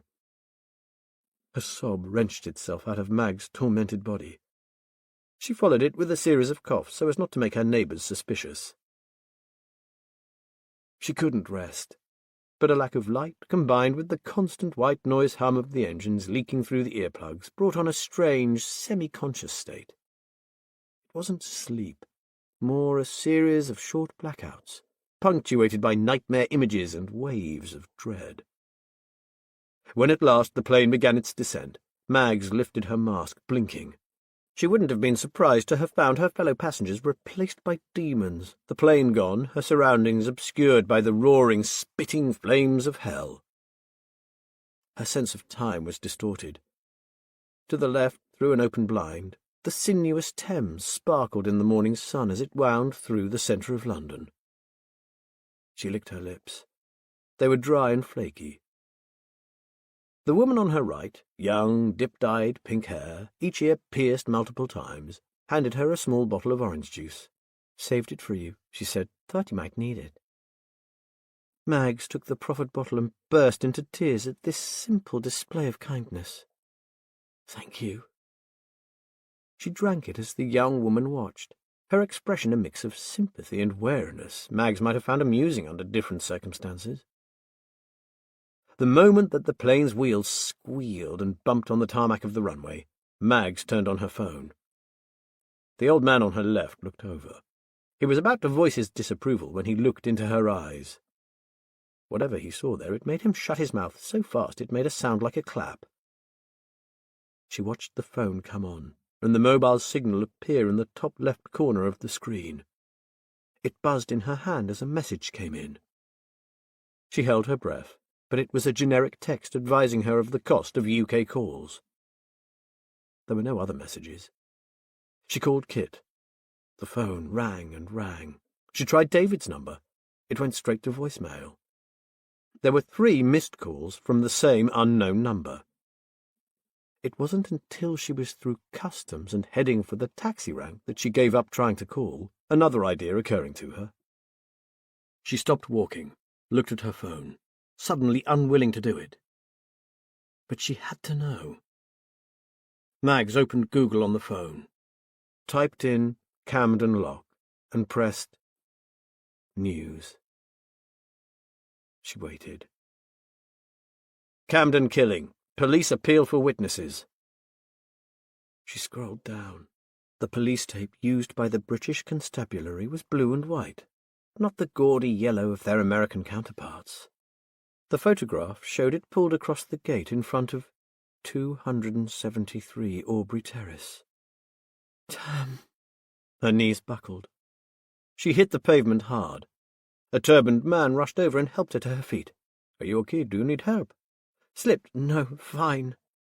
She had to get there, had to know what happened. Need a taxi. The man insisted on walking her to the car and seeing her safely inside. She didn't remember telling the taxi driver the address, but she must have said something because he pulled out, merged into the traffic, and headed towards North London. Something is wrong. I should feel different. This is not what I was expecting. I'm not sure what to do next. It was so clear up to now. The dreams made it clear. I am like Joseph in the Old Testament. He had dreams that told the future. Not just Joseph, other prophets had dreams that came true. I am no prophet, but I know the universe is listening to me. The dreams are another sign that I am chosen. I must try to live up to that honor. But I failed this time. The dreams started back in Akala, the night after I first knew I wasn't alone, that someone or something watched over me. I didn't know the dreams were important then, didn't recognize them for what they were. I often dreamed during my micro-sleeps of 2 or 3 minutes. Vivid dreams, strange, scary sometimes. Not these new dreams, these are wonderful, and they're as real as anything I see when I'm awake. In the dreams I'm a kid again, but not back home in Florida. I see no one I know, go nowhere I recognize. In school I sit with kids who are maybe 10, 11 years old. They all wear the same dark blue sweater. When I look at my arms, I'm wearing it too. The teacher is a woman. There are no sounds in the dream, so I don't know what she's saying. When I look outside, everything is strange. The trees, the buildings, even the color of the sky, all different, all wrong. The dreams don't repeat themselves, but they have an atmosphere, a flavor. When I'm not in school, I'm in a house I don't know. I'm in a bedroom with a poster on the wall, bookshelves, a laptop on the desk. It's tidy.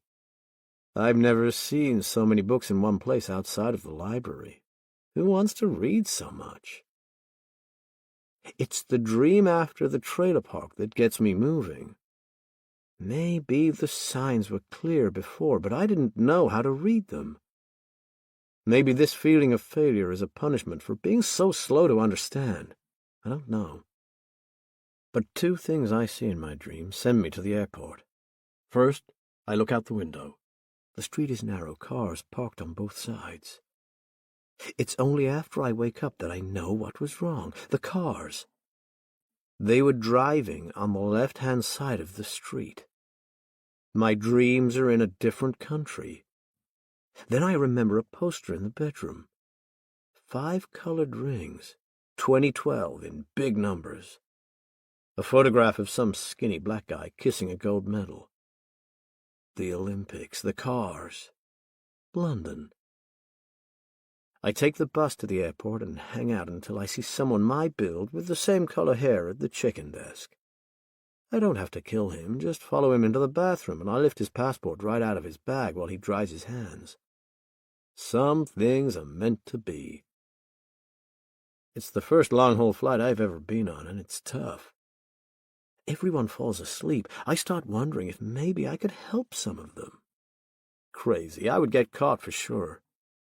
But the urge is so strong I pinch the skin on my forearms to stop myself.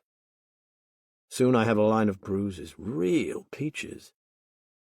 I figured it would be easier once I got to England. The dreams would get clearer, show me where to go. But they don't, not at first. I can't rely on them. Sometimes 2 or 3 days go by without a single dream. Sometimes I dream 4 times in a day. If I learn how to do it, I think I could dream while I'm awake. If I am being led, I must learn how to follow. I checked my savings today. Not much left.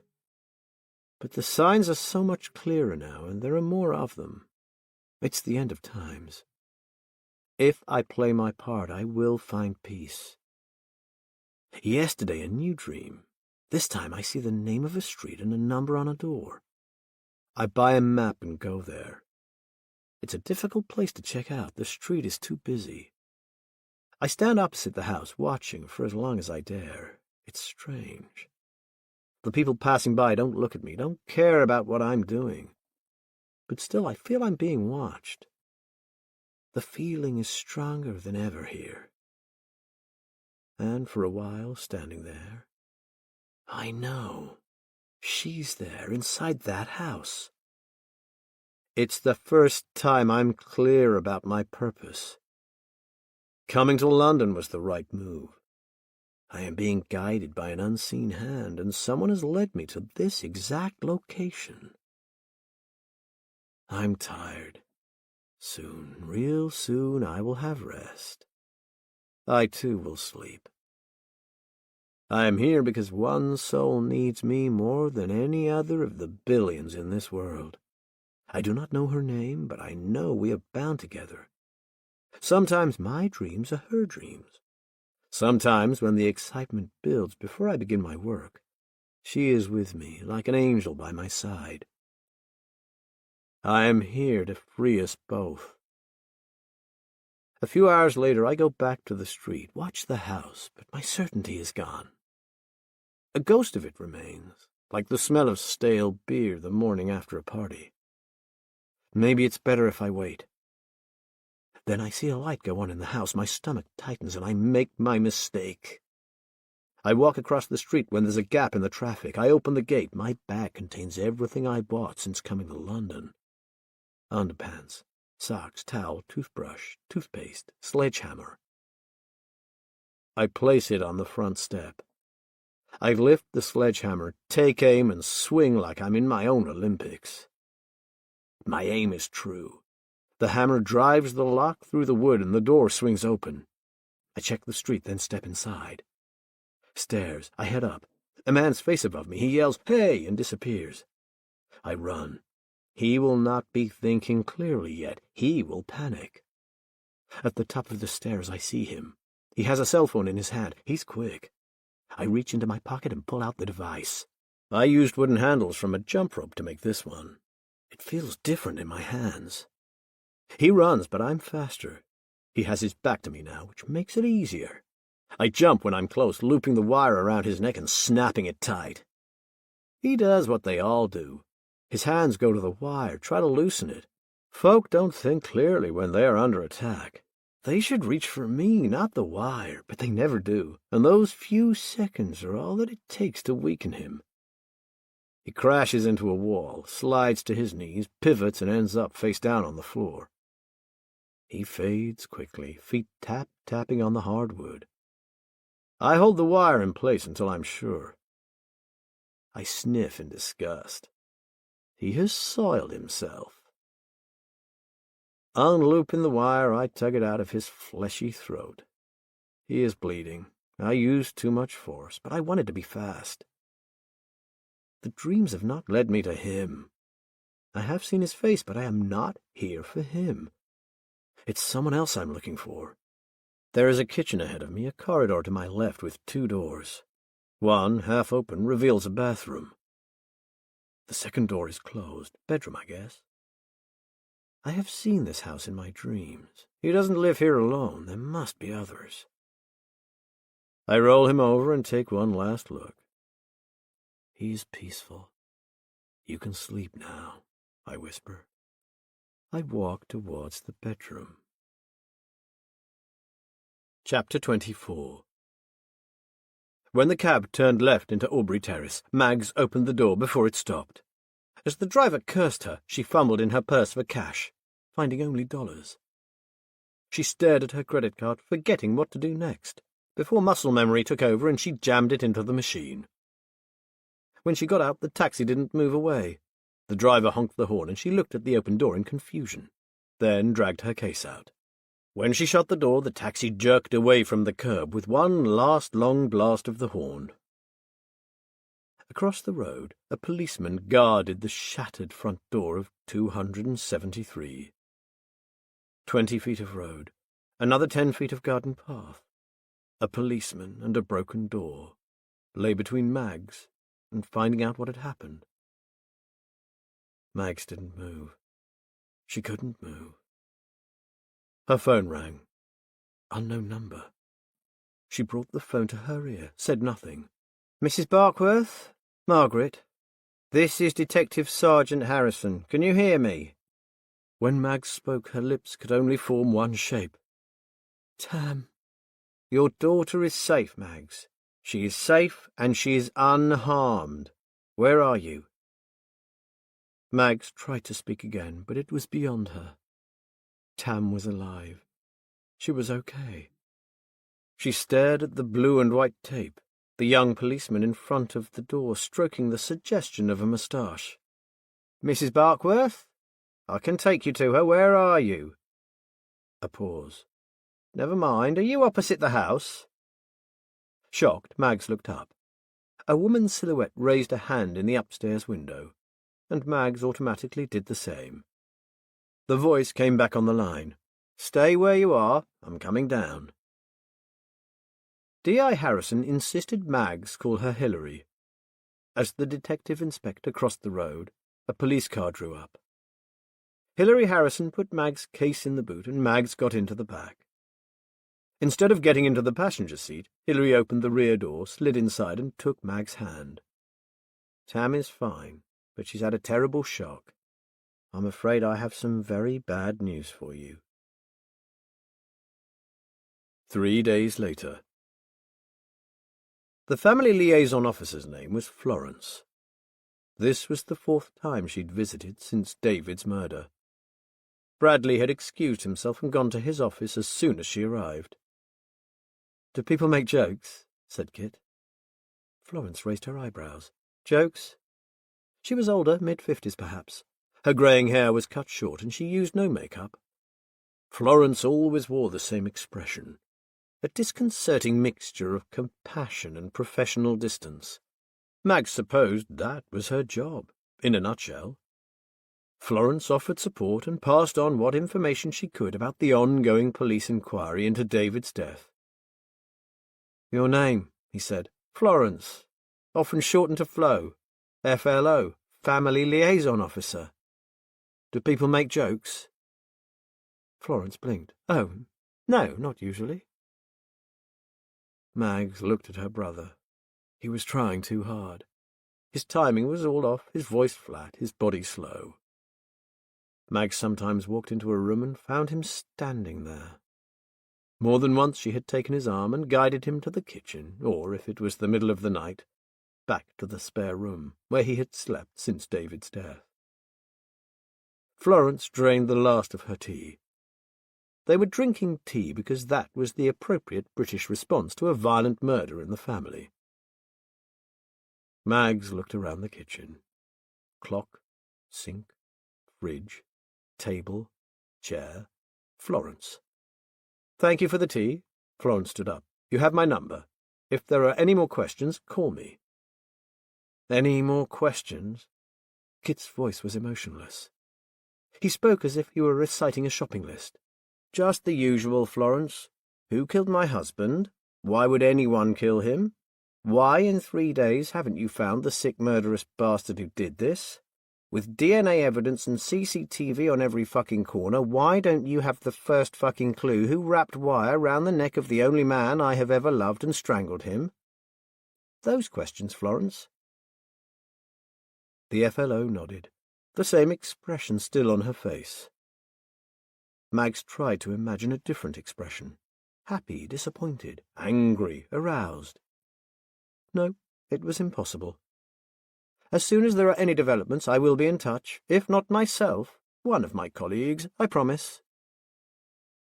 It was only people in authority or young salespeople trying to impress who used the word myself in that context, as if suggesting there was another version available, a superior, more helpful version perhaps. "I am incompetent and untrustworthy, but myself is just the opposite. You'll be in safe hands there." Mags put the extra cup in the dishwasher and turned to her twin. Grief hadn't aged him. If anything, it was the reverse. He looked like a little boy. She found herself wishing her parents were still alive. Perhaps they would have been able to give him the comfort he needed. She had tried talking to Kit about America, why she had called to warn them, how she had known. Each time her brother had waved her into silence or walked away. He couldn't process it. Not yet. David had gone back to Aubrey Terrace to pick up his laptop and had never come back. Dealing with that was as much as Kit could handle, and he wasn't handling that well. But Mags knew they had to talk, and that she needed Bradley to be part of that conversation. She had told Detective Inspector Harrison she was sure the killer was American, that he had flown to London in the past week, leaving behind 2 bodies in an Atlanta trailer park. She told her about her trip and about Tam's pictures. Even as she had spoken, she could hear how crazy it sounded. No one said so. D.I. Harrison pressed record on the tape player, asked questions, and took notes. But when they called Mags in next day, it was a junior officer who sat down with her. Early in the interview, the policewoman asked about her mental health. She went home. At least they were watching the house. Unable to establish a motive, but knowing David's death wasn't because of a botched robbery, they were protecting Kit, in case he had been the intended victim. 2 officers in an unmarked car at the front of the house, and regular patrols checking nearby streets. Tam was upstairs reading. Her grieving process was the most natural and robust of all. She burst into tears several times a day, and at night would come to Mags like a toddler with a scraped knee, climbing into her lap and sobbing. A meaningless mumble of reassurance while Mags stroked her hair was enough to send her back to sleep. Mags described everything, from the moment Kit had seen the photo in America until the phone call when she discovered Tam had drawn their house. Her twin and her husband listened in silence. She had asked them not to interrupt. Kit watched her from somewhere inside a haze of prescription drugs and alcohol. Sometimes his eyes lost focus and his gaze drifted around the room before settling back onto the drawings spread out on the table. Bradley was the opposite. So engaged with what she was saying it became uncomfortable. As instructed, he didn't ask questions, but he made notes. Of all the reactions she had expected from Bradley, this one hadn't made the list. It was the look on his face that threw her. She had expected skepticism, perhaps, or disappointment at her secrecy. Maybe even pity if he didn't believe her story. But this she couldn't understand. When she said Tam was drawing murder scenes, he had looked up at her so sharply, eyes widening, that she had stopped speaking. It was only later that Mags remembered when she'd seen that look before. It had been at the first scan, when they had discovered she was pregnant with twins. She downplayed Patrice's involvement, mentioning a reporter had given her a lift to Hinesville, and leaving it at that. Martino's role changed none of the essential facts. When she had finished, she poured herself a glass of wine. Kit mumbled. He cleared his throat and tried again. "Tam, is she okay? She's okay, isn't she?" There was a pleading look on his face, a desperate need for reassurance. "She's fine, Kit. She'll be fine." Kit poured more vodka into his glass, not bothering with tonic water. Mag said nothing. To her surprise, Bradley closed his notebook, gathered the pictures into a pile, and stood up. "Well," said Mags. Why wasn't he asking any questions? "Well," he echoed, "you know how this sounds, right? You told the police the same thing. What did they say?" Mags took a gulp of wine. She was allowing herself one glass. She wanted to be alert if Tam needed her, but she wished she could chase oblivion like Kit. "They think I'm crazy. They've assigned my case to the T-boy. The theory that an American serial killer has travelled to London because our daughter is drawing pictures of his crime scenes." "Quite. It sounds insane, Mags, but I know you're not crazy, just scared and vulnerable." He scooped up the drawings and walked away. Mags called after him. "Where are you going? We need to talk about Tam. What are we going to do? Do you believe me? How else can we explain what's happened? I need you. Don't walk away." Bradley stopped in the doorway. "I'll scan these and send them over to Dad. He has high-level contacts he can call. We'll find out what's going on. You really think Tam has a telepathic link with a psycho in Atlanta?" He might have just described her as scared and vulnerable, but he wasn't being reassuring or caring. "Don't you think it's more likely this sicko posts photographs on some dark website before he kills and Tam has found them? Come on, Mags, did you think this through at all?" Again, Mags avoided bringing Patrice into the conversation. "Yes," she said, "of course, I'm not an idiot, Bradley. So explain, if that's true, how he found us. The killer is in London. He wasn't looking for David or Kit. He was coming for Tam. She was there until I told them all to get out. If David hadn't gone back—" "Listen to yourself." Bradley sounded angry. His words were angry. But it was like watching an angry character in a movie, when you'd seen the same actor in a romantic comedy the night before. She didn't buy it. He pointed at her. "For the sake of argument, let's say this serial killer posts on the dark web. If he's good with technology, he could trace the IP addresses of people who visit his website. Maybe that's how he picks out his victims. Have you considered that?" No, I mean, I suppose." She couldn't think fast enough to find a flaw in his argument, but there had to be one. Then she had it. But if you're right, why did he go to Kit and David's house? The IP address would have brought him here. Bradley was silent for a few moments as he thought it through. A brisk shake of the head signalled his rejection of her suggestion. You're right, he would have come here first, but I'm guessing Tam took her laptop with her to Uncle Kit's.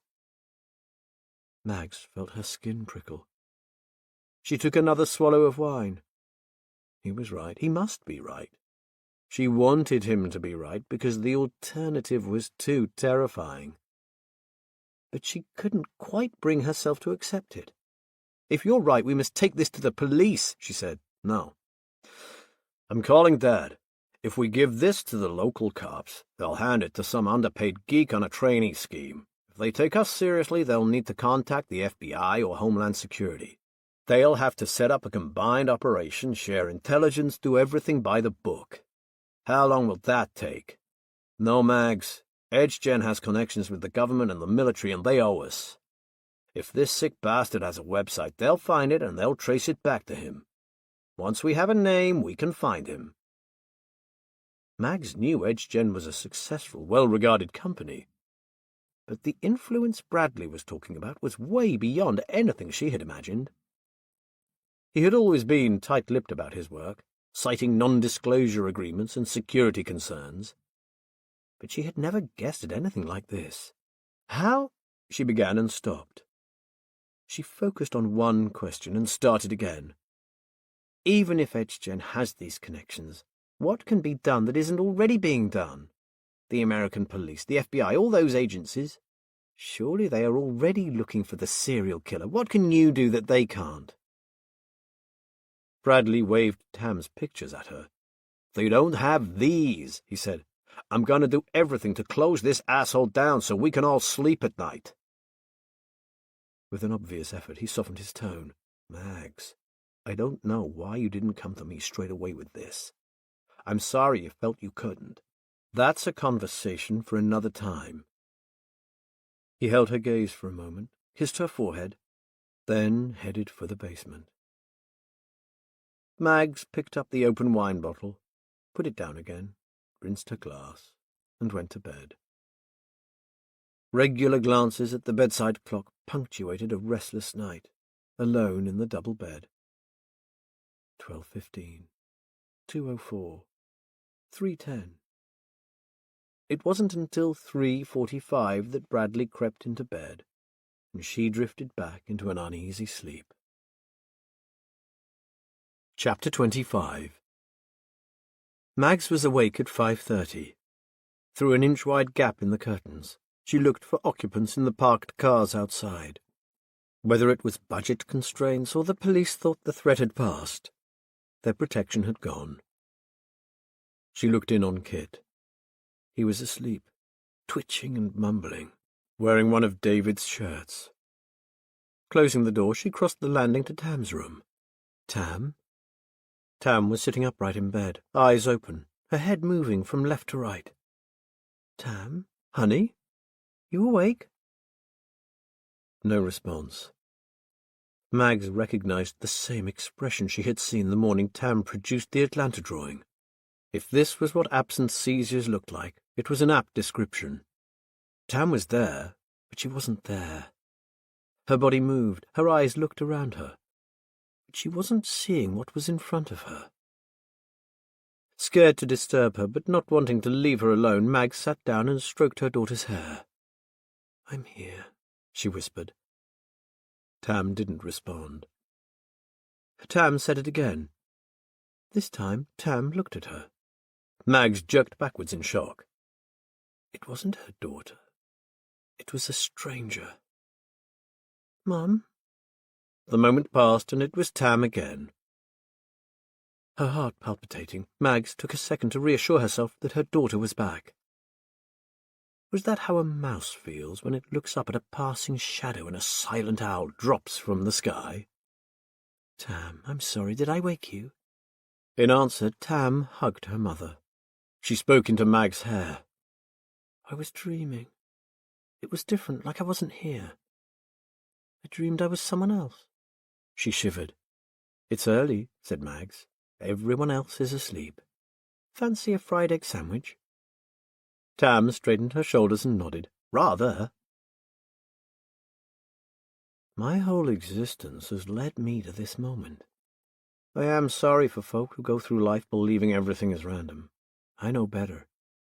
There's a plan, and some of us know our part in it. I am grateful for that. When I was a kid, I was angry. Angry my dad left us before I was born. Angry my mom wasn't cut out to be a mother. And angry about being sick all the time. As I grew up, I learned to dislike everyone around me, the so-called normal people. People who spend half their life asleep.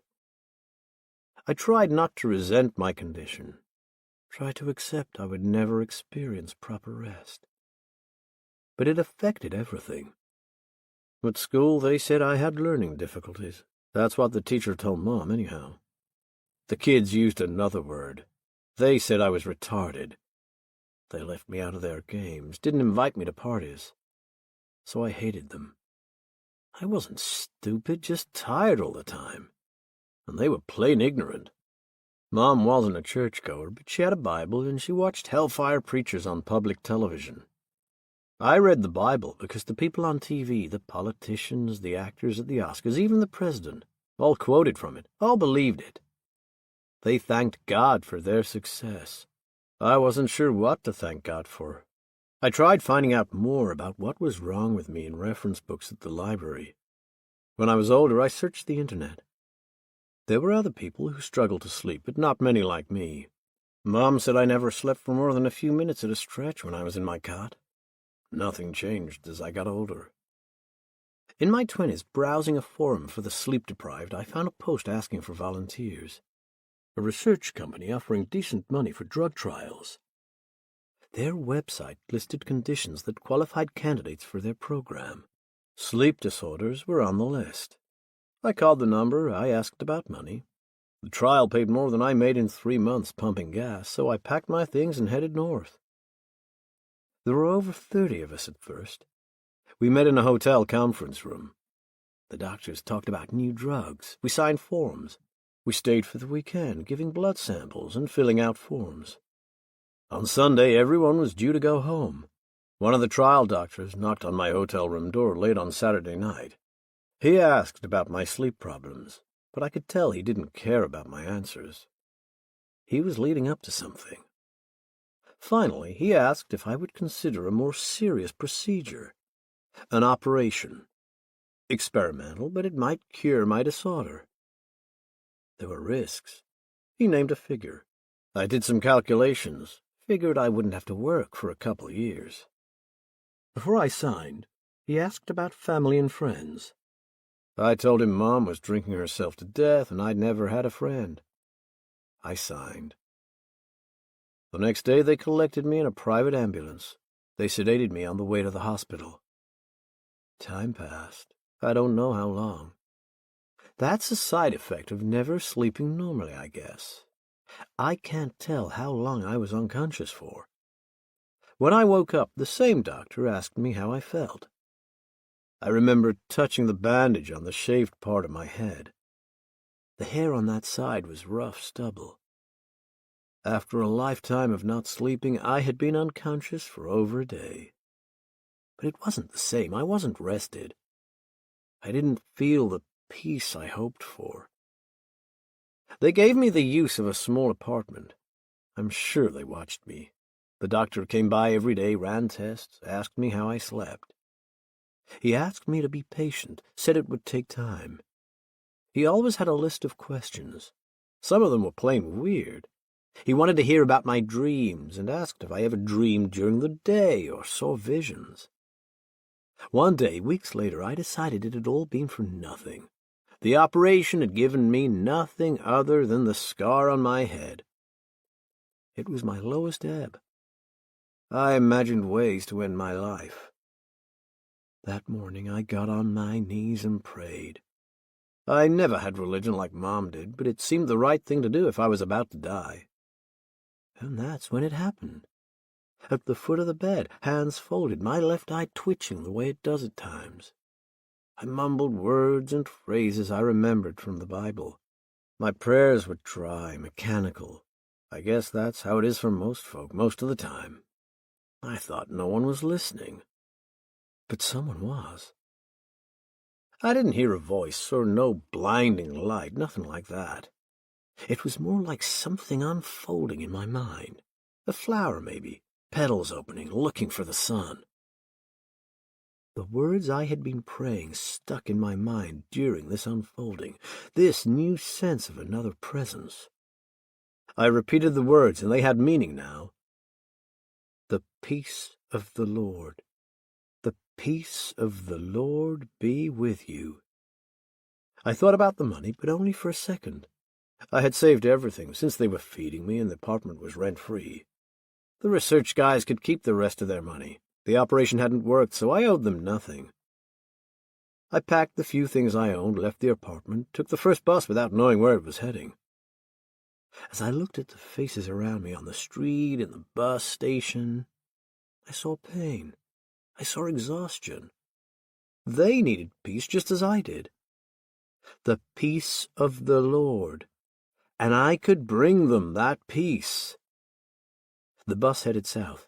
2 days later, I was back in Florida. As I got closer, I made plans. I had been given a purpose, and nothing would deflect me from my path. Since then, I followed it through the United States and finally across the Atlantic. It ends here. I'm standing on a sidewalk in London, and the blood is singing in my veins. I was drawn to this place as surely as a fish on a hook. The sky is getting lighter. This city wakes early. I feel the other presence in my mind bloom. It's not faint. It's burning me up. I am about to meet an angel. She is here, and it is time. No more planning, no more waiting. I smile, step off the sidewalk, and walk towards the house. It's laughable what happens next, or it would be if it didn't nearly end me. I look left as I step off the curb. When you grow up with a sleep disorder, you learn to take care when crossing the street. But I forget I'm in the wrong country. The van brakes before it hits me. The tires scream, but it's too late. Everyone says time slows in a crisis like this, but not for me. For me, it's 2 explosions of pain, one straight after the other. Bang! The van hits my hip. It shatters a split second before my body twists and my cheek smashes into the windshield. Bang! I'm on the ground. My arm smacks the street with a sound like fast, twisted bubble wrap. A rapid series of pops. My skull flares with new light, red, liquid. Wrong. Needle stabs of pain. Something gives way a few inches under the scar from my operation. I'm still conscious when I see her. The woman gets to me first. I recognize her, but I can't speak. I can't even move my eyes to look at her. Behind the woman is a smaller figure. It's her. I've come all this way, thousands of miles, and there she is, a few feet away. I can't move. Something mutes my hearing. Everything is confused. Don't die. I latch onto this and clasp it to myself. This thought, this belief, this vow. Don't die. Don't die. Don't die. When I black out, it's not like the movies. The sky doesn't tilt. There is no dark tunnel. I don't lose focus or see blackness coming in from the edge of the frame. I'm there 1 second. Then I'm gone. Chapter 26. Tam's scream and the sickening impact of the van hitting the pedestrian outside happened at exactly the same moment. 11 years of therapy had taught Mags to interrogate her own thought processes, question her conclusions. She mentally rearranged the facts to make sense. The crash must have happened first, followed by Tam's scream a fraction of a second later. Mags was out of the door first. The driver of the van, young with a wispy beard and dreadlocks, was only just exiting the vehicle. He was shaking. He could barely bring himself to look at the man lying on the ground. Mags took charge. "Sit down." She pointed at the curb, and the young driver did as she said, putting his head in his hands and moaning.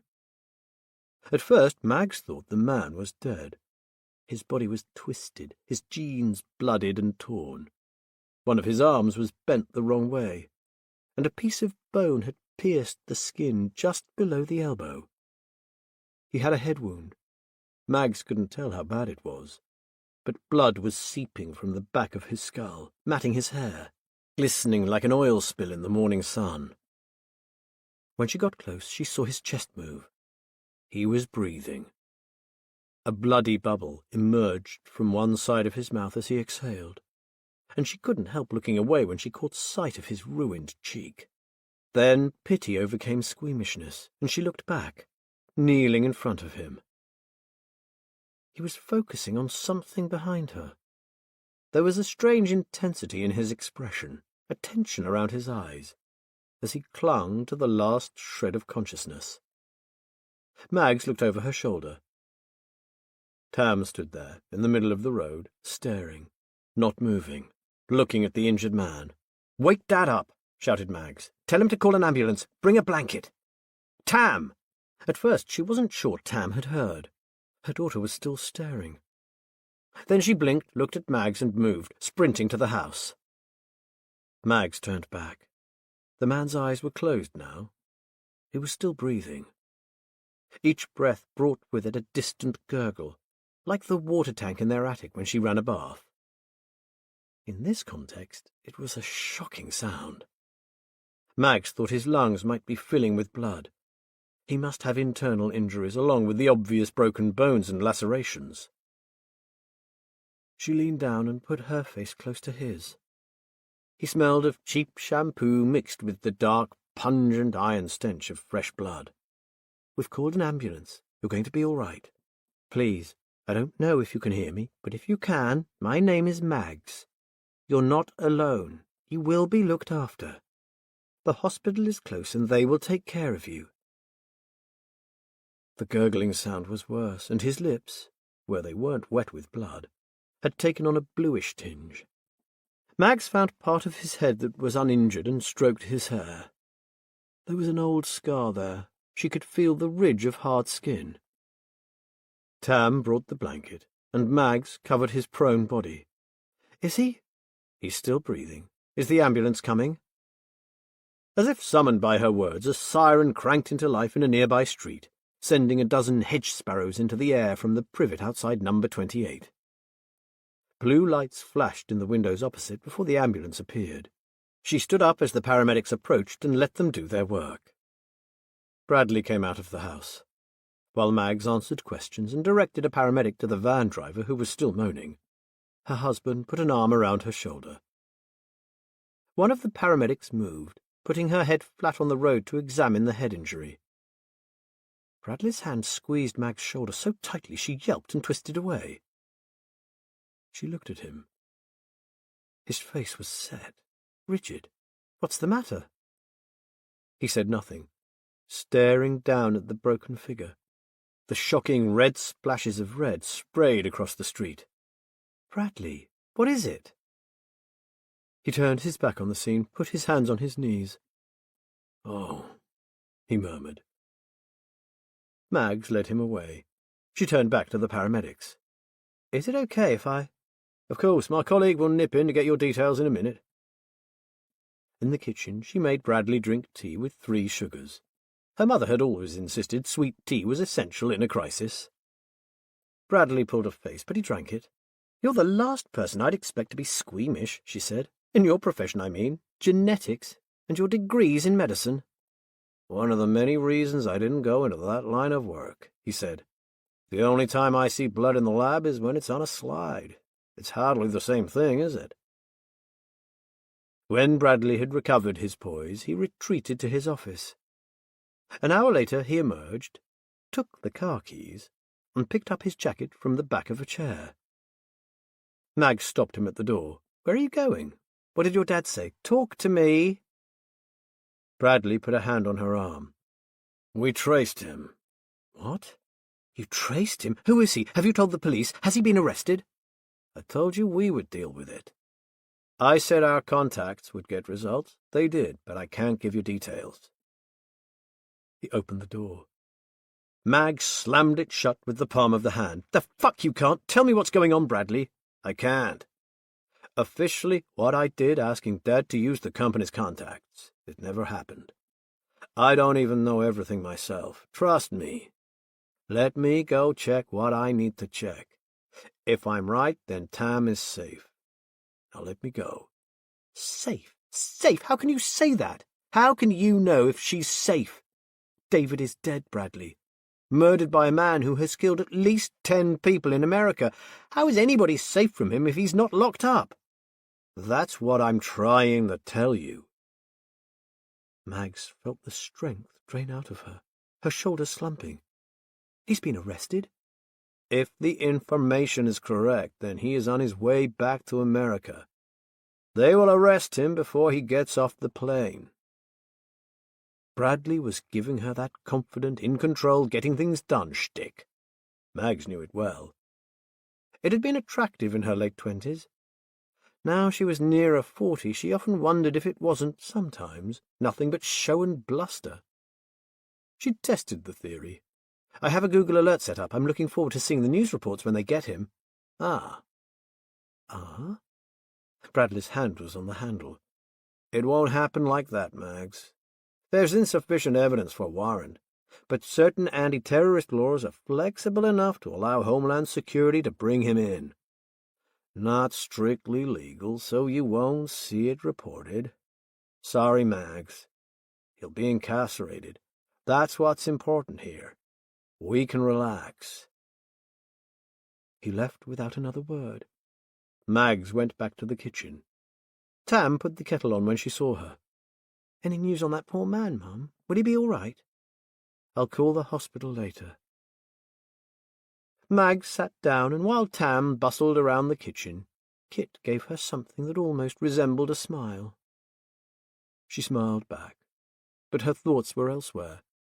She wasn't sure she believed a word of what Bradley had told her. Chapter 27. For the longest time, everything is just plain wrong. I wake up slowly. This is a new experience. Normally, I wake up a few minutes after I go to sleep.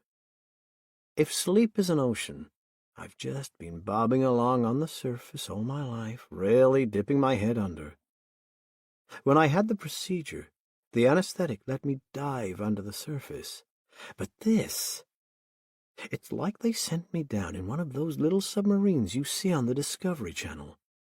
Down to the bottom of the ocean where there's no light, and the fish are nightmares, all goggling eyes and luminous fangs. They put me in my submarine and sent me down, down, down.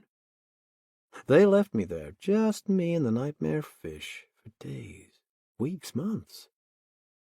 When I wake up, I'm in a hospital bed, and I don't know why. I don't remember, not straight away. I don't know what city I'm in, or even the country. My name I do remember, but it has no meaning at first. The concept of a name confuses me. I look at the glass of water on the table beside me. I know the word water describes the colorless liquid, and glass means the receptacle that holds it. Glass is also what the skylight above me is made of. I know what a skylight is, too. But my name comes without a definition attached. I've returned from my solo expedition in the deep, and they've stitched me inside this sack of skin and bone. I know enough to keep quiet. I remember I have secrets, but not what they are. Thoughts appear in my mind along with images. Some are blurred, fogged, unclear. Others are more vivid, with edges, corners, beginnings, and endings. These I begin to recognize are real. These are memories. Some are violent, some involve death. These are my favorites. The first time the doctor talks, or at least the first time I remember him talking, he tells me I've been sick for a long time. He says I will have to put myself together again. Like the nursery rhyme, he says. When I just stare back at him, he says my mind is a jigsaw puzzle I will have to assemble without a picture to help me. It's not like a jigsaw puzzle. Even without a picture to work from, at least I'd have all the pieces of the puzzle, and could keep trying to put them together until I found the right ones. No, this is more like walking in the dark in a room the size of a football stadium. I stumble around this space, and every so often I bump up against another part of myself. I absorb it and carry on walking. When I absorb a new piece, it gets a little easier to find the next. Slowly I am taking shape. Slowly. Besides the nurses, there are 2 doctors, an American and a Brit. The Brit answers questions. The American asks them. The Brit, Dr. Stokely, tells me they kept me in a medically induced coma for 17 weeks. He says they nearly lost me a few times during the first 48 hours. If they hadn't moved me to this private hospital, I would be dead. I wonder who's paying. Nothing comes for free, I remember that much. He tells me the holes healing on my left leg came from pins that were holding the bones in place for the first 6 weeks. He shows me a photograph. I only know it's my leg because of an old scar on my knee. In the photograph, there's a bicycle wheel around it, the spokes stabbing into my flesh. Stokely says it's called an external fixate. They used it because my left leg was broken in 4 places above the knee. Above the fixate is a fresh scar where they put in my new plastic hip. My left arm was broken up even more than my leg. I lift it off the sheet. I can barely manage it. The most painful stage of healing happened while we kept you asleep. The nurse removed the pins in the fixator 3 times a day and rinsed the wounds with hydrogen peroxide. It can be uncomfortable, I'm told. I wonder about Stokely's definition of uncomfortable. That's the word he used to describe how I might feel when Nurse Ratched manipulated my legs to prevent what he called flexion-contraction. I screamed and blacked out the first time. Uncomfortable. Sure. I study Stokely's face while he talks. His eyes are dark and he yawns. He's tired. A thought slides across my consciousness. I picture Stokely on his back, eyes bulging as the light inside them dies. My face feels different. One morning they bring me a mirror and I find out it looks different too. They've patched up my cheekbone and repaired the left side of my face. I guess it's pretty good, but it doesn't look like me. Nurse Ratched holds the mirror so I can see myself. That's not her real name, but I saw a movie once with a nurse I didn't like, so that's what I call her. She doesn't care either way. I think Ratched expected a bigger reaction from me when I see my reflection for the first time. She doesn't realize it doesn't matter what I look like. I remember enough to know I am an instrument of the universe. The fact that God didn't take me, the fact I'm still here, proves my work is unfinished. I wish I knew how I'm supposed to do my work. I don't remember what the work is, but I know I was close to the end. So close. That thought brings the sting of tears. Nurse Ratched notices and dabs at my face with a tissue. She shows no emotion, but I think she enjoys this. She reminds me of Mom. I ask her to hold the mirror to one side. Tilting my head to the left, I watch the mirror with my right eye. My left eye is closer to my nose than it used to be. The skin below is shiny and pink. The eye still works, just not so well. I get few details, not much more than light and shade. I try to see the back of my skull, but I need 2 mirrors. I won't ask Nurse Ratched. Stokely will show me. It's his work I want to admire, after all. The head injury was serious. When they took me out of the local hospital and brought me here, I went straight into surgery. Stokely says I'm his greatest triumph. 11 hours cutting into my skull, fishing around inside, picking out fragments of bone from my brain, repairing damage where possible. Stokely likes to talk about the procedure. He asks if I ever played that game when I was a kid, Operation, the one with the guy who had holes in his body containing his organs. You needed a steady hand. It's just like that, only if my hand shook or slipped, your nose didn't light up and there was no buzzer, just some fresh bleeding and the risk of permanent brain damage. He's cheerful in his work, Stokely. Not like Ratched. Or the American. The other nurse, Simon, is the only one who tells me his first name. He's young and he talks like Dick Van Dyke and Mary Poppins. A little like him, anyways. Only Simon talks faster and the accent isn't quite the same. I understand little of what he says, but I like the fact he talks to me at all. He doesn't care if I answer or not. I bet he talked the same way when I was unconscious. I bet he talks the same way to his dog. About a week after they bring me out of the coma, Simon stops on his way out the door, looks back at me and whistles. "I wasn't sure even Dr. Stokely could bring you back," he says, shaking his head. "I mean, the man is good, do you get me, the best? But I've never seen anyone come back from where you'd gone. You were dead for sure. Nice one, though, amazing. You are one lucky, lucky bastard." Lucky? He had no idea. None of them did. That was the day I remembered what my work was.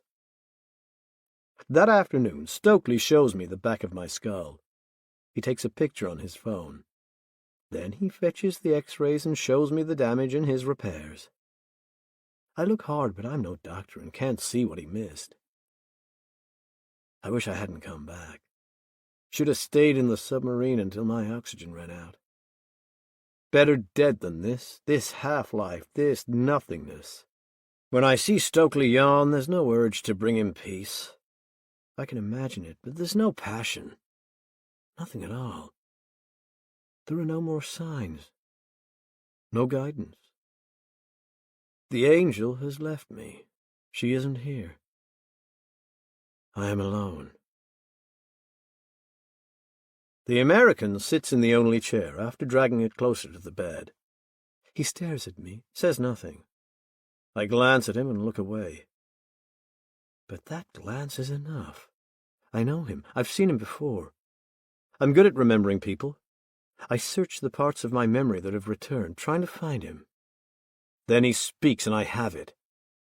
It's like when the fourth wheel of a combination lock swings to the right number and the whole thing clicks open. "We almost lost you, Scott, and that would have been a tragedy." He doesn't say Scott, he uses my real name. He was there that night at the hotel, in the conference room.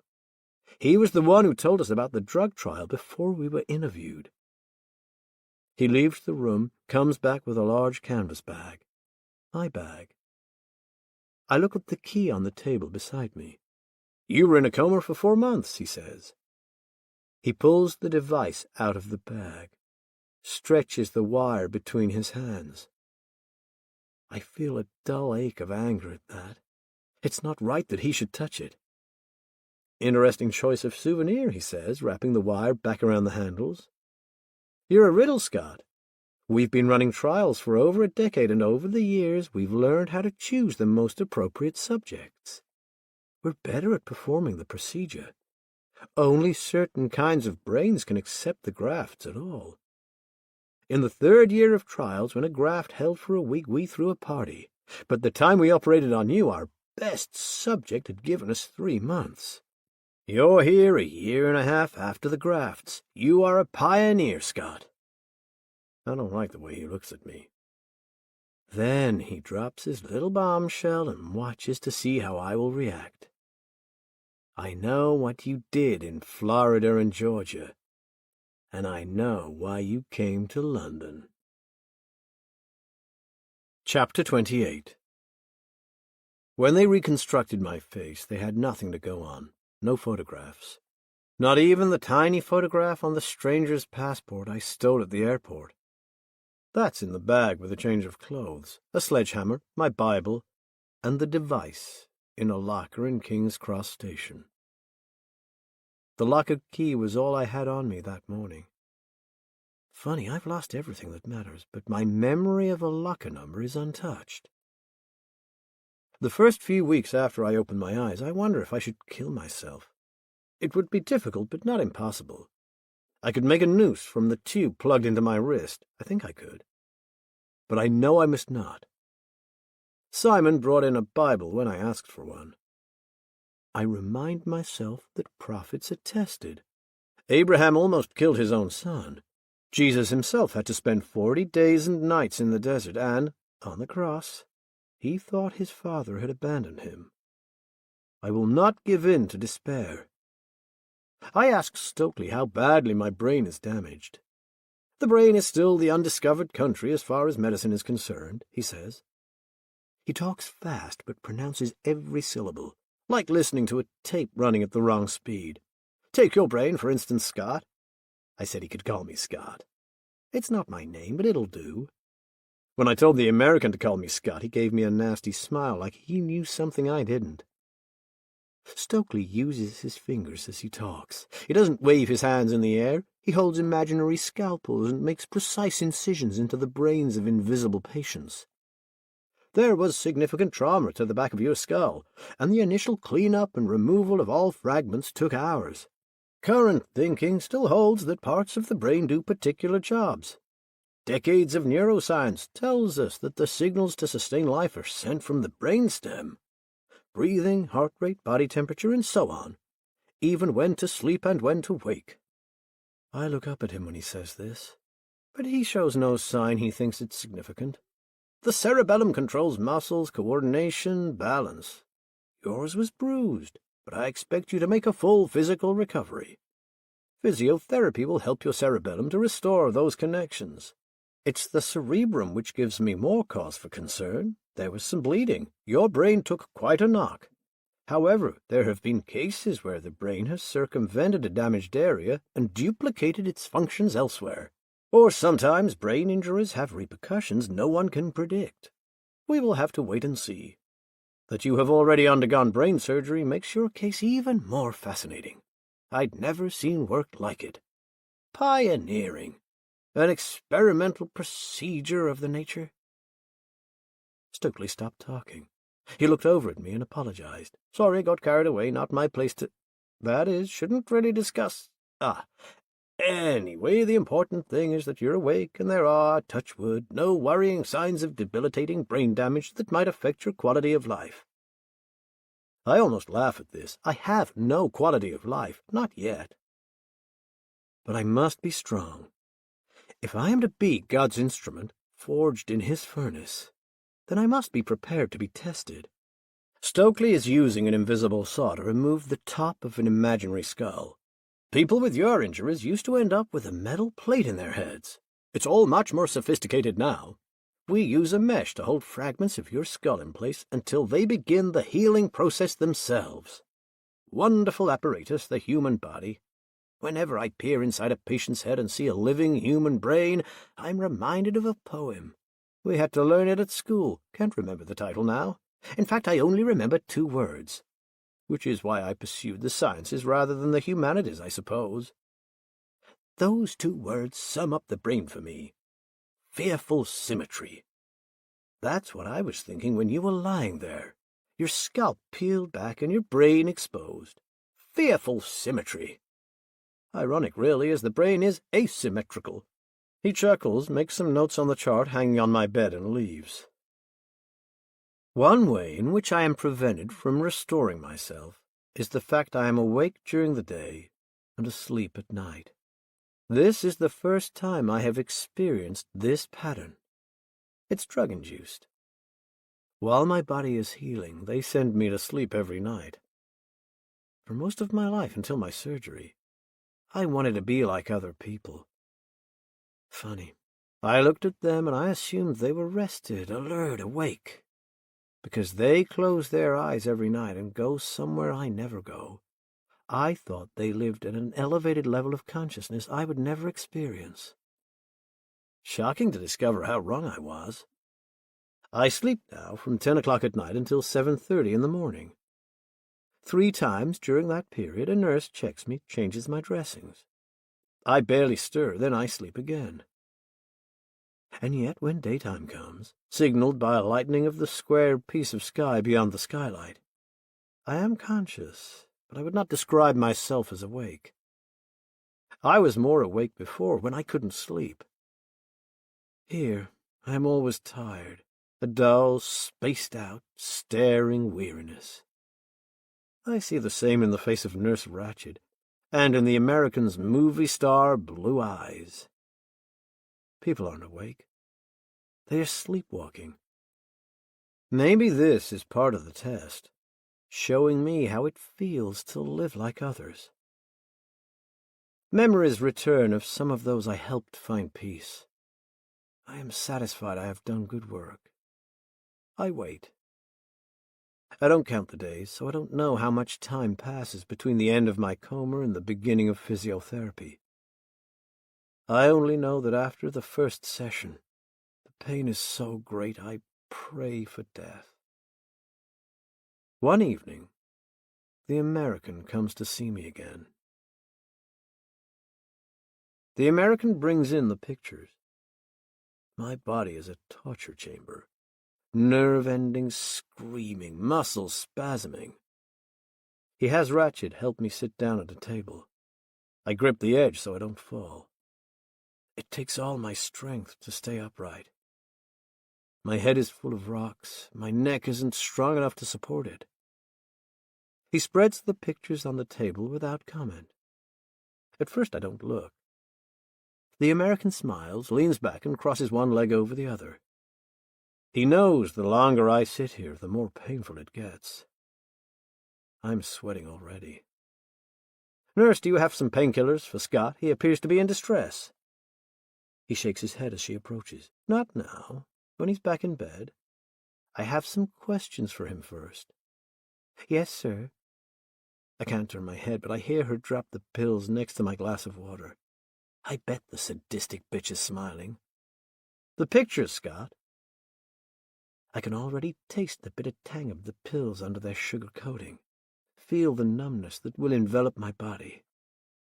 I'll do what the American wants, but I'll be careful what I say. When I see what's on the table, I have to use what strength I have left to hide my excitement. It's hard to explain the shock and delight I experience at the memories provoked by the drawings. Like I've been living in a run-down house for months, and I've unlocked a hidden door leading to a beautiful room with light streaming through the window. I show nothing, say nothing. I recognize the subject of every drawing. I remember being there. The excitement at finding those who needed me. The anticipation, the dry-mouthed thrill of planning what would follow. Ocala, Florida, toys in the yard, Hinesville, Georgia, watching the clapboard house. Along with the memories, pieces of myself I left down in the deep in my lonely submarine slot into place. I remember leaving home, riding the bus north, stopping where I was needed, bringing peace. And I remember the angel that watched with me. Atlanta, Georgia, the trailer park. The weight of his body when I dragged it inside. I was strong then. I will need to be strong again. London, the house where I expected to find her. Then despair. Something was wrong. She wasn't there. I remember finding her again days later. The connection between us so powerful, I was little more than an observer in my own body. When I found her, I knew it was time. My task completed, the purpose fulfilled, a life brought to its end. I stare at the pictures, and I know. She drew them, my angel, and I came so close I could have touched her. I'm making a noise now, a growl, wordless. I can't stop myself. I want to scream, but I don't have the strength. "Stop it!" The American scoops up the pictures and stands up.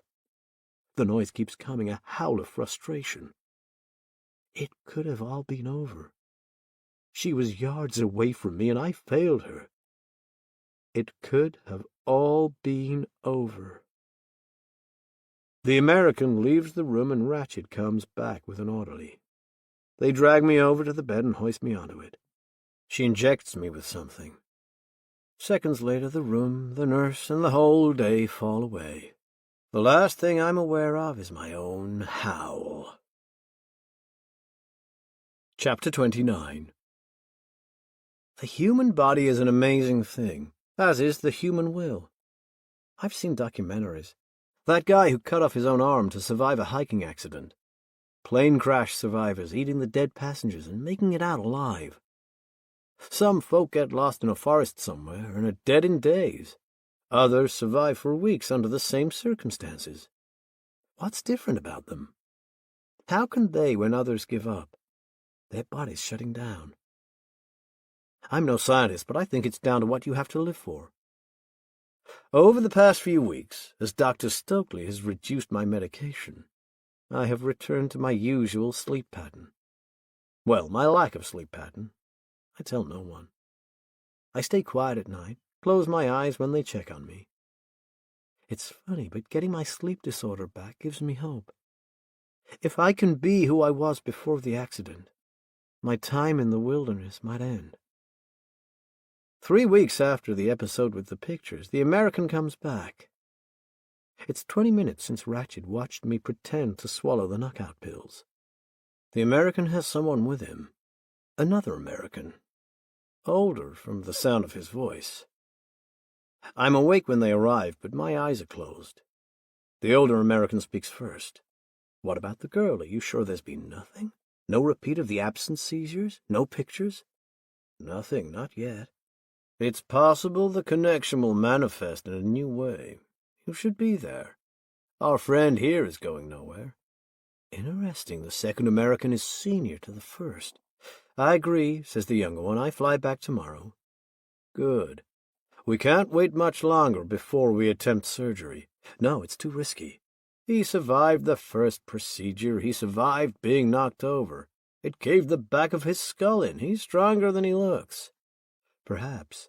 But we haven't been able to repeat the success with anyone else, and we don't know what came first, the psychosis or the connection. One may have caused the other. We can't mess with his brain. I thought the American hated me. Now he's defending my brain. Today is full of surprises. We may have to, says the other voice. This is the breakthrough I've been working towards my whole life. If we can reproduce it, my legacy is assured. Yours too. Our funding is still under threat. They turn off the tap next June. What? You never said our funding was... Why would I? That's my business. It doesn't matter now. The future of the company is lying in that bed. I accept that, but we can't risk another procedure. We just can't. You have a better suggestion? What about bringing them together? When he was in England, he found her in days. I almost give myself away when I hear that. I assumed I was still in England. If not England, where? How? Said the older American. The subject can never leave this building again. This doesn't come as a shock. I already figured they would never let me go. I'm good at lying still. They think I'm sedated, and I'm relying on them underestimating me. My performance in physiotherapy suggests a slow, difficult recovery. My performance is a lie. I am working out every moment I can, even if it's just clenching and releasing every muscle in my body. I must get strong. I will only get one chance to escape. Once they realize my real strength, they will strap me to this bed, and I will spend the rest of my life in hell, alone. As I listen to the American speak again, my eyes fill with tears. I pray that if they look at me, they will assume I'm dreaming. They don't look. I am nothing to them. Neither is the angel. They know nothing, understand nothing. They are so far from the light they have lost their way. To them, I am the subject, and she is the girl. You don't understand, Dad. No need for him to go anywhere. I'll bring her to him. Dad, interesting. What about the mother? She won't know. I told her the killer's in a deep, dark hole someplace. She even quit therapy. Okay, try it. Bring them together again. The connection might reestablish itself. If not, we've lost nothing. They leave, still talking, and I do not hear the rest. I can hardly believe it. Although I no longer sense a presence, something still guides me and those around me. He will bring her here. A second chance. I weep as I silently mouth my gratitude. I will not fail again. Chapter 30. I have a surprise. How do you feel about spending Christmas in Boston? Bradley's smile was unforced, and Mags was glad to see it. Although the last 4 months had been hard, she now felt happier than she had since Tam produced her first drawing. There hadn't been a picture now since the killer's capture. Well, nothing out of the ordinary, just the usual woodland creatures and unicorns, plus Tam's attempts to draw a comic strip version of Jeeves and Wooster. The only traumatic event had been the accident outside their house, but the hospital told her the poor man had been moved to a private facility where he was expected to make a full recovery. She glanced at Kit. Bradley noticed and added, "It wouldn't be a proper family Christmas without Kit, would it?" Kit's smile was still a little forced, but he was getting better. He was underweight, but not dangerously so. He had lived with them for 6 weeks after David's murder. The first viewer of the underpriced Camden Lock house bought it. Kit moved into an apartment on the South Bank. Mags hoped that was a sign he would be okay. He wasn't hiding away from people. He was putting himself in the busy heart of the city. But it also gave him the gift of anonymity. Christmas had been worrying her, and she had been unsure how to bring the subject up with him. Now Bradley might have solved the problem. Mags and Kit had only talked once about her call on the day of the murder. Kit asked why she told them to leave the house, how she knew they were in danger, and what Tam's picture had to do with it. Mags explained Patrice's theory about the killer posting photographs of his intended victims' houses online, and that Tam found them somehow. When she said it out loud, it sounded ridiculous, and Tam had flatly denied it. But she could offer no better explanation. Well, none she wanted to say out loud. Kit took a long time to consider the implications. You think he, the murderer, was coming for Tam? That he traced her somehow? Mags put both hands on the mug to stop them shaking, only trusting herself to nod. Fuck! Kit had a gift for finding the right word.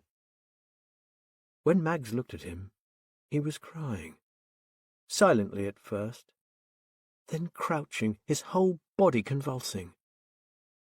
She knelt beside him, wrapping her arms around him while he rocked on his heels. When he could speak, he took her hands in his and looked in her face. Do you see? Do you see what this means? Mags had thought of nothing else for weeks. What did it mean? Was Tam the reason David was murdered? Would Kit ever be able to forgive her? I thought David had died for nothing. Her brother's voice was hoarse. But he didn't, did he? He saved her. The evidence they found in our house, that's how they caught him, right? Yes, of course. It wasn't an outright lie, but it was close. She hugged her twin more tightly, glad he couldn't see her face. That conversation had taken place over a month ago. It was December now, and they were celebrating Thanksgiving late, as Bradley had been in Boston for most of the previous month. He was working harder than ever. Edge Jen was close to a medical breakthrough. She couldn't begrudge him the time away. He had been as good as his word. The bedroom killer had gone. Most of the U.S. news sources speculated that he was dead, as serial killers didn't often stop, especially when the gaps between murders were getting shorter.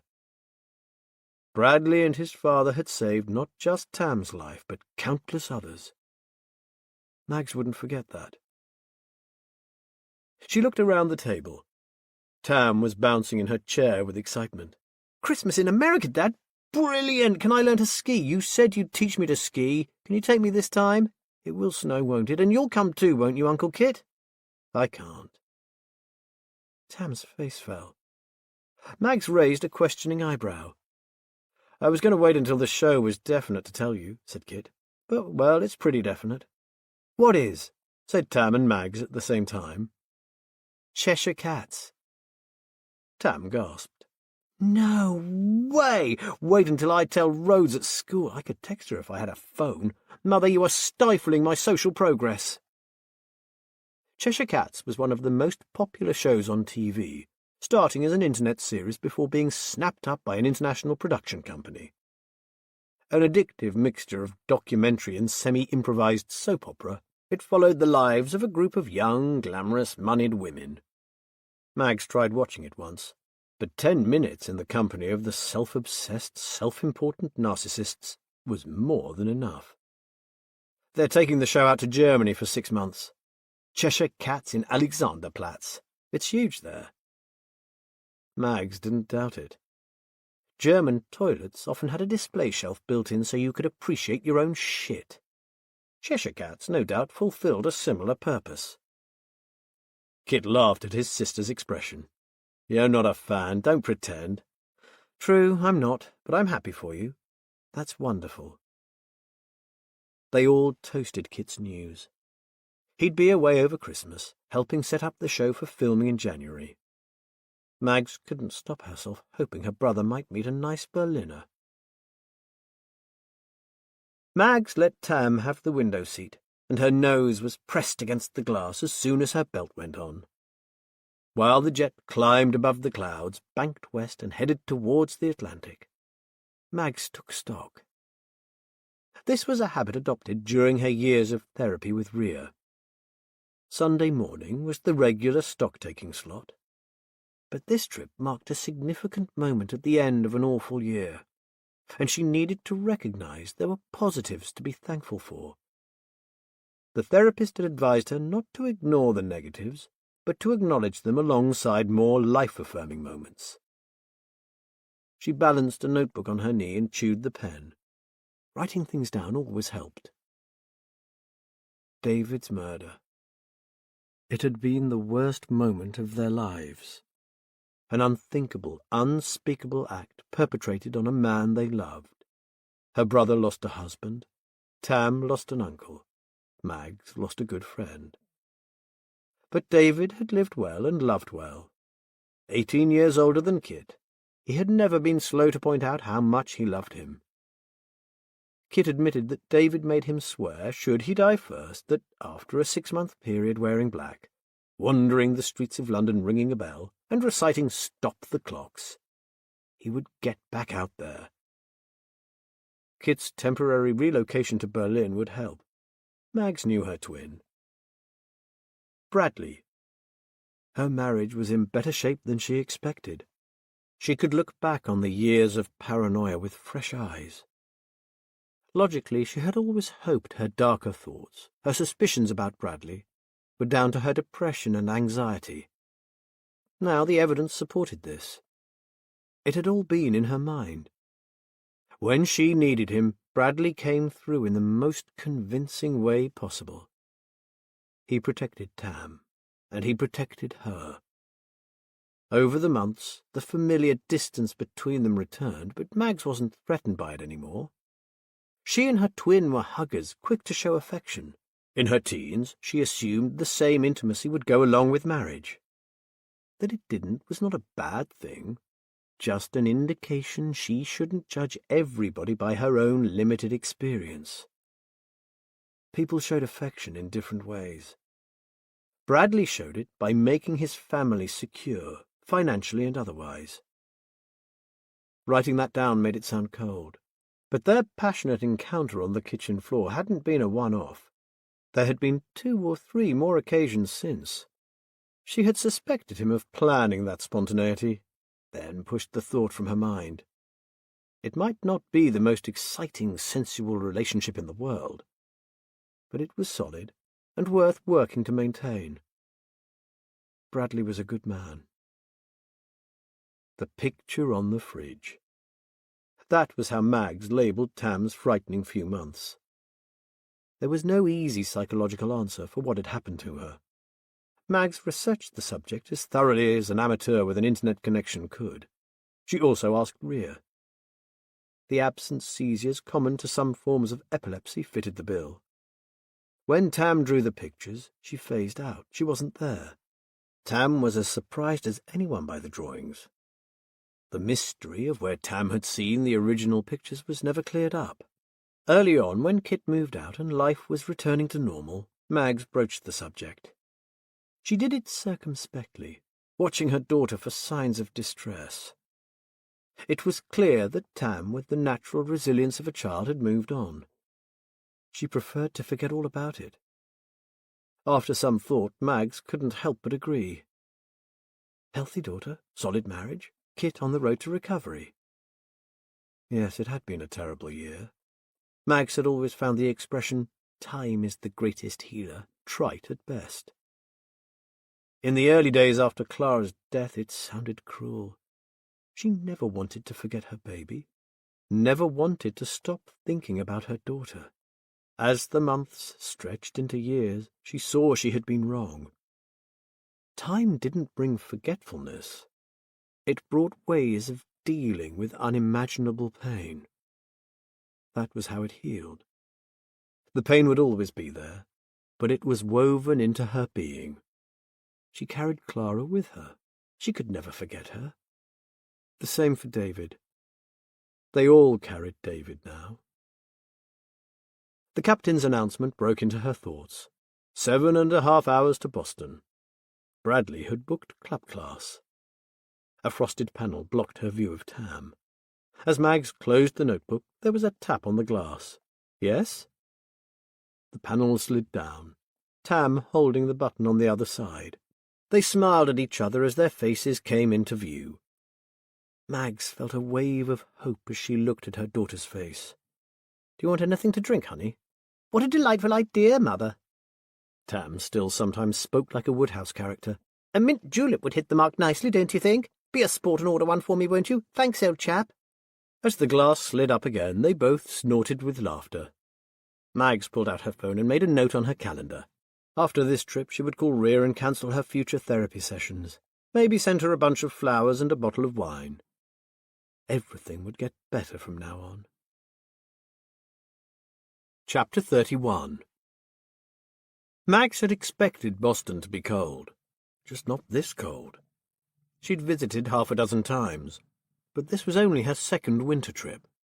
Despite bringing a decent overcoat, she shivered as she and Tam made their way from the arrivals hall to the pickup point. To her surprise, it wasn't Bradley meeting them, but his father. She couldn't recall Todd Barkworth ever putting family before work. Mags sensed he saw her as an unfortunate distraction for his son. Barkworth Sr. was a big man, with the same pale blue eyes as his son. If Bradley aged as well as his father, Mags expected the envious looks from other women to continue well into his dotage. "There you are, Mags. I'm sorry you stuck with me. Bradley was in the middle of something in the lab, so I offered to pick you up. Wonderful to see you both." He offered? Something had changed. Mags expected and received a firm handshake and a pat on the shoulder. The Barkworths didn't hug. Tam stood shyly beside her, her usual bluster gone for the moment. It had been 2 years since she had seen her grandfather, a long time for an 11-year-old. When Todd smiled, she stepped forward, sticking her hand out. "Absolutely charmed, old sport," she said. Todd shot Mags an amused glance, then looked back at his granddaughter. "I heard you were getting precocious." He leaned down and wrapped his powerful arms around her. Mags couldn't quite believe what she was seeing. She flushed as she acknowledged she might have misjudged the old man. Tam was his only grandchild, Bradley his only child. It couldn't be easy seeing so little of her. Todd never denied being a workaholic, but still. It was his son's little girl, and she had changed, as little girls do, in the 26 months since he and Irene had last visited London. Todd helped them with their luggage and held the car door open while they slid onto the back seat. He didn't take his eyes off Tam until he started driving. He looked delighted to see her, excited even. Mags held Tam's hand as the car pulled away. Fat white flakes drifted past the window, lending a magical sheen to the snow-covered city. Mags stayed conscious long enough to acknowledge Irene Barkworth's formal greeting at their palatial house in the moneyed district of Boston. Then she went to bed and insisted Tam did the same. Bradley got in late that night, and Mags surfaced from a deep jet-lagged sleep to kiss him, before turning on her side and snoring. She woke up to a note promising he would be home early that evening. On their first full day in Boston, Irene Barkworth announced she was taking Mags and Tam shopping in the city. Mags enjoyed shopping. Tam wasn't a fan. If it had been a mother and daughter trip, they would have alternated the shoe and clothes stores with books and toys. Tam had pronounced herself too old for toys on her 11th birthday, but couldn't walk past anywhere with a giant teddy bear in the window. With Irene leading the way, poor Tam didn't stand a chance.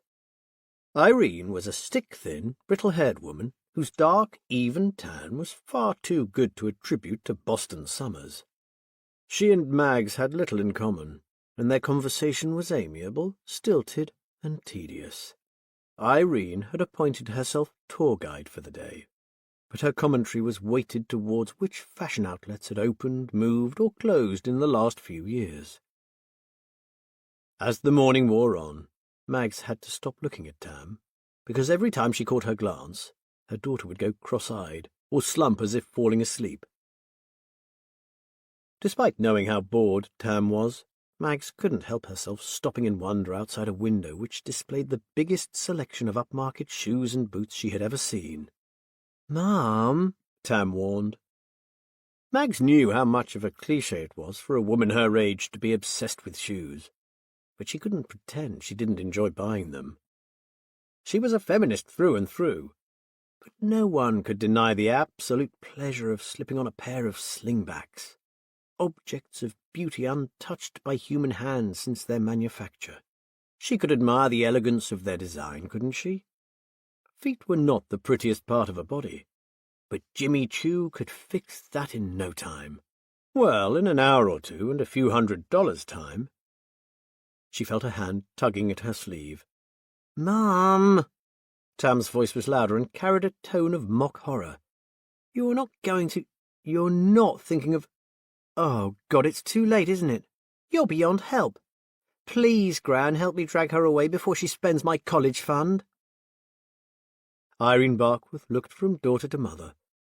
"Tell you what, there is a place 2 blocks away does the most amazing hot chocolate you've ever tasted. Great waffles, too. How about Tam and I go there for a treat while you try on some shoes? Granny, whose side are you on?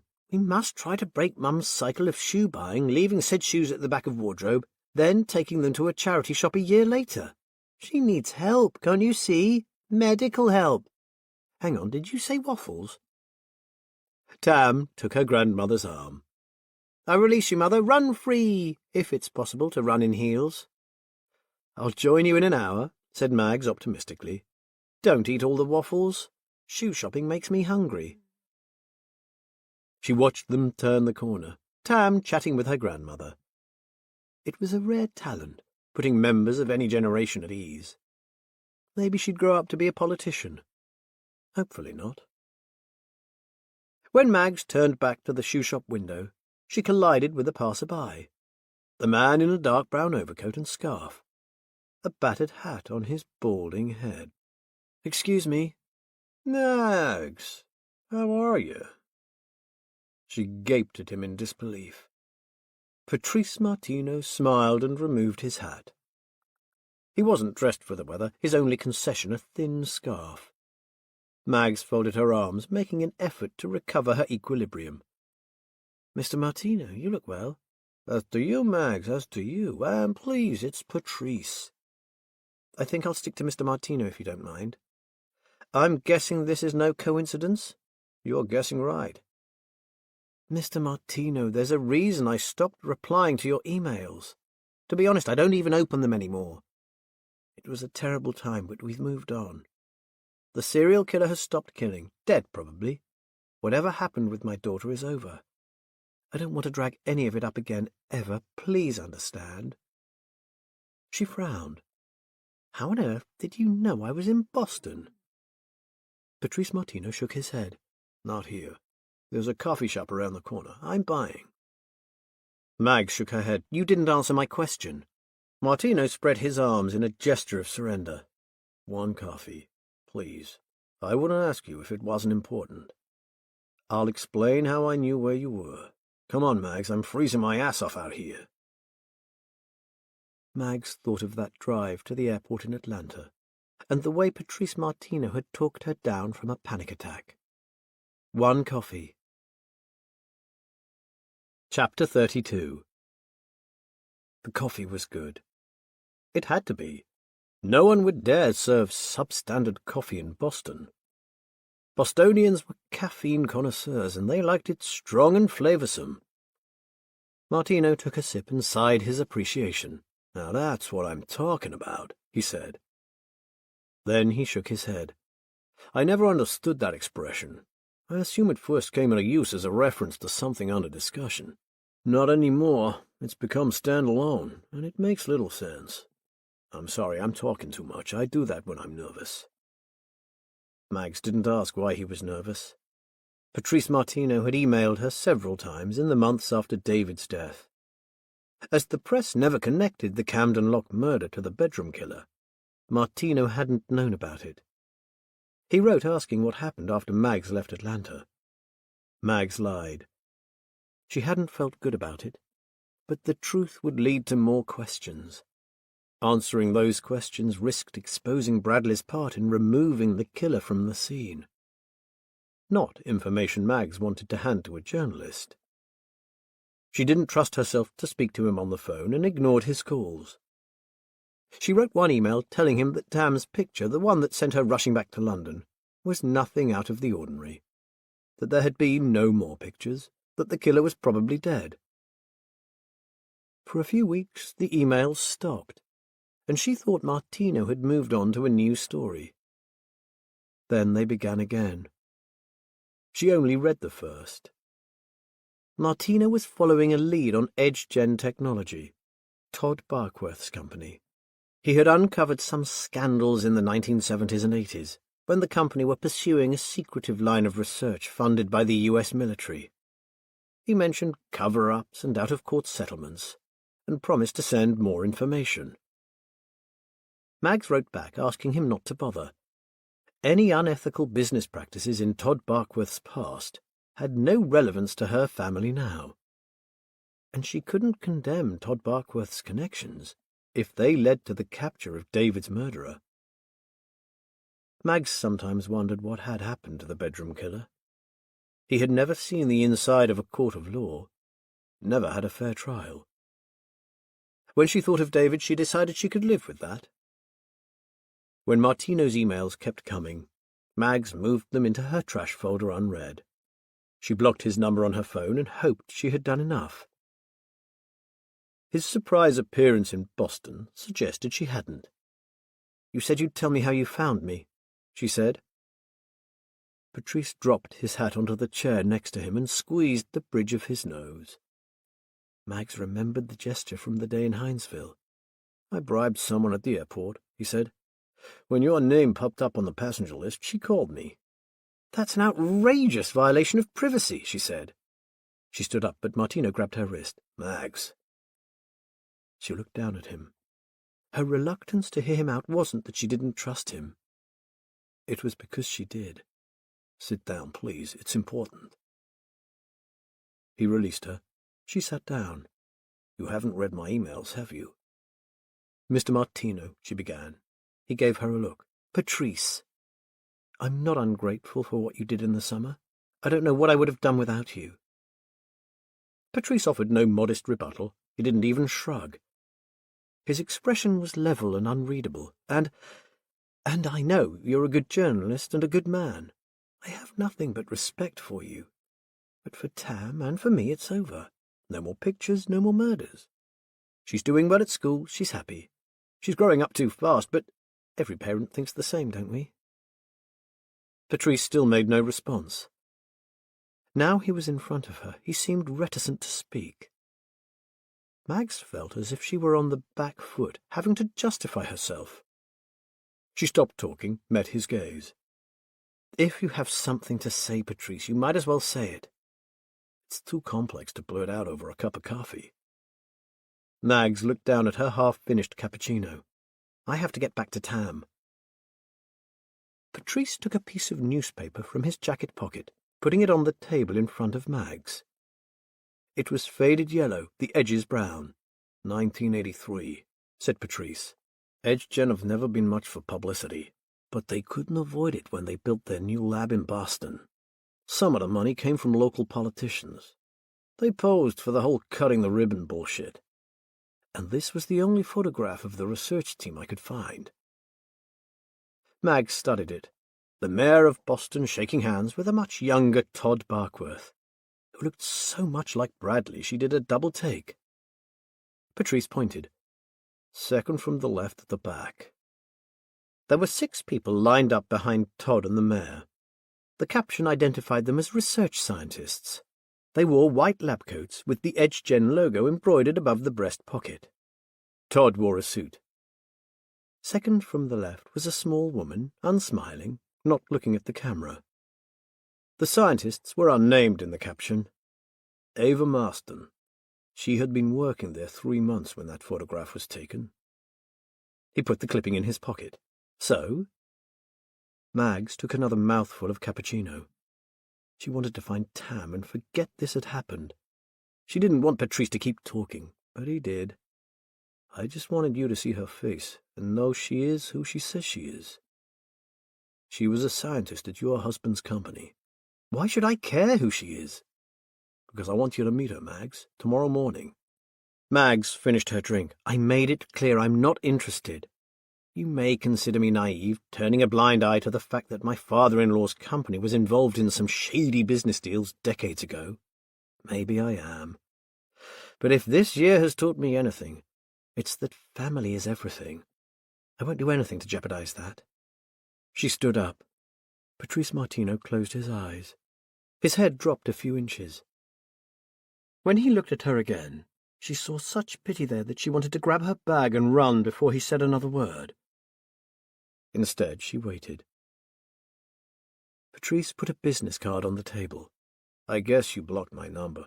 I understand. But if you decide to meet Ava tomorrow morning, call me tonight and let me know.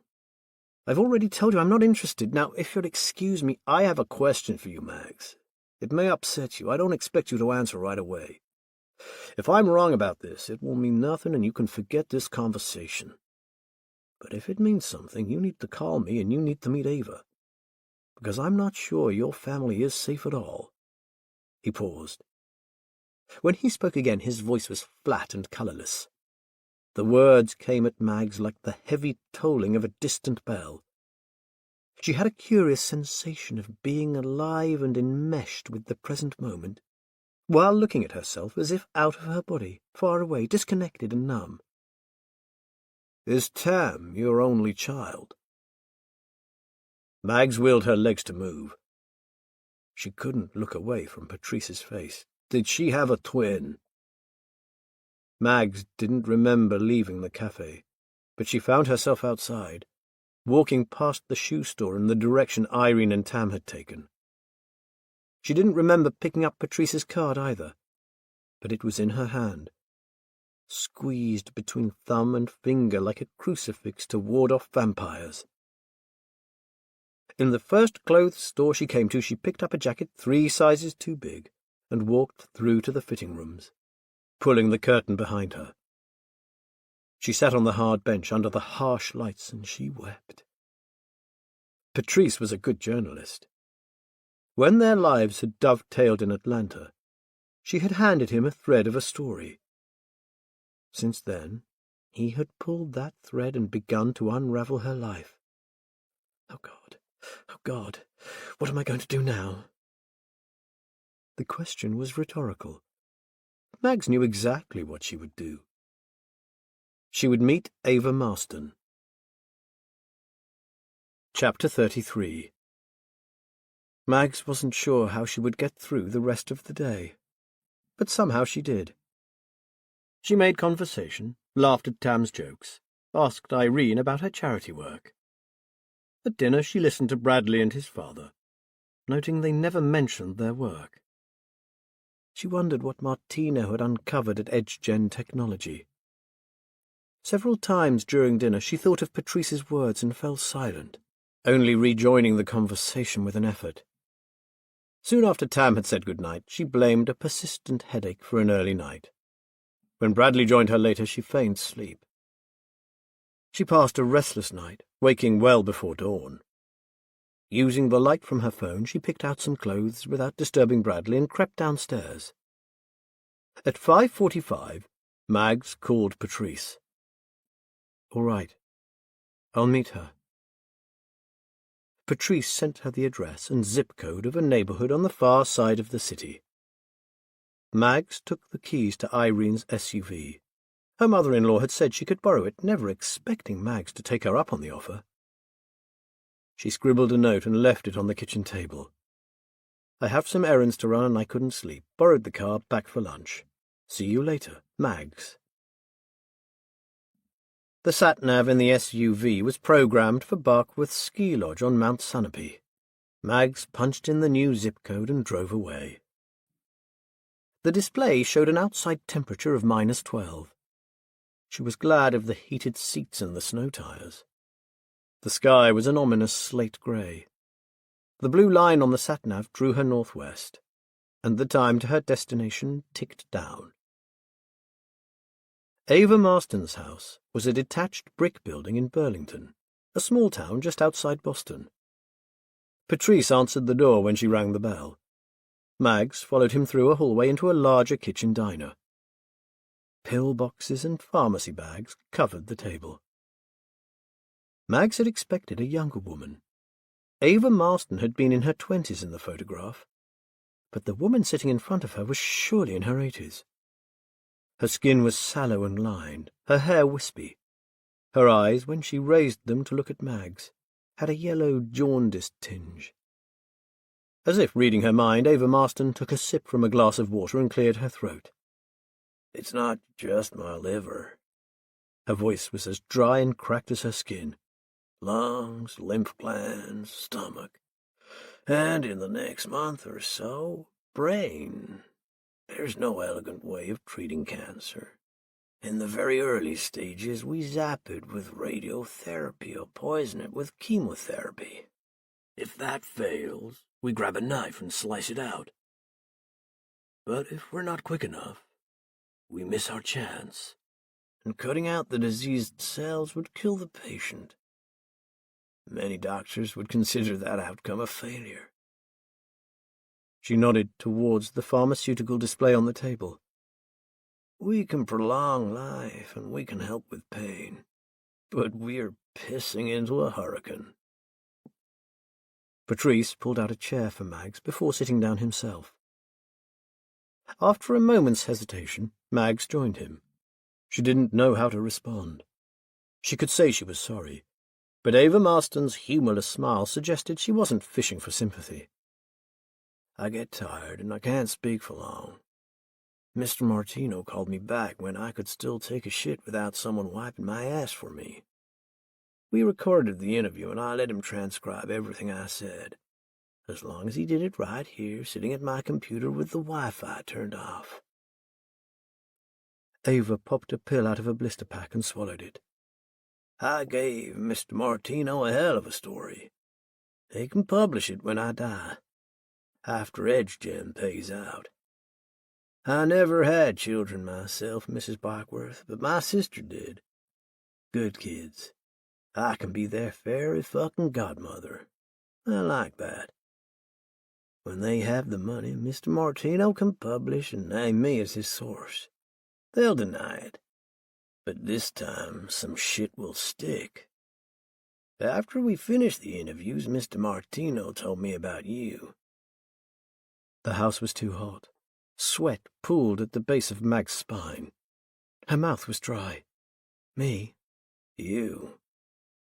Martino here says his story will protect people once they know what's going on. But he said some folk need protecting now, specifically you and your daughter." Mags opened her mouth. Ava Marston shook her head and wagged a bony finger at her. "Please, Mrs. Barkworth, don't say a word. Go read the document. You can't leave the house." She pointed at an open door leading off the kitchen. "It's in the study. We'll be in here when you're done. Max stood up and looked at Patrice. He wouldn't meet her eye. She walked towards the door. The old woman coughed and called after her. Max guessed Ava was in her 50s or early 60s. Cancer had made her ancient. "Mrs. Barkworth?" Was there a tremor in that acerbic voice? "Are you a religious woman?" "No." "Me neither. But I get an urge to pray these days. Always the same prayer. I pray there's no God, no judgment. You're going to judge me, Mrs. Barkworth." Max let her speak. "And you'll have every right." She stood up, unhooking a stick from the chair. She stepped towards the back of the house. When she stumbled, Patrice stood up, but she snarled like a feral cat. "Mr. Martino will show you out. I'm too much of a coward to face you after you've read my confession. You want to know the biggest lie I ever heard? The ends justify the means. That's what all monsters tell themselves. Goodbye, Mrs. Barkworth." She shuffled away, shutting the door behind her. In the study, a single folder lay on the desk. Mag sat down, opened it, and began to read. Chapter 34. This transcript is an abridged compilation of conversations between Patrice Martino and Ava Marston in September 21st century, full year redacted. The original recordings and transcriptions are available on request.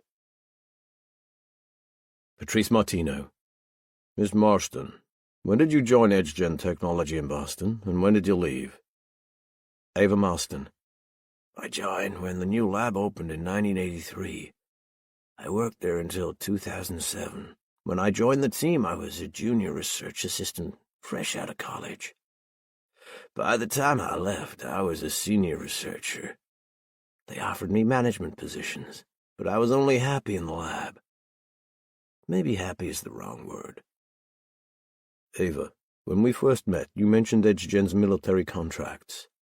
You worked on these projects, correct? Yes, I did.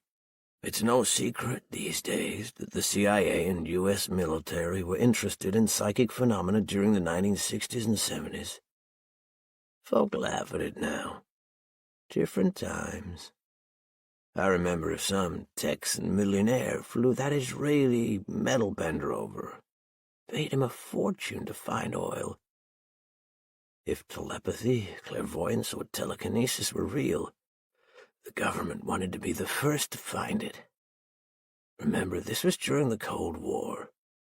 We didn't know what Russia was doing, and no one wanted to fall behind in any areas of research. Todd Barkworth saw an opportunity, and he took it. Genetic research was an exciting field, and his cutting-edge knowledge impressed the politicians. If there was any truth to psychic phenomena, Barkworth said it was down to genetics. If we could find people with testable abilities, we might isolate the gene that made them special. It wasn't much of a stretch to suggest that, given enough time and money, we might stimulate similar abilities in people without that genetic advantage. Yeah, I remember documentaries about the CIA exploring remote viewing, asking someone to draw images transmitted from the mind of a subject hundreds of miles away, right? Yes. Our initial research rejected most psychic phenomena. We could find no proof of telekinesis, the ability to affect matter with the mind. The same with clairvoyance. As much as astrology believers want it to be true, no one can see the future. It's bullshit. Lucrative bullshit. With all the advances in science in my lifetime, people still call premium phone lines so a con artist can tell them crap they want to hear. $50, please. Jesus. So you ruled out much of this phenomena as impossible. What was left? Well, this is where it got interesting. Although much of the evidence was anecdotal, there was a ton for telepathy. The most compelling reports suggested links between siblings, even over large distances. There were thousands of cases, and they were even more convincing when they involved twins. That's where Barkworth directed EdgeGen's research. On twins? Yes. And our early studies won us a lucrative military contract. Barkworth sent researchers all over the country running tests on twins. It was a long-term program. Twins, triplets, quads, and quins were interesting for research, but the data were tainted. The twins grew up together, went to the same schools. They adhered to identical value systems.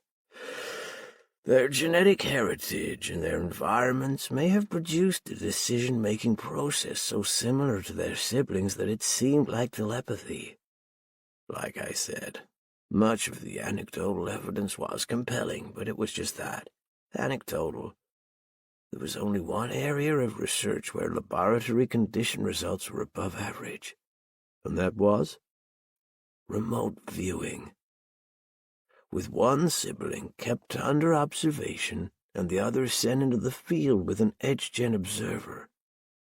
The lab subject might sketch a particular tree or a distinctive building in a city he or she had never visited. The hit rate was way above average, and we had our star performers, Waldorf and Statler. Laughter and coughing and recording.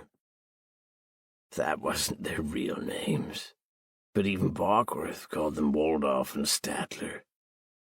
They were in their late 80s, brothers from Cincinnati, farmers. In his mid-40s, a tractor rode on Statler, pinned him to the ground. It was market day, and Waldorf was on his way into town. Halfway there, Waldorf drove like a maniac to the hospital and demanded they send an ambulance. He rode in it himself, directed them to the field where his brother was bleeding, his leg broken. Saved his life. Their history was full of similar stories. And they could reproduce this under laboratory conditions? To the extent that we couldn't find an alternative explanation for their abilities. They were unlikely cheats, God-fearing, gentle old men. But we operated on the assumption they were colluding somehow. We made the tests harder and harder. One day we sent Statler up in a light aircraft, didn't tell Waldorf. When we started the test, Waldorf stared at the wall for a good long time. I thought he had dozed off. He was in his late 80s. But then he started drawing. Waldorf sketched a blanket of clouds as seen through a small square window.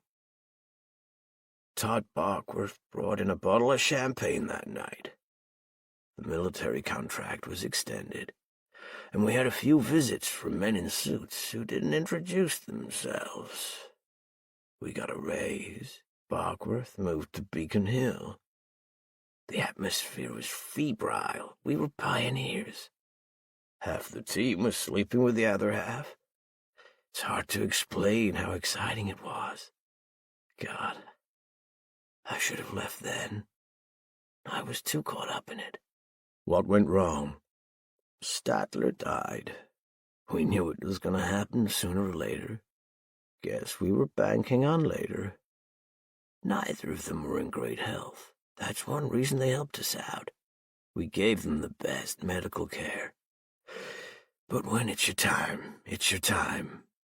Statler had a massive stroke in his sleep. Waldorf knew it had happened, of course. He woke up in the early hours at the moment his brother died. They were in an apartment owned by EdgeGen a block away from the lab. They didn't know it, but we placed cameras and mics in every room. We saw the tape of Waldorf sitting up, reaching for the phone. He never recovered from his loss, died a month after Statler. They were our stars, our performing monkeys. Without them, we had little to show EdgeGen's paymasters. Then Barkworth started the second stage of the research project. Which was? Stage 2 was when we crossed the line, and we knew it. Bockworth called us in, and we got a big raise. That was all it took. Amazing how flexible my personal moral code turned out to be. My income was good, the health care was the best, and the retirement plans were very generous. We signed NDAs and military gag orders.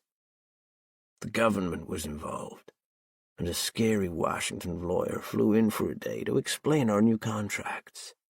We were now working for our country, and if we loved our country, we would keep our mouths shut. No one made any threats, but we knew there would be consequences if a single detail of our work ever leaked. I slept badly for weeks afterwards. What did Stage 2 involve? Stage 2 was a long-term study. It involved the artificial insemination of volunteers to produce multiple births. Within 2 years of the project's inception, we had 4 sets of twins and 2 sets of triplets to study.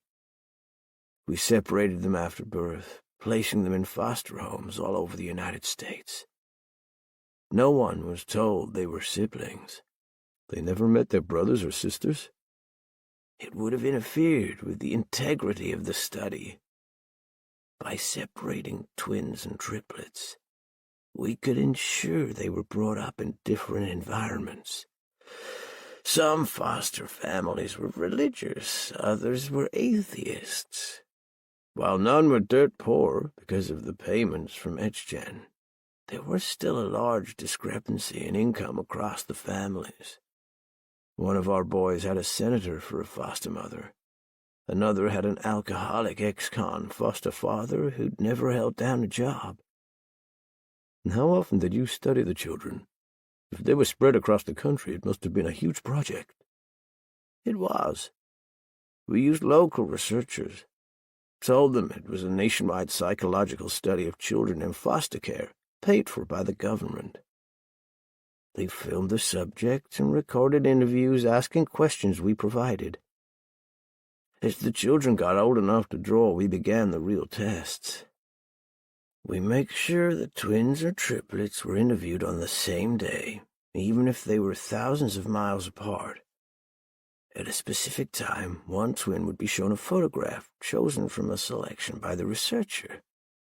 The other twin was given paper and crayons and told to draw whatever they liked. The early years weren't encouraging, but the children's brains were still developing. The researchers tested them once a month. For over a decade, results were inconclusive. There were coincidences, behavioral similarities between separated siblings. Nothing more. Things got interesting at puberty, but not for everyone. The hormonal changes only improved the results of some children, and only one set of twins showed significant progress. Molly and Jason. In their early teens, their remote viewing results went crazy.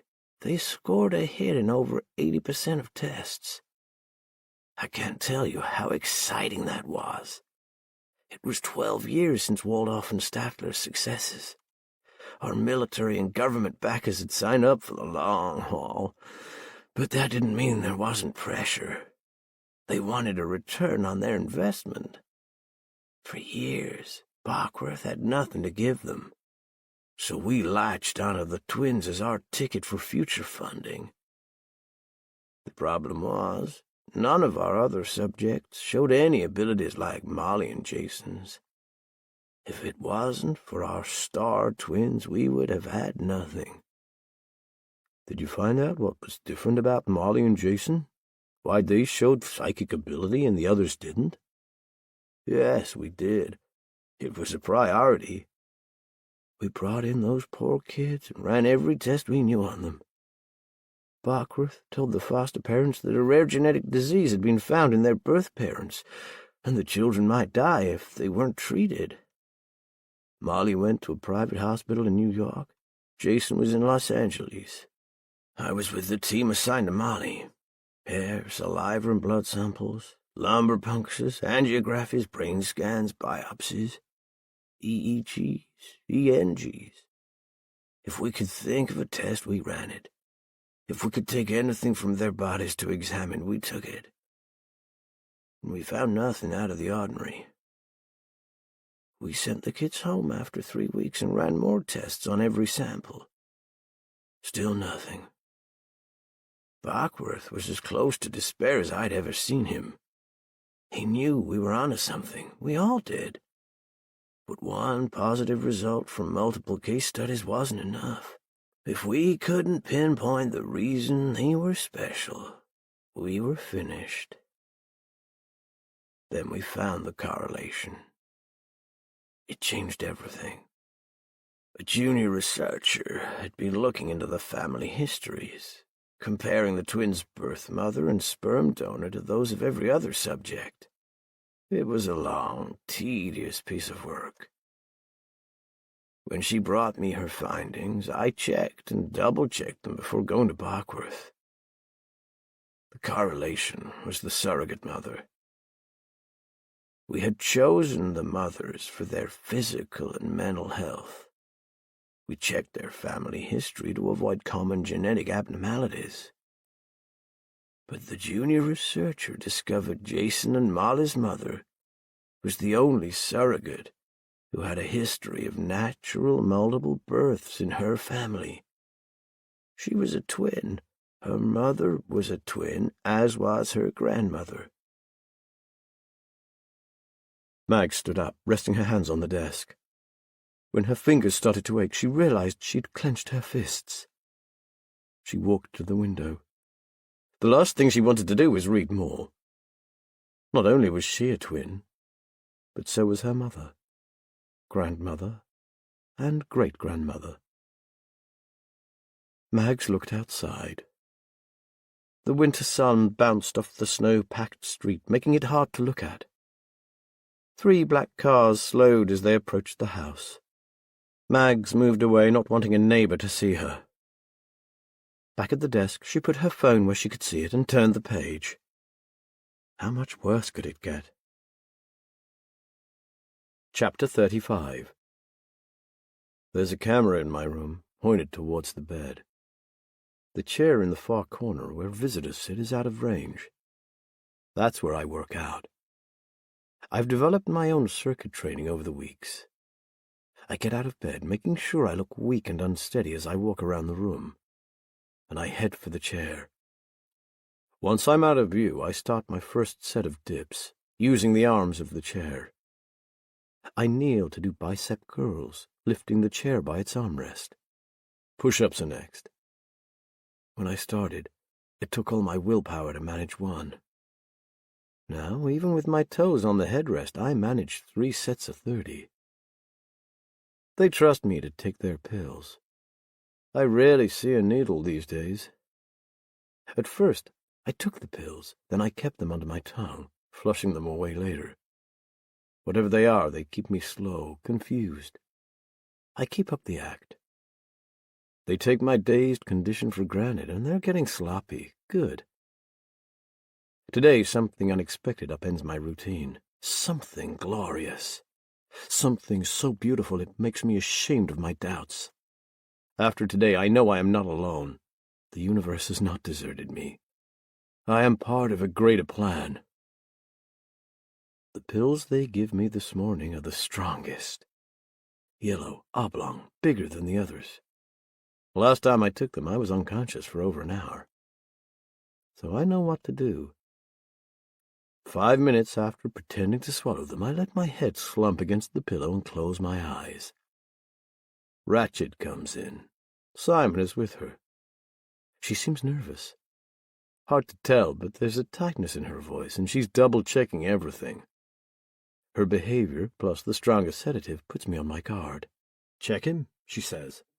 I sense Simon at my side. I stay limp and relaxed. He checks my pulse, lifts one eyelid. I roll my eyes back in my head. I'm not sure I can fool him. Ratchet saves me. "Hurry," she snaps. When Simon speaks, it takes everything I have not to sit up and stare.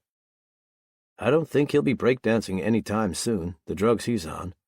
He can't tell me what day of the week it is. Poor sucker doesn't even realize he's in Boston. Boston. Back where it started. It makes sense now.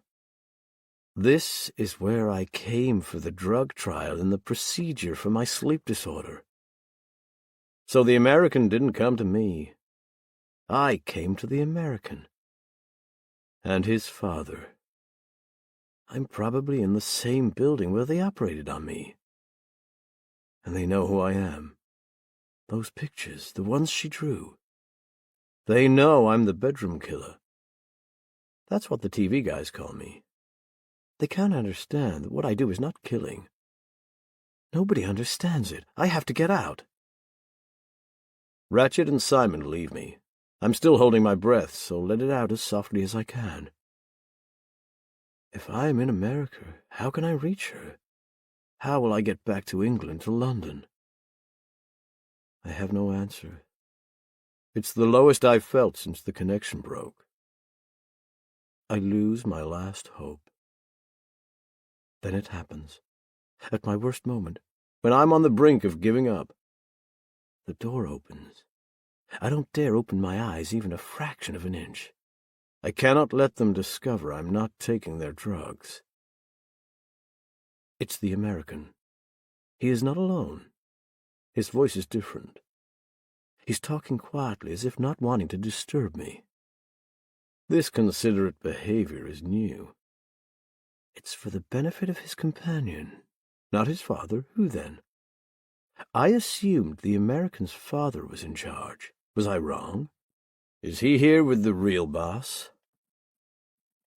Sometimes we look after people here. This man suffered an injury to his brain. We have studied the human brain for a long time, so we agreed to help. We hope he might make a full recovery.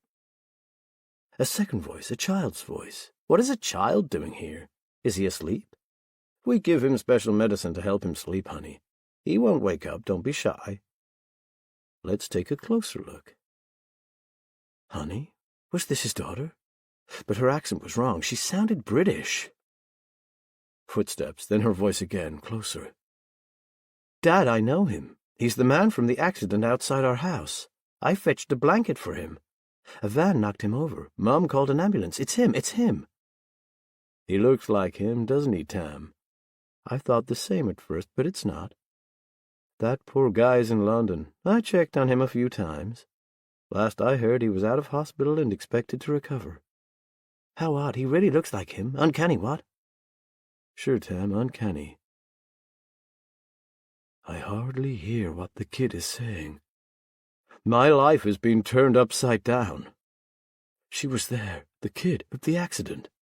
She came out of the house. It's her. The American is her father. That's how he had the drawings. She's the one who's calling me. She's here. I won't have to escape if I move now. Can I risk it with her father here? I hesitate and decide to try. There may never be a better chance. I tense my muscles, open my eyes a fraction to get an idea of where she is. She's half turned away. She has short, dark hair, her neck pale. I cannot see her face. Her father is about to take her hand, lead her away. I brace myself. The door opens. Sorry, Mr. Barkworth, there's a call for you. It's Simon. They said it was urgent, something about your wife. Too late. I'm too late. 3 seconds later, I'm alone. I lie back, try to take in what this means. As I think about it, there's an unfolding in my mind, a tiny flower of awareness. I know what it is, and I weep with gratitude. Then I think of the danger. If I feel it, maybe she does too. She might say something to her father. I turn my attention away from it, do everything I can to ignore it. I can't let it unfold. Not yet. I have to find my moment, make my move when it's quieter. But it has to be today. I cannot hide what's happening inside me for long, and she is close by. I will not lose her again. Today. Chapter 36. Transcript continues. Ava Marston, September 21st century, full year redacted.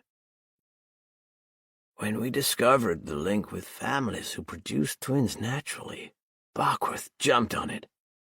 He wanted funding for a fresh study. We would focus on women from families with a history of twins. But the answer was no. Governments had come and gone, supporters had retired or died.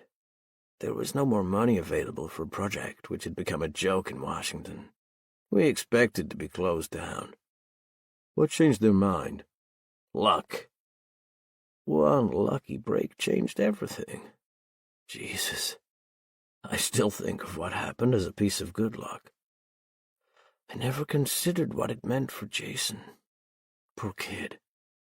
He wasn't a person to us, just a name on a report. He had a skateboard, one of those long ones. I don't know what the kids call them. He used to ride the hills in L.A. One day he didn't come back. They found him beside the road. In hospital, they drained fluid from his brain. There was swelling on the cerebellum, and that kind of damage makes recovery unpredictable. He regained consciousness and was released. During the months of recuperation at home, our local team showed up as usual, asked their questions. The parents didn't complain.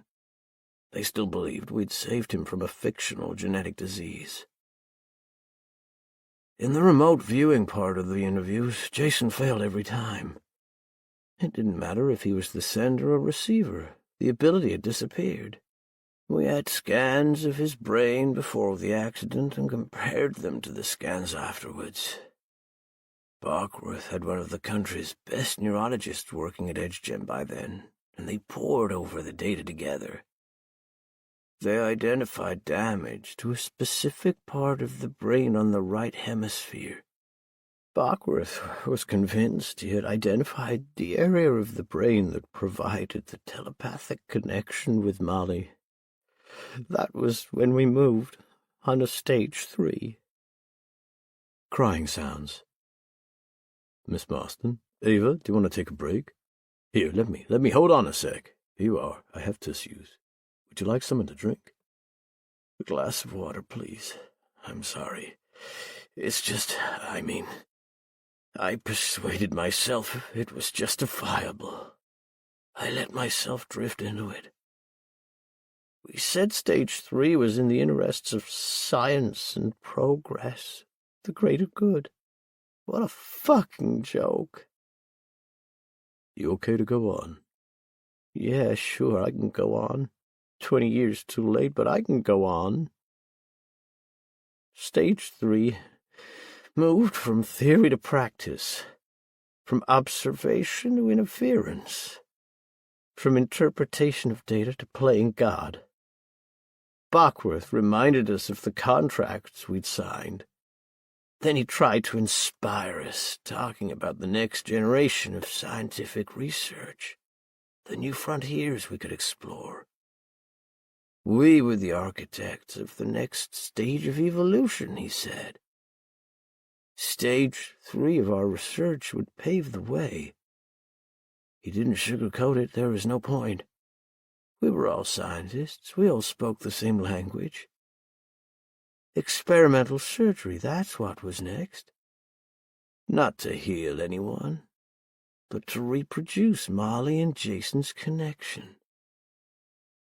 In the weeks that followed, as we digested what we were expected to do, the research team stopped pretending we were friends. The excitement of the 80s was long gone, but now we didn't even want to socialize outside the lab. No more Friday night drinks. The company Christmas dinner didn't happen that year, or any other year afterwards. No one in the team was sleeping together anymore. No one quit. At least that's what I thought. Now I'm not so sure. Tony, who'd lost his kid to leukemia, didn't like stage 3. He didn't like it at all. He was careful to hide his disgust, but we all saw it. I wondered if he would confront Bockworth or if he'd walk away. A month after stage 3 began, he died in a car crash. An accident. Yeah, right. The worst thing is I believed it. Poor Tony. He was the best of us. Stage 3 involved invasive surgery on human subjects. There was no way anyone would agree to this at government level. But Bockworth had found a new source of funding. He may have lost the faith of a new generation of politicians, but a few believers from the early days were now running departments in the military, CIA, or other agencies. The money came back. That's all we knew. We looked for subjects. We wanted people with existing neurological conditions. Mild epilepsy, narcolepsy, aphasia, Parkinson's, sleep disorders, Alzheimer's. Miss Marston, you mentioned experimental surgery. What was the nature of the surgery? Brain surgery. We operated on their brains. There was a thorough process to find ideal candidates. It was important they had few living relatives. It was best if they were loners. We knew the process might leave them with permanent damage. Some wouldn't survive. Bockworth played that possibility down. But it was better if they were the people no one would miss. There was a generous fund available as compensation for any family members who asked questions. So this was experimental brain surgery. What does that have to do with twins? Okay. To answer that, I need to back up a little. Can we take a break? I need a break. Turn that off, would you? Level check. 6:40 p.m. You okay to continue, Ms. Marston? Yes, let me talk. No questions. If I miss anything, you can ask me later, okay? Yes, go ahead.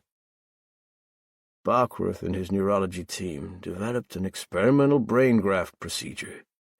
It involved a tiny amount of material, a sliver of cells. A thin slice of the cerebellum was removed from the subject, from the part of their brain active in Molly and Jason, and new cells were grafted to replace them. God help us all. By this time, we had 2 Bockworths to deal with. Bradley had joined EdgeGen in his 20s. He was bright, capable, charming. If he'd gone into politics, he'd probably be president by now.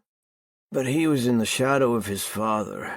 Bradley never had quite the same drive or vision. What he had was an intense desire to please Daddy. It's a common enough story. I feel like I'm making excuses for him to explain what he did, what I think he did, which no one could forgive. Organ transplants are commonplace these days. We forget the early attempts, the failures, the deaths. A human body is prepared to protect itself. Introduce a foreign object and it will fight the invader. Transplant surgery relies on convincing the body to accept that invader, welcome it. Bockworth expected this problem. The best chance of success, perhaps the only chance of success, depended on using genetic material the human brain would be the least likely to reject. Stem cells. Potential subjects came to Boston, where we gave them a battery of tests. We shortlisted 9 candidates. Once we had our shortlist, we waited. Bockworth never told us where he would find the stem cells we needed. They couldn't be just any stem cells. They had to be those of a twin from a family with a history of multiple births. We didn't know where he would find them. We didn't want to know. I stopped thinking about it. That's the truth. I stopped thinking about it. In most workplaces, parents bring their infants in to show them off. They pass them around, and everyone gets a turn holding a newborn. I sometimes dream about that. About holding a baby at EdgeGen. It's not a dream, though. It's a nightmare. I wake up shaking, sweating, crying. Around that time, I heard a newborn baby's cry at work. It was during one of Bradley's visits. He was spending half his time abroad. Bockworth told us he was working on a separate project.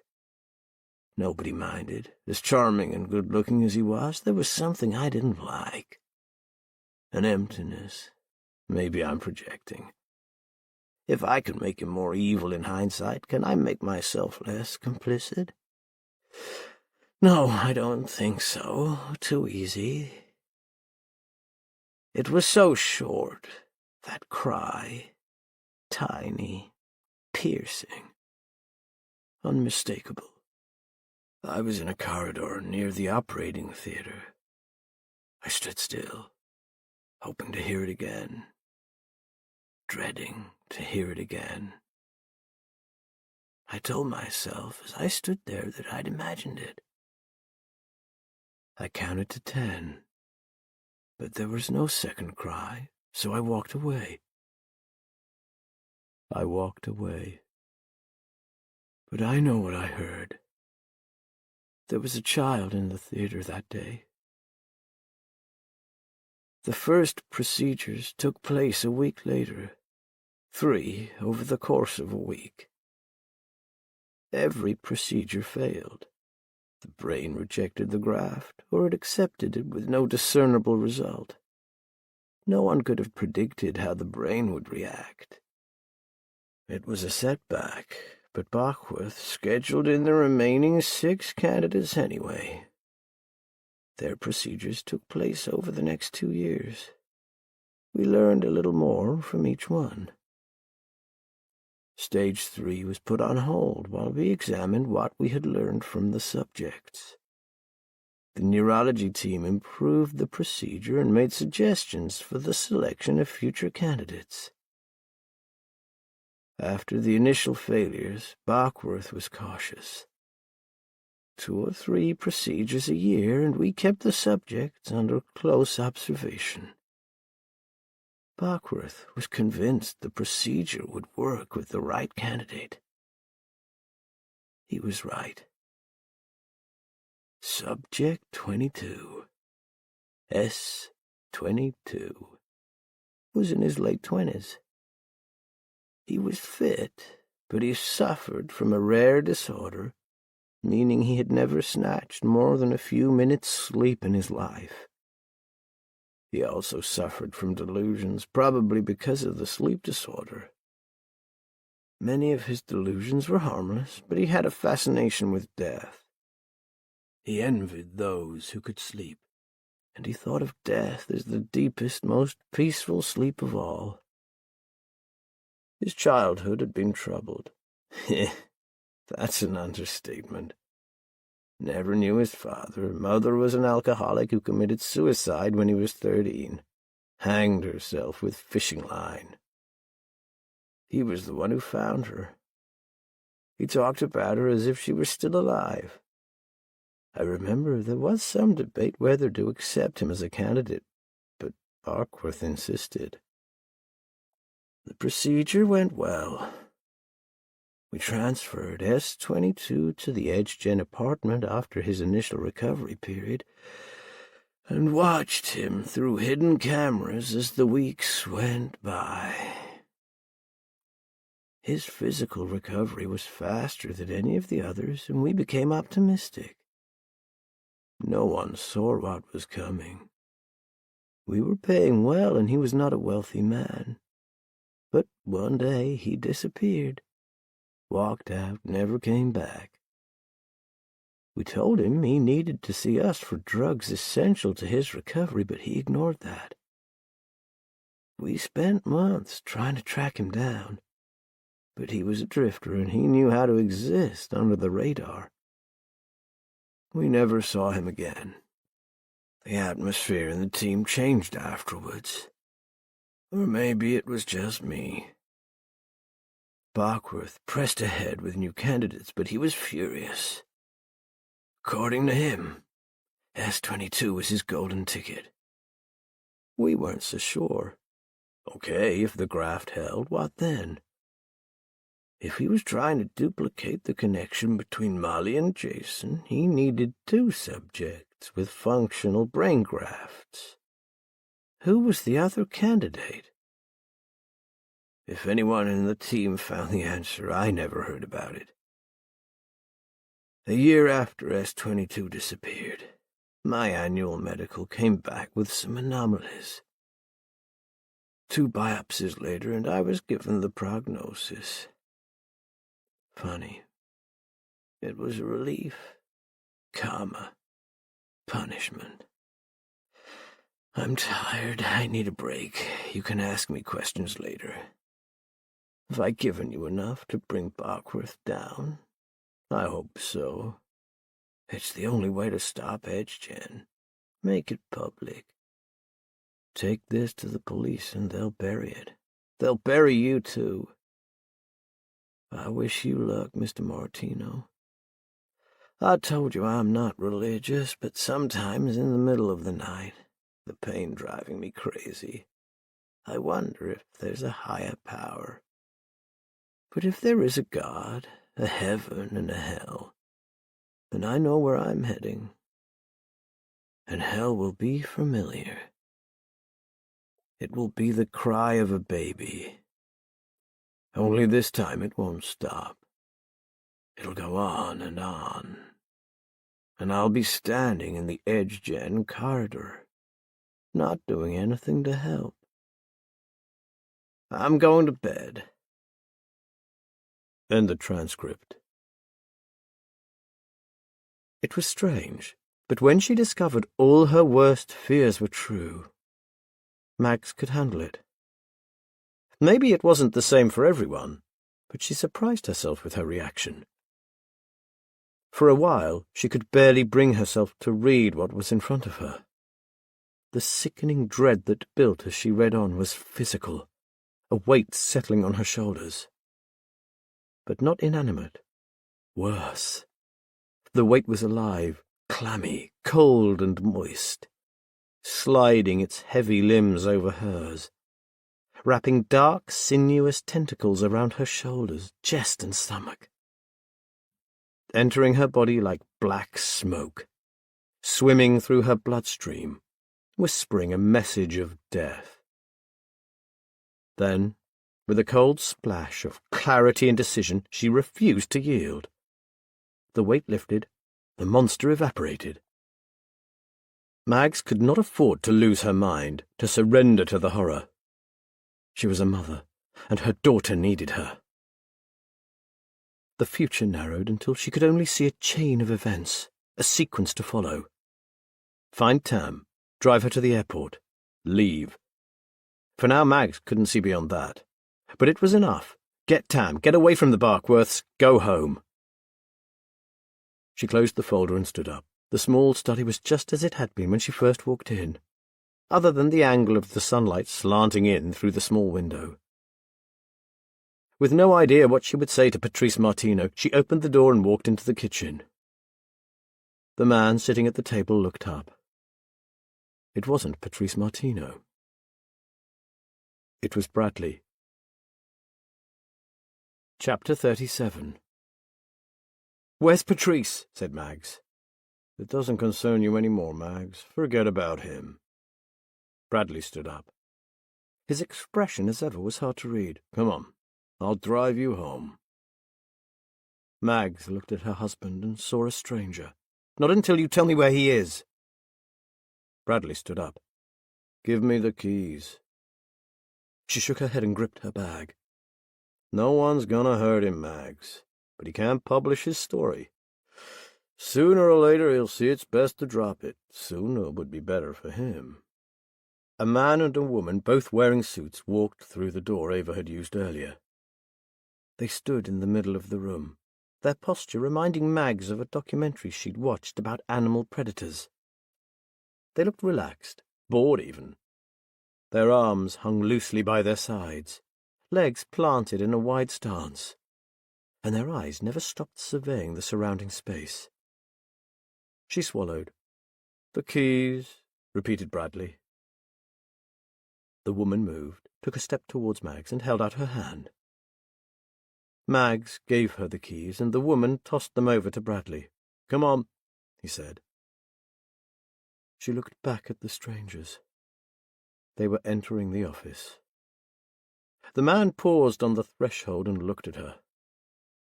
He didn't move until Mags had gone. Outside, Bradley was waiting. She stopped outside the door. "Where is Tam?" "With Mom, making cookies." Mags fumbled her phone from her bag and called Irene Barkworth. "Irene, it's Mags. Is Tam there?" "Yes, honey, she's right here. Wait up. Tam, wash the flour off your hands. Your Mom wants to speak with you." Irene lowered her voice. "Are you okay, Mags? We were worried." Mags wondered how much Mrs. Barkworth knew about her husband's business and her son's role in it.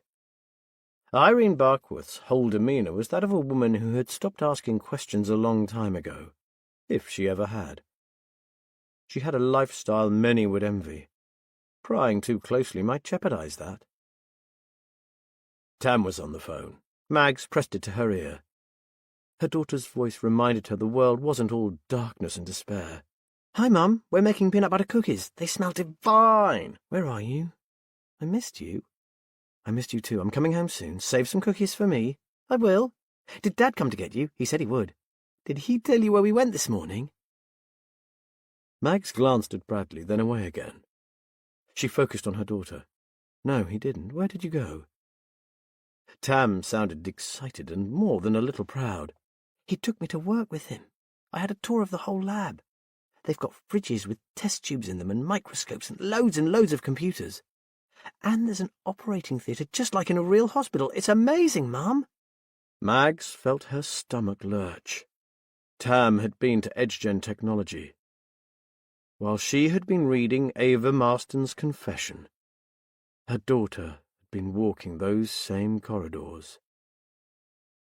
The world tilted, and she stepped to one side, stumbled. As her knees buckled, Bradley was beside her. He took her weight, lowering her onto the stoop. He pulled the phone out of her fingers. "Hey, honey, we're on our way. See you soon." Tam's tinny voice answered, "Top hole," before Bradley thumbed the phone off. "Let's go." They drove for 5 minutes without exchanging a word. Mags watched the cars, and she watched her thoughts. Who had she married? What had Bradley done? Her body was reacting as if it was a fight-or-flight scenario, pumping adrenaline into her system. She was alternately hot and cold, her skin becoming first hypersensitive, then numb. When she tried to deepen her breathing, she found she couldn't, concentrating instead on not letting her rapid gasps turn into an attack. She thought of Tam. At the end of the 5 minutes, as they were about to leave the I-95 for the 93 back to Boston, she pointed at a half-empty business park. "Pull over." He made no move to obey, so she grabbed the wheel. The car left the road and bounced across the dusty shoulder. "Jesus, okay. Bradley pulled into the lot and turned off the engine. He shifted in his seat and looked at her. Mags forced herself to look back. She tried to spot the monster behind those movie star blue eyes and failed, despite knowing it was there. Her stomach lurched, and she looked away before she threw up. "This is not the time or place," he said. "We need to talk, but not now. I'll give you 5 minutes. She gasped. "You've ruined my life. You've done nothing but lie. You... She couldn't find the words. 5 minutes? 4.5 now. You've caused enough damage today." "Me? I've caused damage?" "Yes, you. This is a critical time for our research. We're on the brink of the scientific achievement of the century. No one can jeopardize that. No one." "What have you done to Tam?" "Nothing. You wouldn't understand. Jesus! As long as you have your therapy sessions and a bottle of white wine every other night, you're happy. You don't have the first idea what Dad and I have achieved. You're small-minded. It's all about you and your little family. You were useful for one reason. You're not useful anymore. When you stayed out of my way, you didn't matter, but now you're interfering with my work. Jesus!" He smacked the steering wheel. Then he let out a long sigh. "Look," he said, "I don't mean that. It's just, well, this couldn't have come at a worse time. You don't understand the importance of—" He frowned. "You just don't understand, okay?"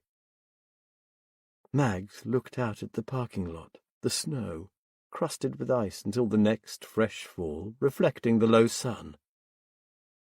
A playground chant was running round her head. "Sticks and stones may break my bones, but words will never hurt me." If she asked him, if he told her the truth, she thought it might kill her. There are some words no one should ever hear. "I'm stronger than I think. Sticks and stones." "Did you kill Clara?" He answered. At least he would not torture her. "No. No, Mags, of course not, honey." Mags brought her hands up as if to attack him without knowing she was doing it. "Don't call me honey, you sick bastard! Don't you ever call me that!" "If that's what you want, Mags." "Clara," she interrupted again. Mags couldn't bear to hear him say her name. "No more lies. No more lies." "I agree, no more lies, Mags. I've seen some of Martino's notes. What would be the point?" He smiled. He actually smiled. Mags bit the inside of her cheek to stop herself ripping the skin from his skull with her fingernails. "Mags, I couldn't tell you about Clara. I'm sorry. But now, well, I guess we're way past that. Honey—" He stopped himself saying it. "Mags, Clara isn't dead." Chapter 38. Mags dug her nails into her thighs. When she spoke, her mouth felt as strange and numb as it did after a trip to the dentist. "How can Clara be alive? What do you mean?" Bradley turned away and looked out at the half-empty parking lot. His eyes were unfocused. "Okay," he said. He spoke without turning towards her. "I don't know everything Ava Marston told Martino, but I guess it makes us look pretty bad. Wouldn't be a good story if there were two sides to it, would it?" The question was rhetorical. Mags wasn't sure she could have spoken even if she wanted to. She waited for him to go on, and after a time he did. "You need to understand something. You don't have a decision to make right now. You might think you do, but you don't. I guess you're already planning your escape, thinking about divorce, maybe criminal proceedings. It won't happen, Mags. It'll be easier if you accept that. Remember what happened to the bedroom killer. Disappeared without a trace after we pulled some strings. Martino will never publish, and you will never talk about this. Not if you care about Tam." That was too much. Mags heard her own voice emerge, pushed through her teeth by a tide of hate. "Don't threaten my daughter." "Oh, don't misunderstand me, Mags. I would never hurt Tam. She's my daughter, too. Whatever you think of me, I love Tam. It's an unexpected side effect of parenthood." A side effect, right. "There's no point making any trouble. Tam is staying right here in America. I have her passport, I have yours, too. You can go if you like, I won't stop you. But Tam stays. If you fight for custody, if you file for divorce, you'll lose her. You can't hope to win. Think about it. I have everything to offer her. A great home with family nearby. I've been a model father. I've provided well for you. You have a history of mental illness. You're unstable. You have no hand to play, Mags. Tam is staying in Boston. If you want to be in her life, you'll stay too." Mags knew he wasn't bluffing. Everything was falling apart, and there was nothing she could do about it. He was dragging her into hell and taking Tam along too. All those times she had convinced herself she was paranoid for not trusting him. She should have paid attention to her instincts. Tears pricked the corners of her eyes. "We looked for surrogates 15 years ago," he said. "H-Gen's backers were getting jumpy. There had been a couple of scares leaked to the press by a junior researcher. They killed the story, but they were only prepared to keep funding the project if it was secure. That's when I volunteered." Volunteered for what? Max's voice was a harsh whisper. Stage 3.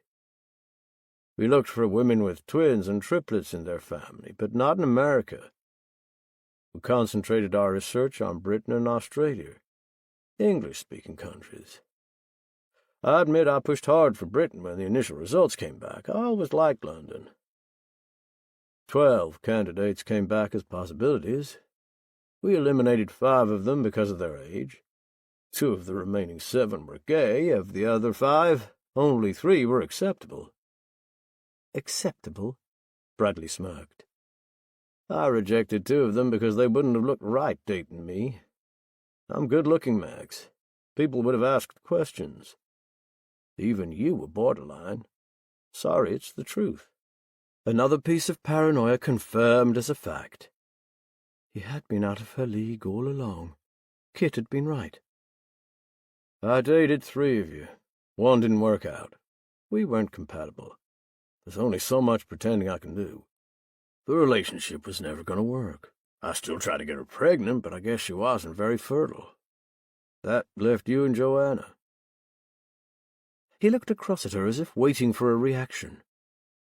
Mag said nothing. He was playing with her. She wanted to know about Clara. If he didn't tell her soon, she swore she would strangle the deceitful bastard. Joanna fell pregnant during your 2nd trimester. I was going to move her to Boston after the birth. Better to have more than one option. In the end, it was unnecessary. The first scan showed a single fetus. She lives in Italy now. We arranged a lucrative job offer for her when the kid was 2. Unlikely you and I would run into her in London, but better not to risk it. We had a team standing by on the day of your cesarean. We had planned for months. I anesthetized you to avoid any unforeseen problems. 1 baby was driven to City Airport and flown back to Boston. The other stayed in London with us. "Tam," said Mags. She was crying now. She couldn't help herself. But her face was rigid as the tears ran down her cheeks, dropped off her chin and splashed onto her lap. We harvested stem cells from the umbilical cord, and we placed the other subject with a foster family. Clara. Her name is Clara. Clara, yes. It's not her name anymore, though. It's Ellen, I think, or Helen. He took his phone out of his pocket, tapped on the screen a few times, and placed it on the dashboard. Mags leaned forward. It was a video of Tam. There was no sound. Her hair was longer. Max didn't remember it ever being that long. Then she spoke, and Mags knew it was Clara. Even without sound, the way her mouth moved was different. Her physicality, her gestures, even her smile were like Tam's, but everything was slower. She moved like Tam did when overtired, on the brink of sleep. Everything was sluggish. Tam's sparkiness and quick reactions were missing. Bradley spoke throughout the 30 seconds of footage. Any love she had ever experienced for the man next to her was turning to implacable hatred. But her heart was swelling with impossible love for a daughter she had never met. We told the foster family she had a rare genetic disease. We said we would pay for her care so we could learn from her condition. The foster parents needed money. He had embezzled his company, and she was an accessory to his crime. We kept them out of prison. They didn't ask questions. The arrangement worked well. It still does. When we had subjects ready for stage 3, we brought Clara in and removed cells from her cerebellum to use alongside the stem cells we harvested when she was a baby. We've performed this procedure 3 times now. There was no way to prevent some damage to the brain. She is well cared for and she has a good life, Mags. But she has some learning difficulties. If it were possible, I would want her name known to everyone as a pioneer. It will happen one day. She'll be the Neil Armstrong of human evolution, You did this to her? She was healthy, and you did this? To your own daughter? Mags could no more have stopped what happened next than stop a hurricane.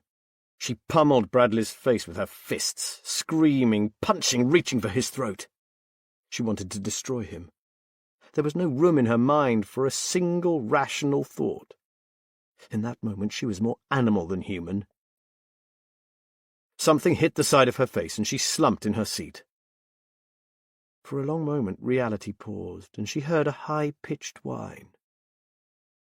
Then it faded, and she looked at the roof of the car, noticing a stain and wondering how it got there. For a few seconds she didn't know where she was. It was like waking from an afternoon nap on holiday, confused by unfamiliar surroundings.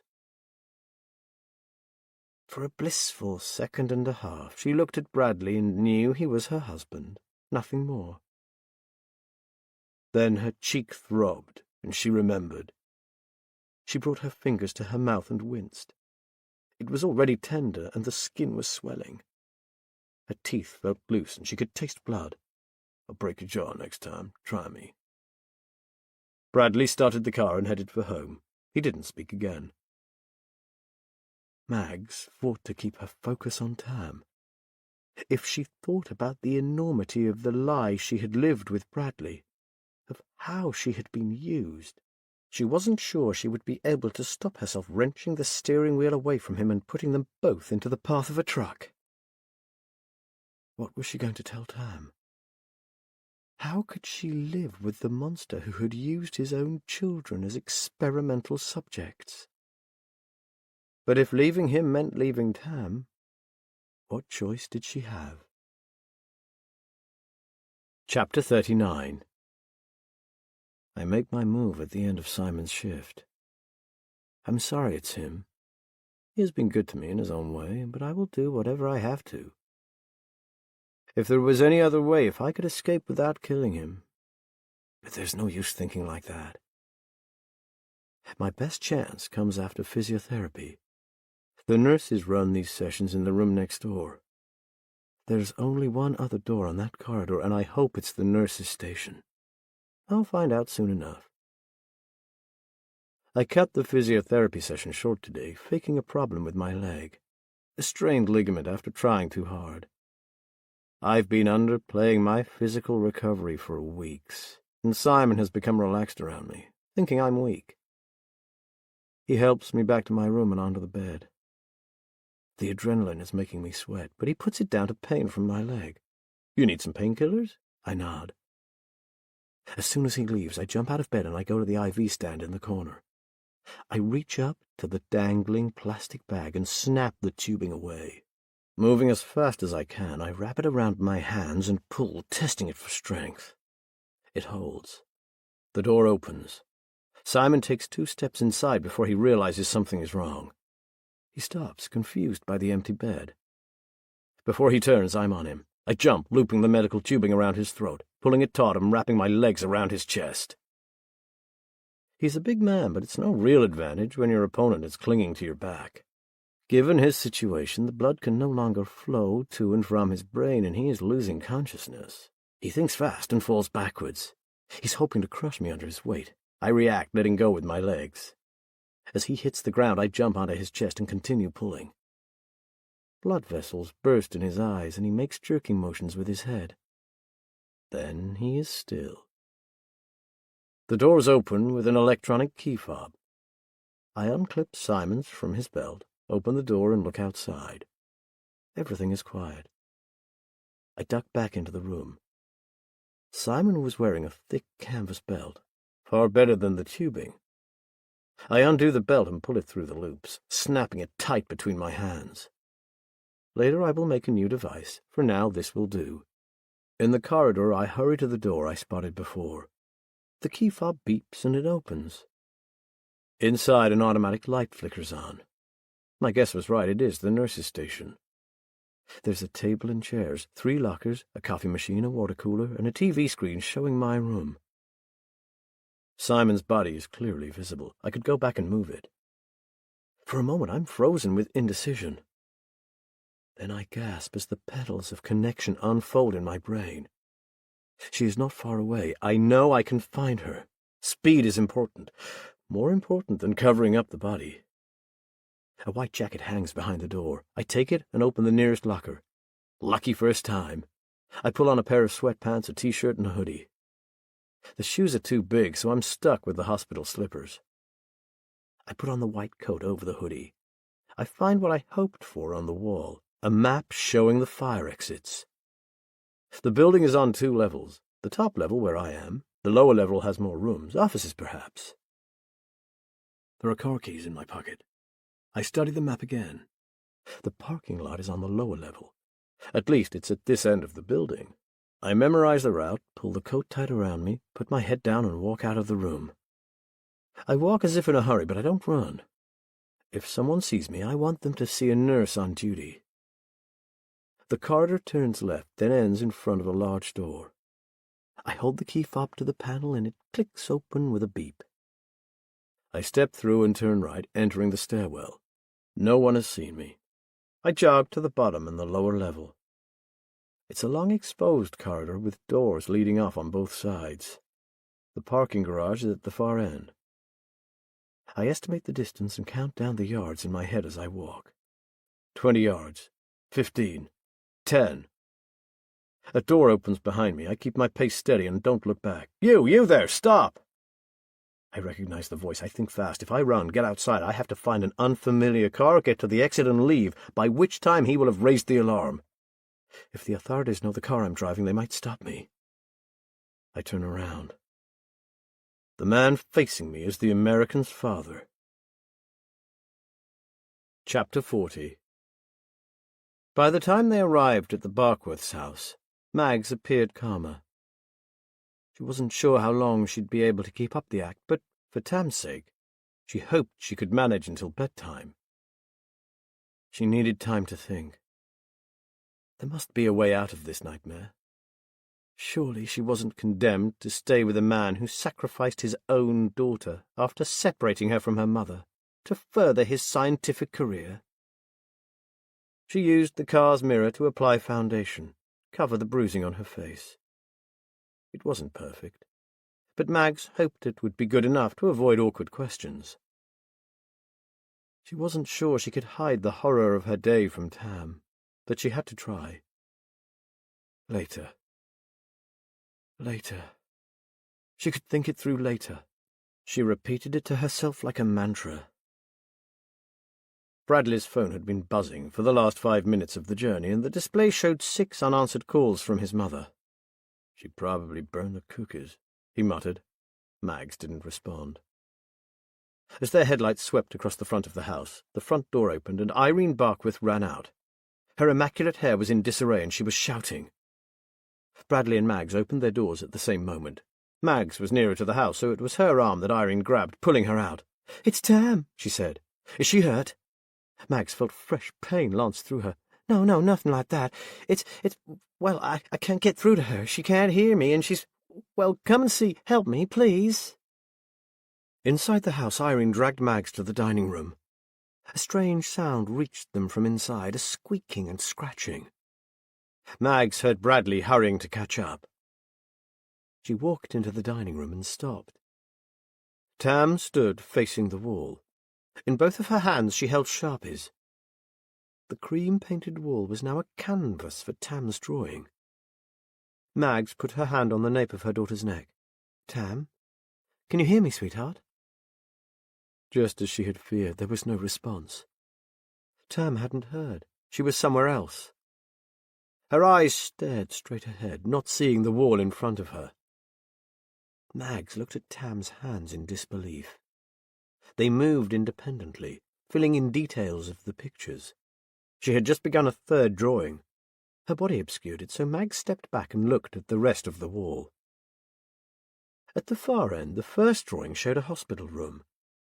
There was a single bed, some monitoring equipment. In one corner was a chair, in another corner an IV stand with a bag hanging from it. The second drawing showed another room. This one had a table, lockers, and a water cooler.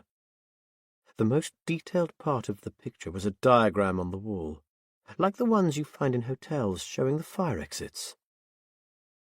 Bradley was in the room, standing behind Mags. Fuck no. Irene Barkworth was in the doorway. "There's no need for that kind of language, Bradley." Bradley pointed at her without looking away from the wall. "Shut the fuck up, Mother." Irene Barkworth shut the fuck up.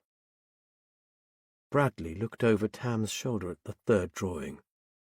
He gasped, put his hands on her shoulders and pulled her away. Tam didn't protest. Bradley breathed fast as he took in the details of the picture.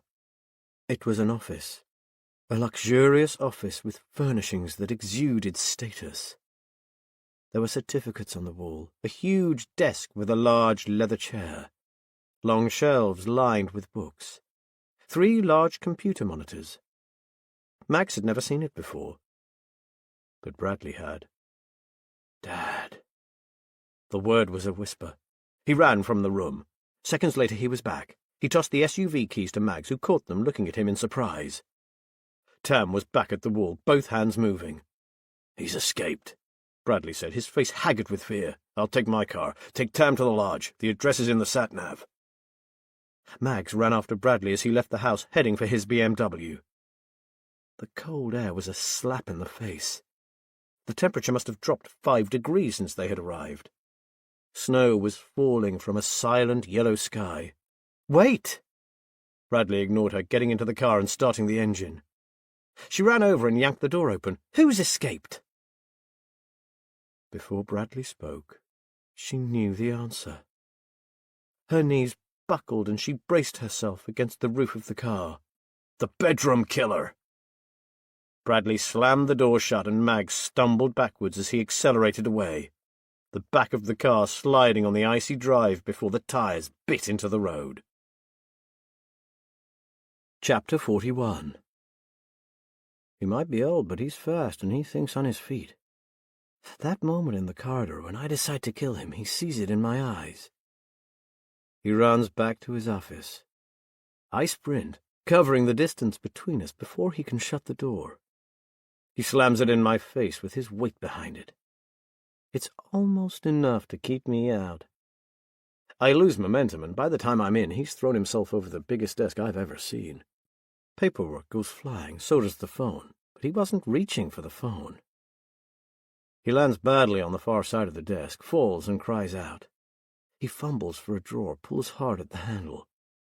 The whole drawer comes out, spilling its contents over him. By that time, I'm vaulting the desk. He's on his side. I spot a gun on the floor by his shoulder. He sees where I'm looking and sweeps it up, bringing the barrel towards me. I see why he cried out. He can't hold the gun, shouting in pain as he forces broken fingers onto the trigger. I land on my feet and kick the gun out of his hand. He shrieks in agony and frustration. My hands are on the desk behind me. I saw something when I ran in. I look now. A statue like an Oscar, but darker. I smash it into his skull. He stops moving the third time I hit him. I do it twice more to be sure. Then I look at the statue. For contributions to the pursuit of knowledge, 2002. I put the statue back on the desk. It's a handsome piece of work. Then I leave the way I came.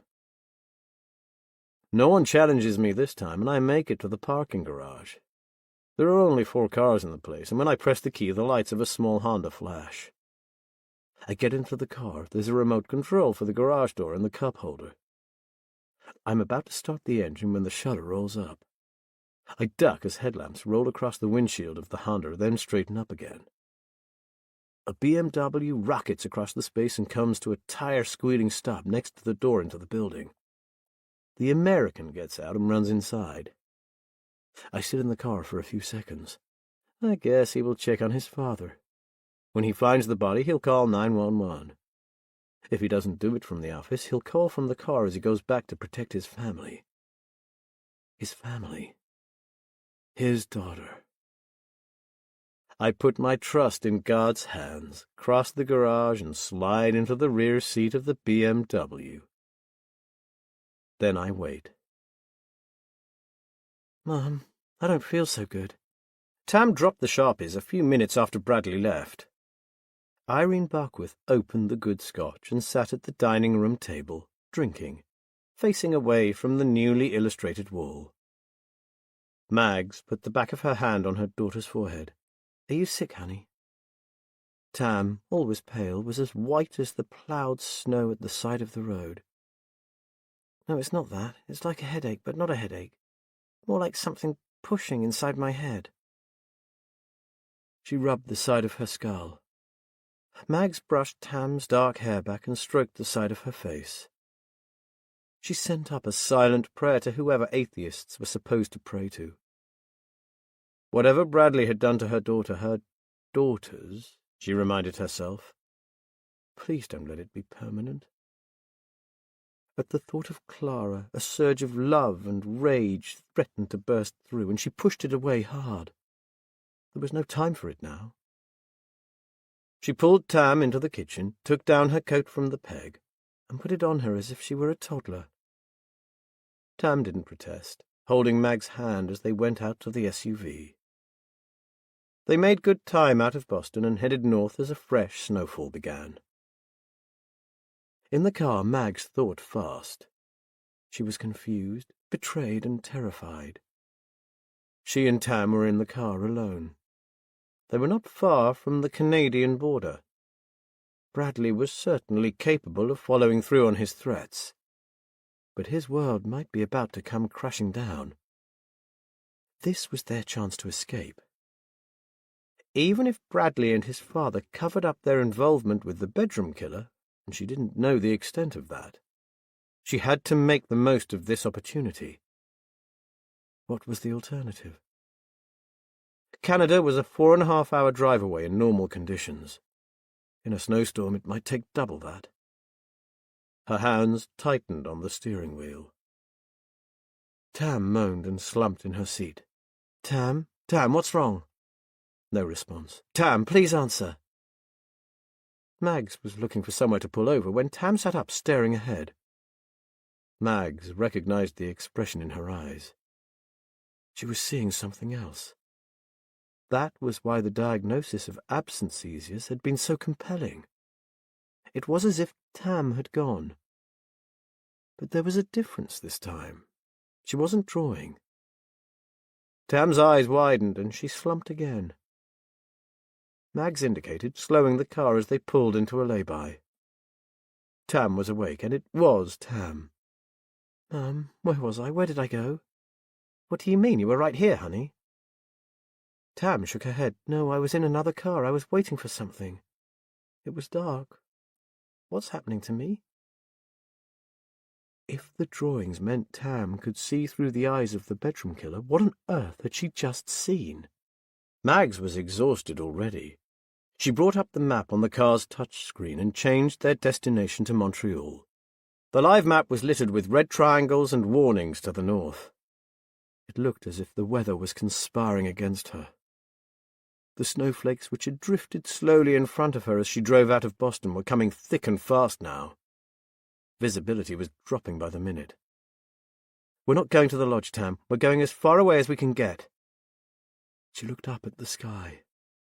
Nighttime looked like it was arriving early, bringing with it a swirling cloud of fresh snow.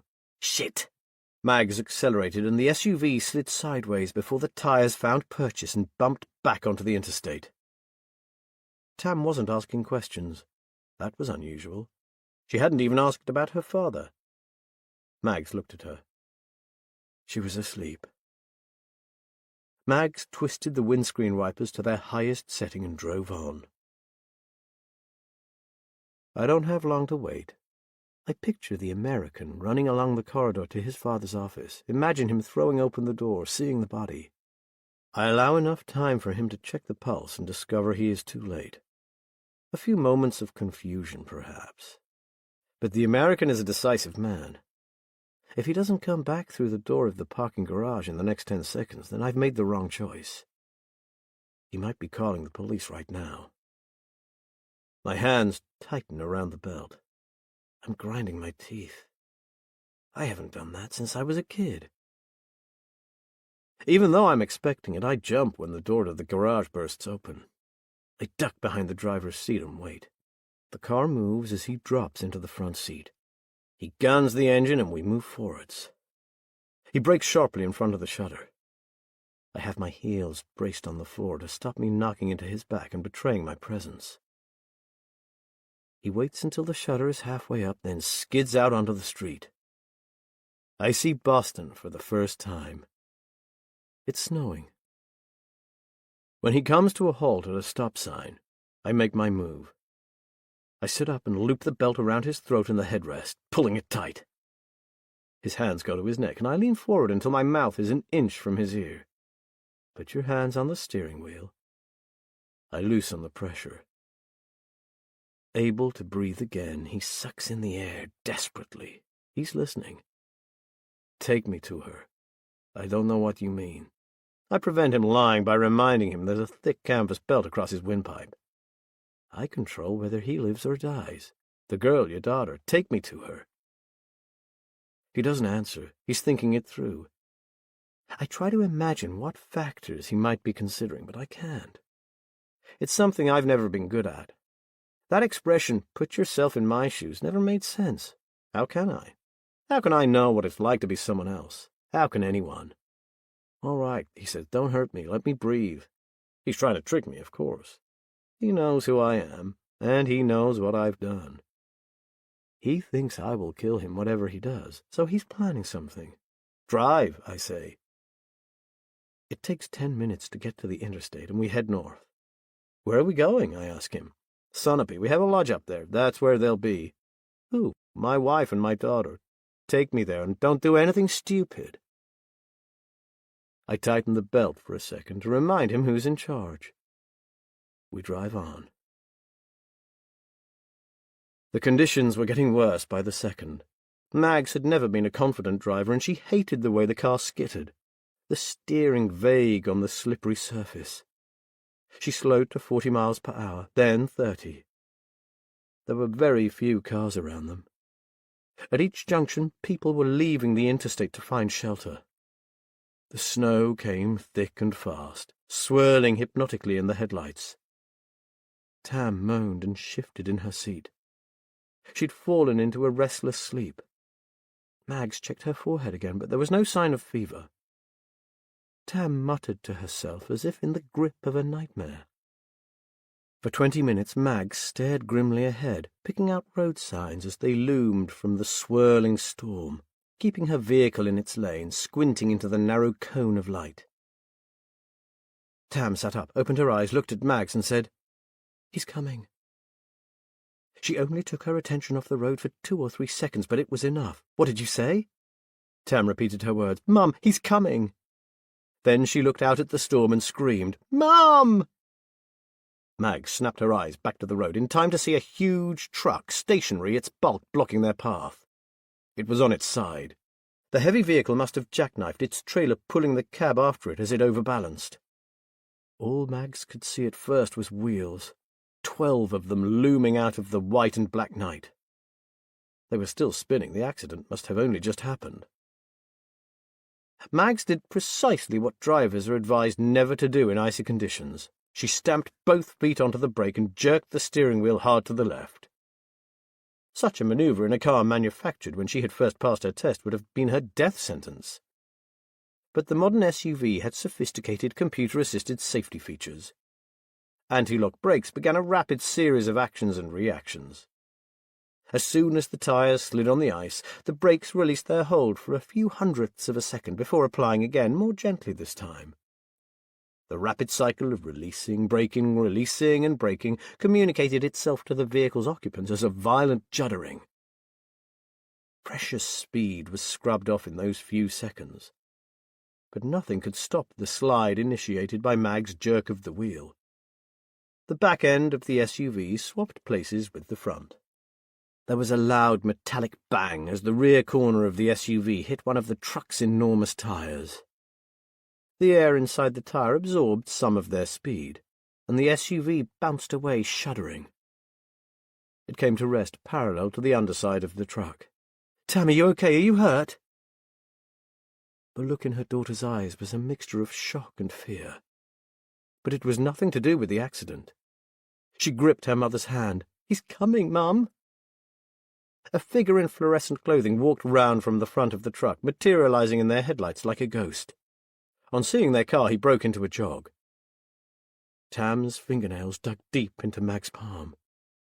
"We can't stop. We have to go, Mum. We have to go." The engine was still running.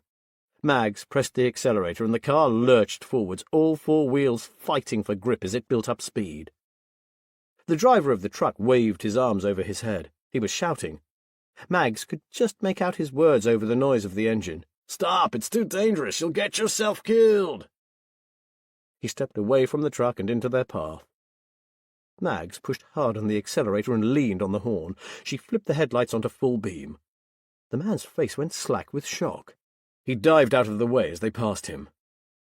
The truck lay across both lanes of the interstate, but there was just enough room for a single vehicle to get through.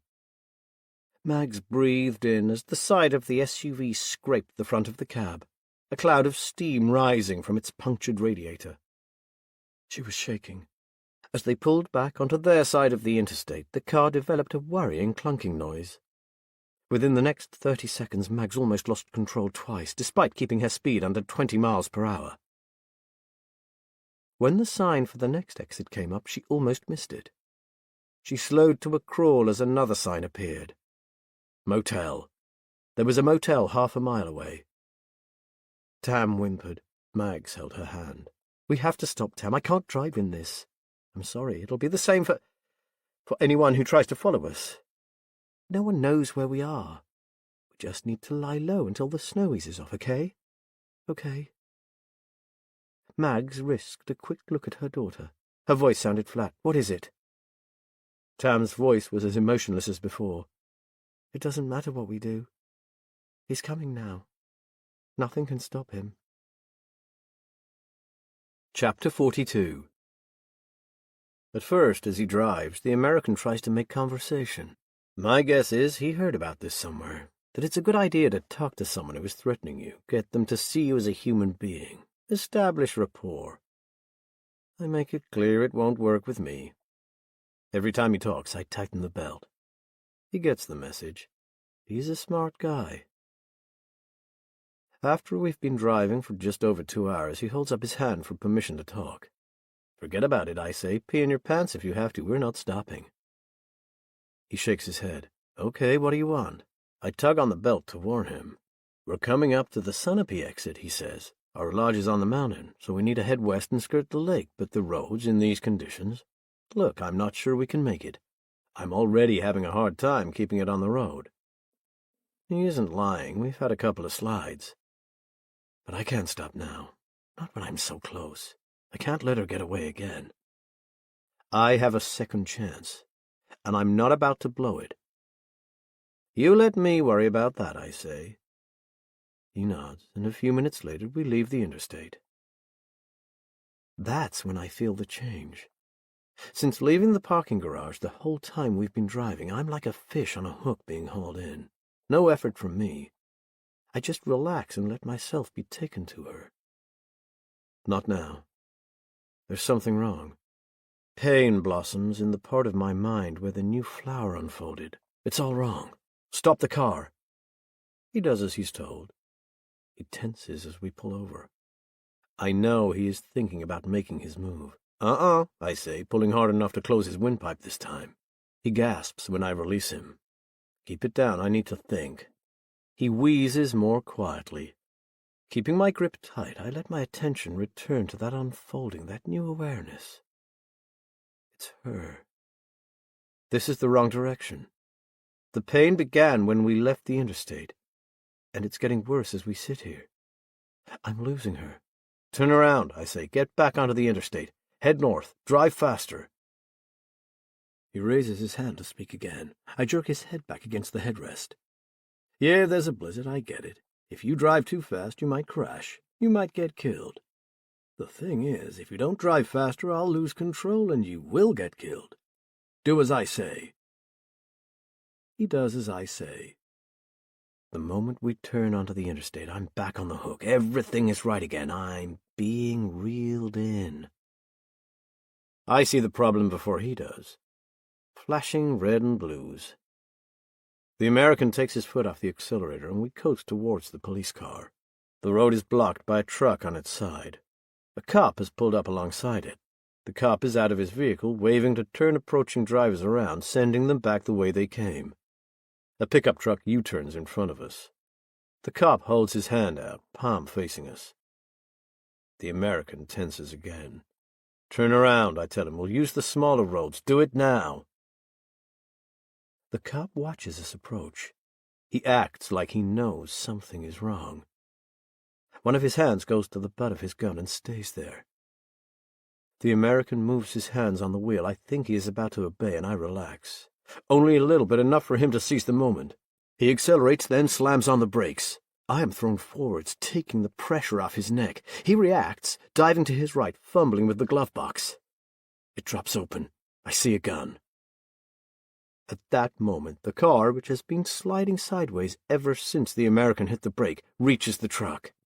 We've slewed across 2 lanes, and the trunk of our car hits the truck's cab hard, sending us into a clockwise spin.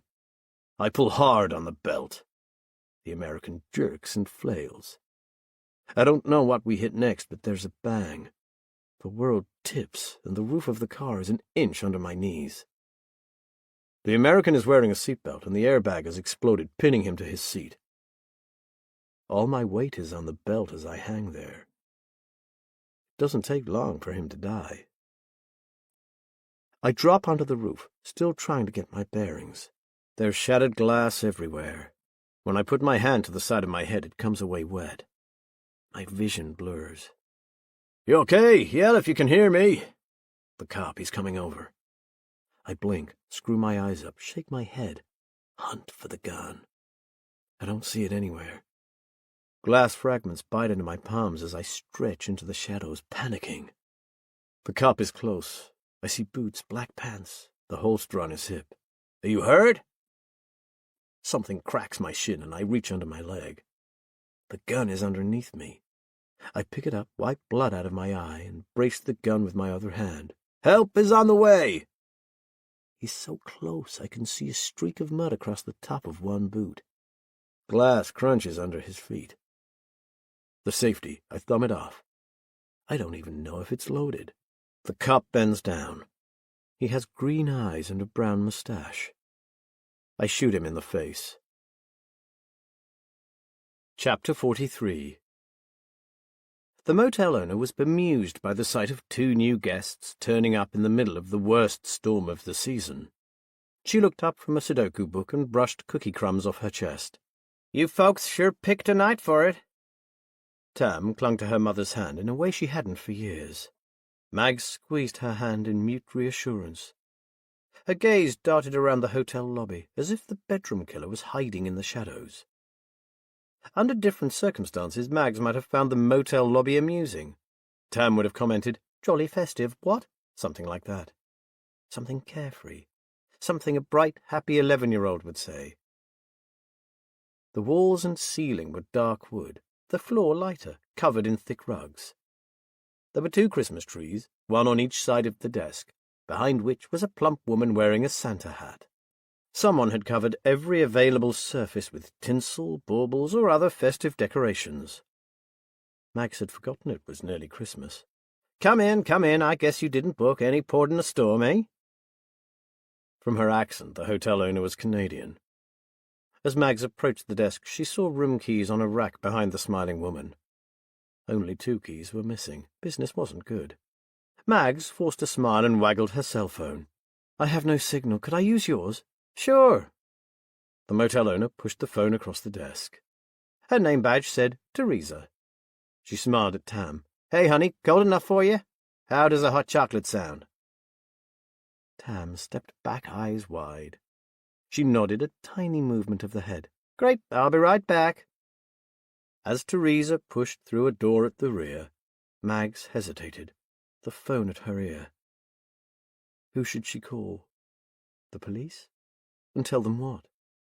that a serial killer who disappeared months ago has returned, and he's hunting them through a psychic link with her daughter. She dialed the Barkworth's home number. There was no answer. She tried Bradley's cell phone. After 6 rings, it went through to voicemail. The woman was back. "It'll be ready in 2 shakes. Twin room?" "Yes, just for tonight, please." "Well, you have a wide choice of cabins. We only took over this summer, had the whole place renovated. We don't get busy until the new year. Every cabin has a bedroom, bathroom, and kitchenette. The luxury cabins have 2 stories and an open fire with—" "Do you have any rooms in this building?" Mags had seen the cabins as they'd driven up. She would prefer to be nearer to other people. The woman shook her head. "Sorry, it's just Bill and me in here. Guest accommodation is in the cabins. Would you like me to tell you about—" Mags interrupted her again. If they couldn't be in the main building, it might be better to get further away from the road. Somewhere where they could see anyone coming. "The cabin up the slope," she said, pointing out of the window. "Is it free?" "Sure." She turned and unhooked a key. Her smile was still there, but it was looking strained. Mags knew she was being brusque, but she didn't care. She needed to get Tam somewhere safe.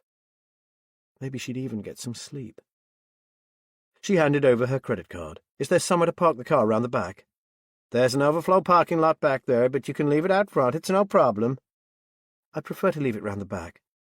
"Well, okay then." The smile was definitely faltering.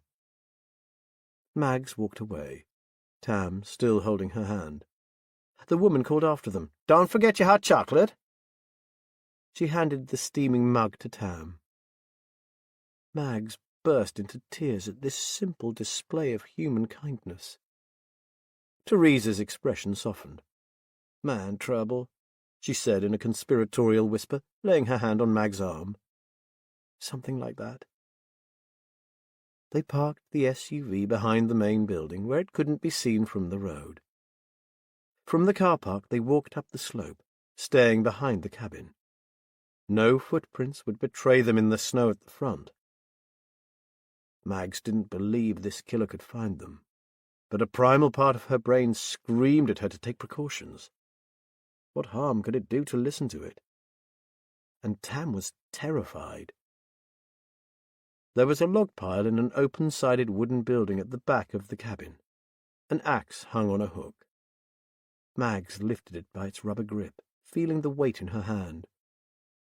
Then she pictured the killer finding it there and slid it between the logs on the ground until it was out of sight. The cabin was the last at the top of the slope. The front door faced the interstate. At the rear, beyond the log pile, was a well-maintained path leading through the trees. According to a signpost, the town of Havers was a 2-mile walk away. Snow fell harder, the wind whisking tiny flakes against their faces. "Come on." Mags turned the lights on as they walked in. Twin beds, an antique pair of skis displayed on the wall above them. A bathroom through one door, the promised kitchenette, a tiny room through an arch. There was a microwave and a fridge. The largest window was on the far side of the beds, looking out towards the road, although all it showed was a swirl of snow and the lights of the motel reception. There were lampposts on the path outside, spaced at regular intervals, darkness pooling between them. Tam reached behind Mags and flicked the lights off. "This way we can see anyone coming, but they can't see us." Smart kid. Mags kissed the top of her head. She wanted to tell her no one was coming, but she wasn't sure who she was trying to convince. With the curtains open, enough light spilled in from outside to illuminate the room. Tam went to the bathroom. Mags opened the cutlery drawer in the kitchen. No sharp knives. They shared the hot chocolate, sitting on the bed.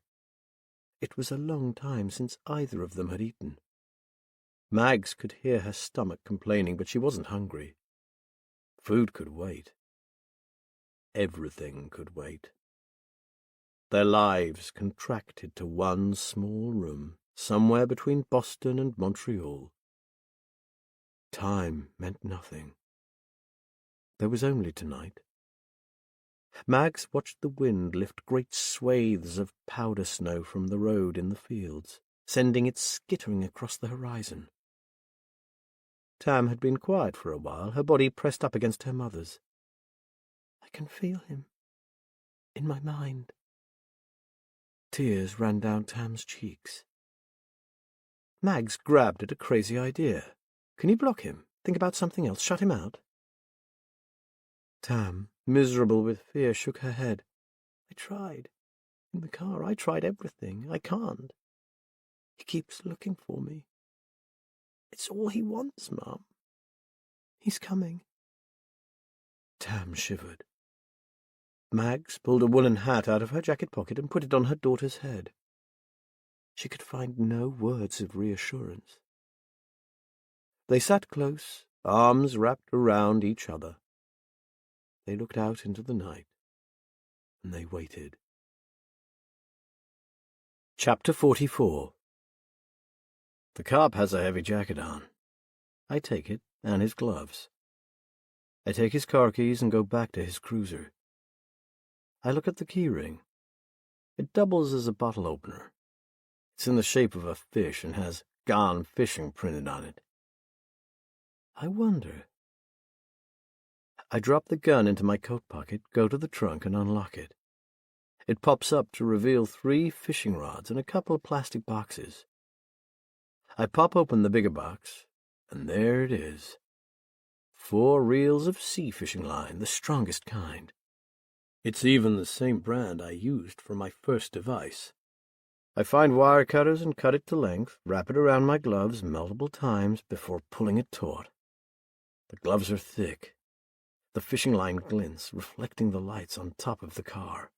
It's perfect. The cop's body is lying a few feet in front of the flipped vehicle. The American's car blocks the only way past the truck. There's no way through. How can I reach her if I have no car? My face is ice cold, my cheeks stinging where the snowflakes hit them. I was asleep on my feet just then. Not sure how long for. Seconds? Minutes? I blink. Lights slide sideways, left to right, then back the other way. I shake my head in confusion before I work out what I'm looking at. 2 vehicles coming this way. I have to leave. I shouldn't have shot the cop in the face. He was wearing a hat.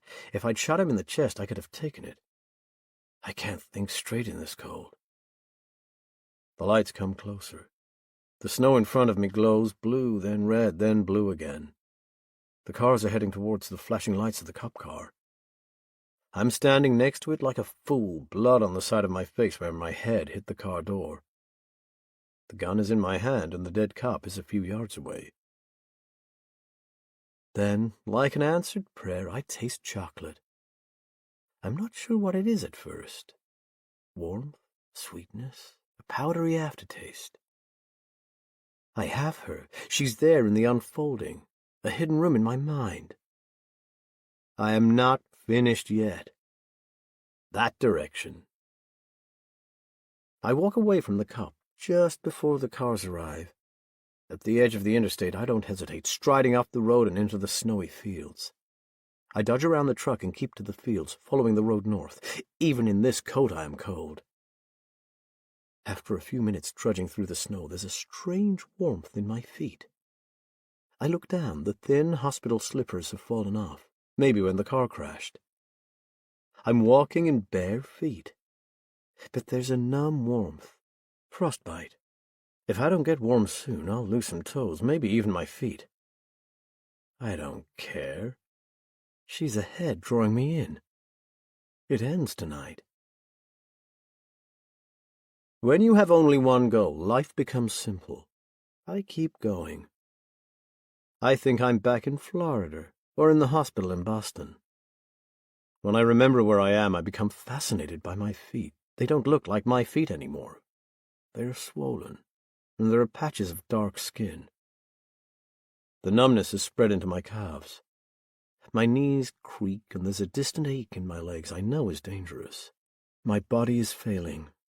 All those weeks in a hospital bed, even with the workouts I've been doing, I am nowhere near fit. Since lunchtime, I have killed 4 men. The nurse, the boss, the American, and the cop. So much death. I wasn't bringing them peace. I wasn't helping them rest. They were in my way. I am tired. I guess I may have covered a mile when I stopped for the first time. I've been falling asleep every so often between steps, snapping awake as the snow crunches under my strange feet. This time it's for longer, and when I wake I have stopped walking. It scares me, standing still. I reach out for her in my mind. She's there. I move again. The nurse, the boss, the American, the cop. The nurse, the boss, the American, the cop. I step in time with my chant. The nurse, the boss, the American, the cop. The second time I stop, I figure I sleep for a few minutes.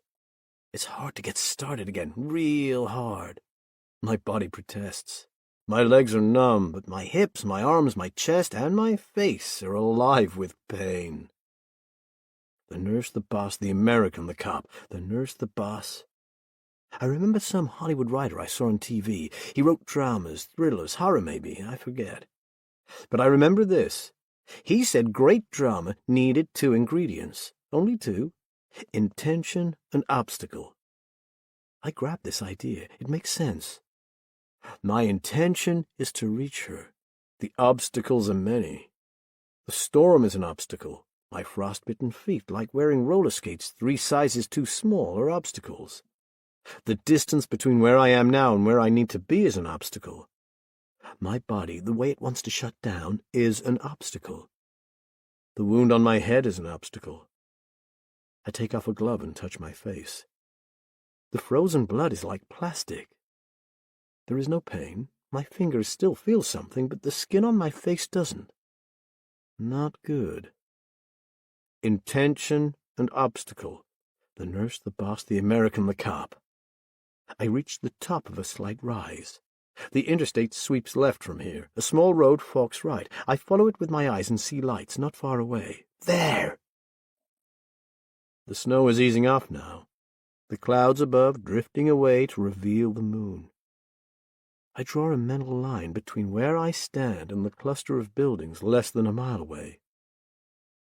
I follow that line. The nurse, the boss, the American, the cop. The nurse, the boss, the American, the cop. The terrain slopes down to the road before rising again. When I reach the road, I see the source of the lights. It's a motel. 1 big building and lots of smaller buildings all around it, bungalows or cabins. 4 of them have 2 stories. Paths lead from the main building to the smaller ones. Lampposts line these paths, but their light is dim. Solar-powered, I guess. 1 path heads up the hill to the right. The final cabin sits on its own, backing out of trees. No lights inside, no footprints leading towards it. It's so still, so quiet. The occasional gust of wind lifts the newly settled snow from the ground and from the branches of trees, obscuring my view for a moment. Although I already know she's there, my regular senses confirm my conclusion. A movement inside, lighter shadows among dark. Then a door opening, a whisper of voices. I killed her father. She must be with her mother. I check the coat pocket. A loop of fishing line coiled there. It reassures me. A promise brought me, the promise of peace. I no longer have doubts. The steps creak as I climb onto the wooden porch of the cabin. I twist the handle of the door. Locked. I rattle it, put my shoulder to it, and push. It doesn't move. I try sliding the window open. It's shut tight. There's a small table on the porch, 2 chairs made for the weather, made of iron. I pick up the nearest chair. It's heavier than I thought, or I'm weaker, and I drop it. I take a breath, hoist the chair up to my shoulder, and lurch towards the window. The glass shatters, and I reach in to unlatch the window. By the time I'm inside, I have 2 new injuries, a gash in my left hand and a long cut down my right shin. I feel nothing. The room is empty. I take off my gloves and drop them on the bed. I am almost dizzy with her presence. She is so close. Through the back window I see someone run. I open the back door. A figure rises from behind a pile of logs, her mother. I speak to her. You should go. I'm here for her, not you. She has something in her hand. An axe. She is screaming at me. Come on, you fucker! Come on! She is brave. She doesn't hesitate when she sees me. She lifts the axe over her head and comes at me. I see the intention in her eyes. She will kill me if I let her. I put my right hand in the coat pocket, bring out the gun, and shoot her.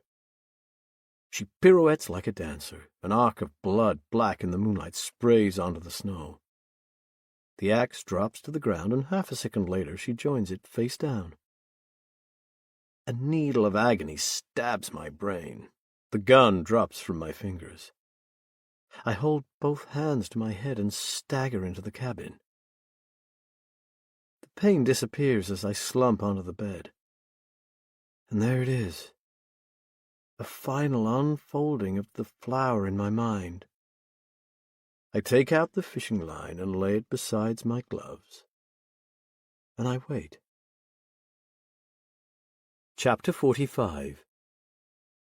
She didn't lose consciousness, but it was a close thing.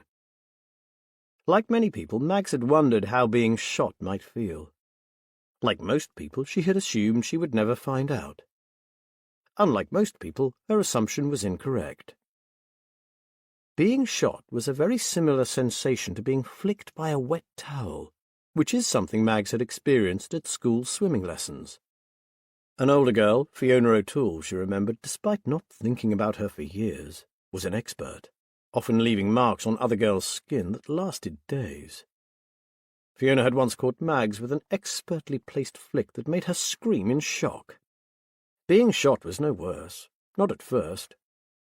A secondary wave of pain followed the initial shock, an insistent throb of discomfort that became agonizing when she moved. The problem was, she had to move. Mags was alive, the killer was near, and Tam wasn't far enough away, not yet. She managed not to scream as she rolled onto her left side. The bullet had hit her below the ribs on her right side. She suspected it had passed through, given the blood dripping down her back. She was scared to move again, knowing how much it would hurt. If she lay there, she supposed she would bleed to death. It might take hours, unless hypothermia did the job first. Mags didn't intend to wait. She looked around for the man who had shot her. Mags had only seen him for a few seconds and doubted she could describe him well enough for a police artist to produce an accurate picture. He was the definition of average. Average height, average build, brown hair, cut short, a bland face. Where was he? Tam's footprints led from the cabin to the path. No other prints had joined them. Mags looked back at the cabin, propping herself on one elbow. From that angle, she could see the top of the killer's head. He was sitting on the end of the bed, facing the door. What the hell was he doing? Mags decided she didn't care. He wasn't going after Tam. That was all that mattered. He was injured, she remembered. There had been blood on the left side of his face. Maybe the injury was serious and he could go no further. The idea was tempting. If true, she could lie back in the snow and be done with it all, knowing her daughter was safe. But he might be gathering his strength for a final effort. She couldn't give up, not yet. Keeping her teeth clenched, she pushed her left hand into the snow and levered her body into a sitting position. She didn't scream. Good. She took a few fast, ragged breaths and pressed her palm flat over the wound on her midriff. The pain made her gasp, and she froze for a moment. When she checked the cabin window, he hadn't moved. The axe. It must be nearby. Mags scanned the snow, finding it 4 feet away. But by then she had spotted something else. Something better. In the snow by the back door of the cabin, the gun lay where he'd dropped it. Why had he left it behind? Mags answered her own unspoken question. Who gives a shit? Mags had never fired a gun before, but she knew it was her only chance. A gun gave her a massive advantage. What if it had run out of bullets? Was that why he'd dropped it? Mags didn't know how to check. It was a risk she would have to take. She didn't stop to wonder if she could kill another human being. She knew she could shoot this man. If she could hold the gun steady, if she could squeeze the trigger, she would squeeze and squeeze until there were no bullets left. She would save Tam, even if it meant dying herself. Mags tried to stand, but blurred vision and a lancing pain in her skull dropped her back into the snow. She breathed hard, didn't scream, kept pressure on the wound. The gun was 10 feet away, but the journey towards it was the hardest she had ever made. Mags moved her left knee towards her hand. Then she dragged her right knee forward, her body sending desperate signals for her to stop.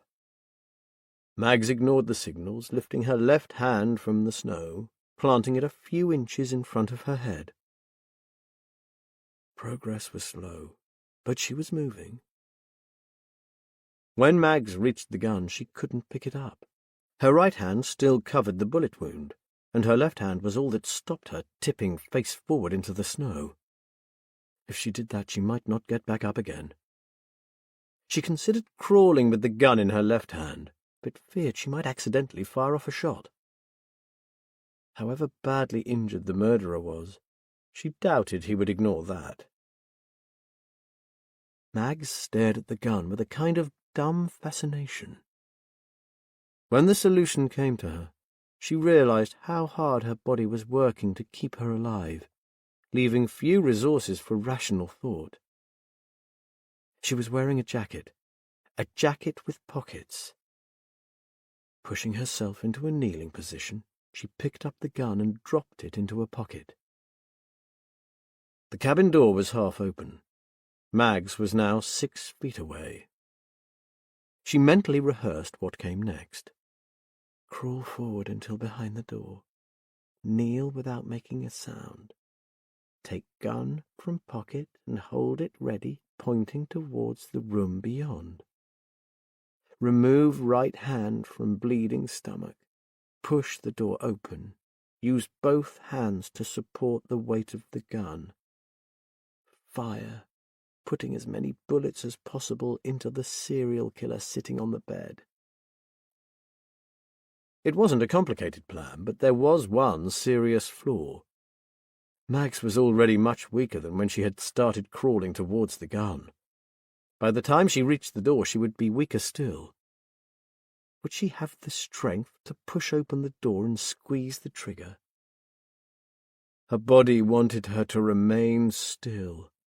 The more she moved, the more she bled. The storm was moving away. It was a beautiful night. Hard to believe the blizzard of only an hour before.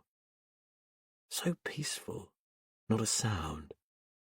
Patches of cloud had cleared and thousands of stars glittered. The snow was soft and pure, other than the dark trail of blood behind Mags. I will not die here. I will not die. Mags knew the longer she waited, the harder this would be. She counted down from 3 to 1.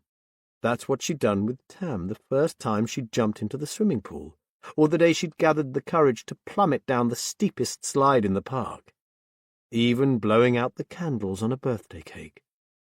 3. A sound in the silence, unexpected, somewhere behind her. 2. The sound getting closer, footsteps. Someone had heard the shot. Help was coming. 1. Mags turned her head and looked back towards the path. No. Her mouth formed the word, but she made no sound. No. It was Tam. She was walking towards the cabin. She must have heard the gunshot and come back to save her mother. Mags braced herself to stop her daughter. It couldn't end this way. It just couldn't. When Tam was close, Mags saw something was wrong. Her daughter wasn't hurrying. Her steps were neither slow nor fast. She maintained a steady pace, head up, arms swinging by her side. Closer still, and Mags could see Tam's face in the moonlight. Her eyes stared ahead, but she saw nothing of what was around her. She was looking at something else. She was seeing somewhere else. Mags couldn't prevent the groan of frustration and terror that escaped her then. It was a guttural animal sound. She didn't care if the killer heard it. Tam! Tam! No, he's in the cabin! Tam! Call the police! Run! Please! Please! Tam didn't pause as she passed her mother. She didn't even look at her. Mags put out her hand to bar her path, but Tam stepped to one side and continued. Mags slipped and fell to the floor. Mags didn't even have the strength to crawl now. Instead, she pulled herself along with her left hand, pushing with her toes. Sounds reached her from the room beyond, but the sofa prevented her seeing what was going on. It was worse than any nightmare.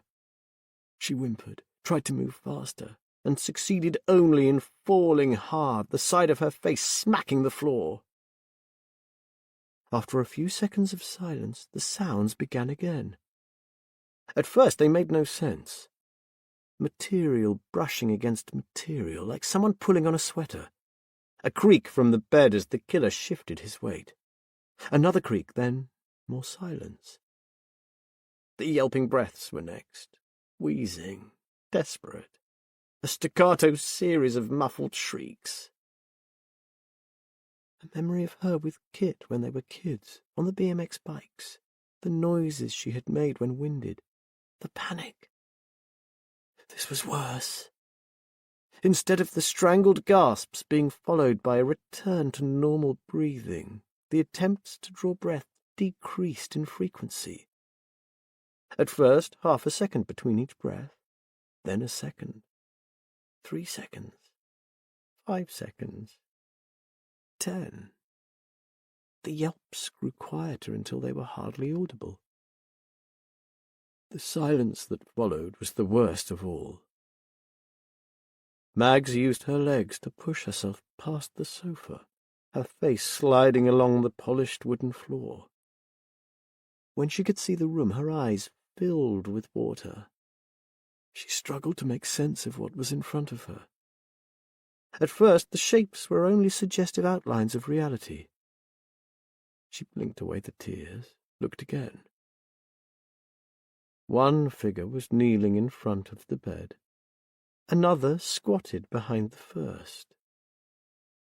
As Mags watched, the nearest figure twitched, spasmed, fell backwards, and was still. The stench of death was reminiscent of a filthy public toilet. Piss, shit, and something undefinable, a sickly caramel sweetness. Her vision clear, Mags pushed herself up on one elbow. The bedroom killer was dead. He had died with his eyes closed. Tam crouched behind him, wearing a thick pair of gloves too big for her. Coiled around the gloves was a length of fishing line. Where the wire was wrapped around the killer's throat, it had bitten into the flesh, leaving a line as clear as if drawn with a pencil. Tam teased the fishing wire from the neck of the corpse. She looked at Mags, her eyes shining. "He can sleep now," she said. "He can sleep." 18 months later. The phone chimed at 7 p.m. UK time. 30 seconds later it chimed again, the vibration making the empty champagne flute rattle. Mags picked up her phone, closed her eyes and counted to 3 before opening the message. It's over. There was a hyperlink underneath. When she tapped it, it opened the homepage of the Boston Globe. EdgeGen guilty. Directors and employees face prison. Judge describes practices as akin to torture. She skimmed the article until she found what she was looking for. Page 21. Read exclusive extracts from Patrice Martino's explosive new book, Twinned with Hell, The Terrible Secrets Behind EdgeGen Technology. Mags twisted the cork from the bottle and poured a glass, toasting Patrice silently. It took 10 minutes for the tears to end. Closure. That was the word Rhea had used. And she had been right about Mags needing it. Patrice's message was the final step from darkness to light. Bradley and his father were dead. Now Etchgen was finished. To her surprise, Mags had mourned Bradley, or rather the idea of Bradley, recalling countless small, unguarded moments between them that had once seemed genuine. She tried to remember those moments whenever Tam talked about him. A young girl had lost her father, and it was healthier if her mother didn't snarl every time he was mentioned. Forgiveness was impossible, of course. Mags hadn't yet decided whether to tell Tam the truth one day. Some decisions could wait. Tam had no memory of anything after they had arrived at the cabin. No memory of running through the woods in a blizzard. No memory of walking past a trail of blood to face the killer. And no memory of the ritualistic act that ended his life. Rhea said the mind was capable of removing a chunk of time completely if it was so traumatic it might otherwise cause severe damage. Mags woke up every morning grateful Tam didn't know what really happened that night. The Massachusetts police had been efficient but not unkind. DNA evidence established the identity of the corpse found in the cabin, and Mags experienced a brief taste of fame when the story broke that a British mother had stopped the bedroom killer. All through Christmas and the first few weeks of the new year, stranded in America, Mags had remained focused on her daughters. It wasn't just her and Tam anymore. She pleaded with the police and lawyers to help her track down Clara, terrified that she might never find her, never know how it might feel to hold her. She poured another glass of champagne and walked through to the kitchen. In the doorway she froze, her smile faltering. No, not again. Her daughter had her back to her. From that angle, Mags could see the top of a piece of paper. The scratch and slide of a pencil nib was the only sound, but the artist wasn't looking at her work. She stared straight ahead, her hand moving independently. Mags moved closer on legs that no longer wanted to support her weight. She put the champagne flute on the table and forced herself to look at the picture. It was a large hall full of people. Children, Mags realized, playing a game, sitting in a circle. One girl had turned away from the game, as if noticing the artist as she sketched the scene. Mags knew that face. It was Tam. It was a picture of the guide hall. Tam was there now. "That's very good, honey," said Mags, her voice less shaky than she'd anticipated. "Is it—" "Tam, yes, Tam, guides, singing songs." Mags stroked Clara's hair.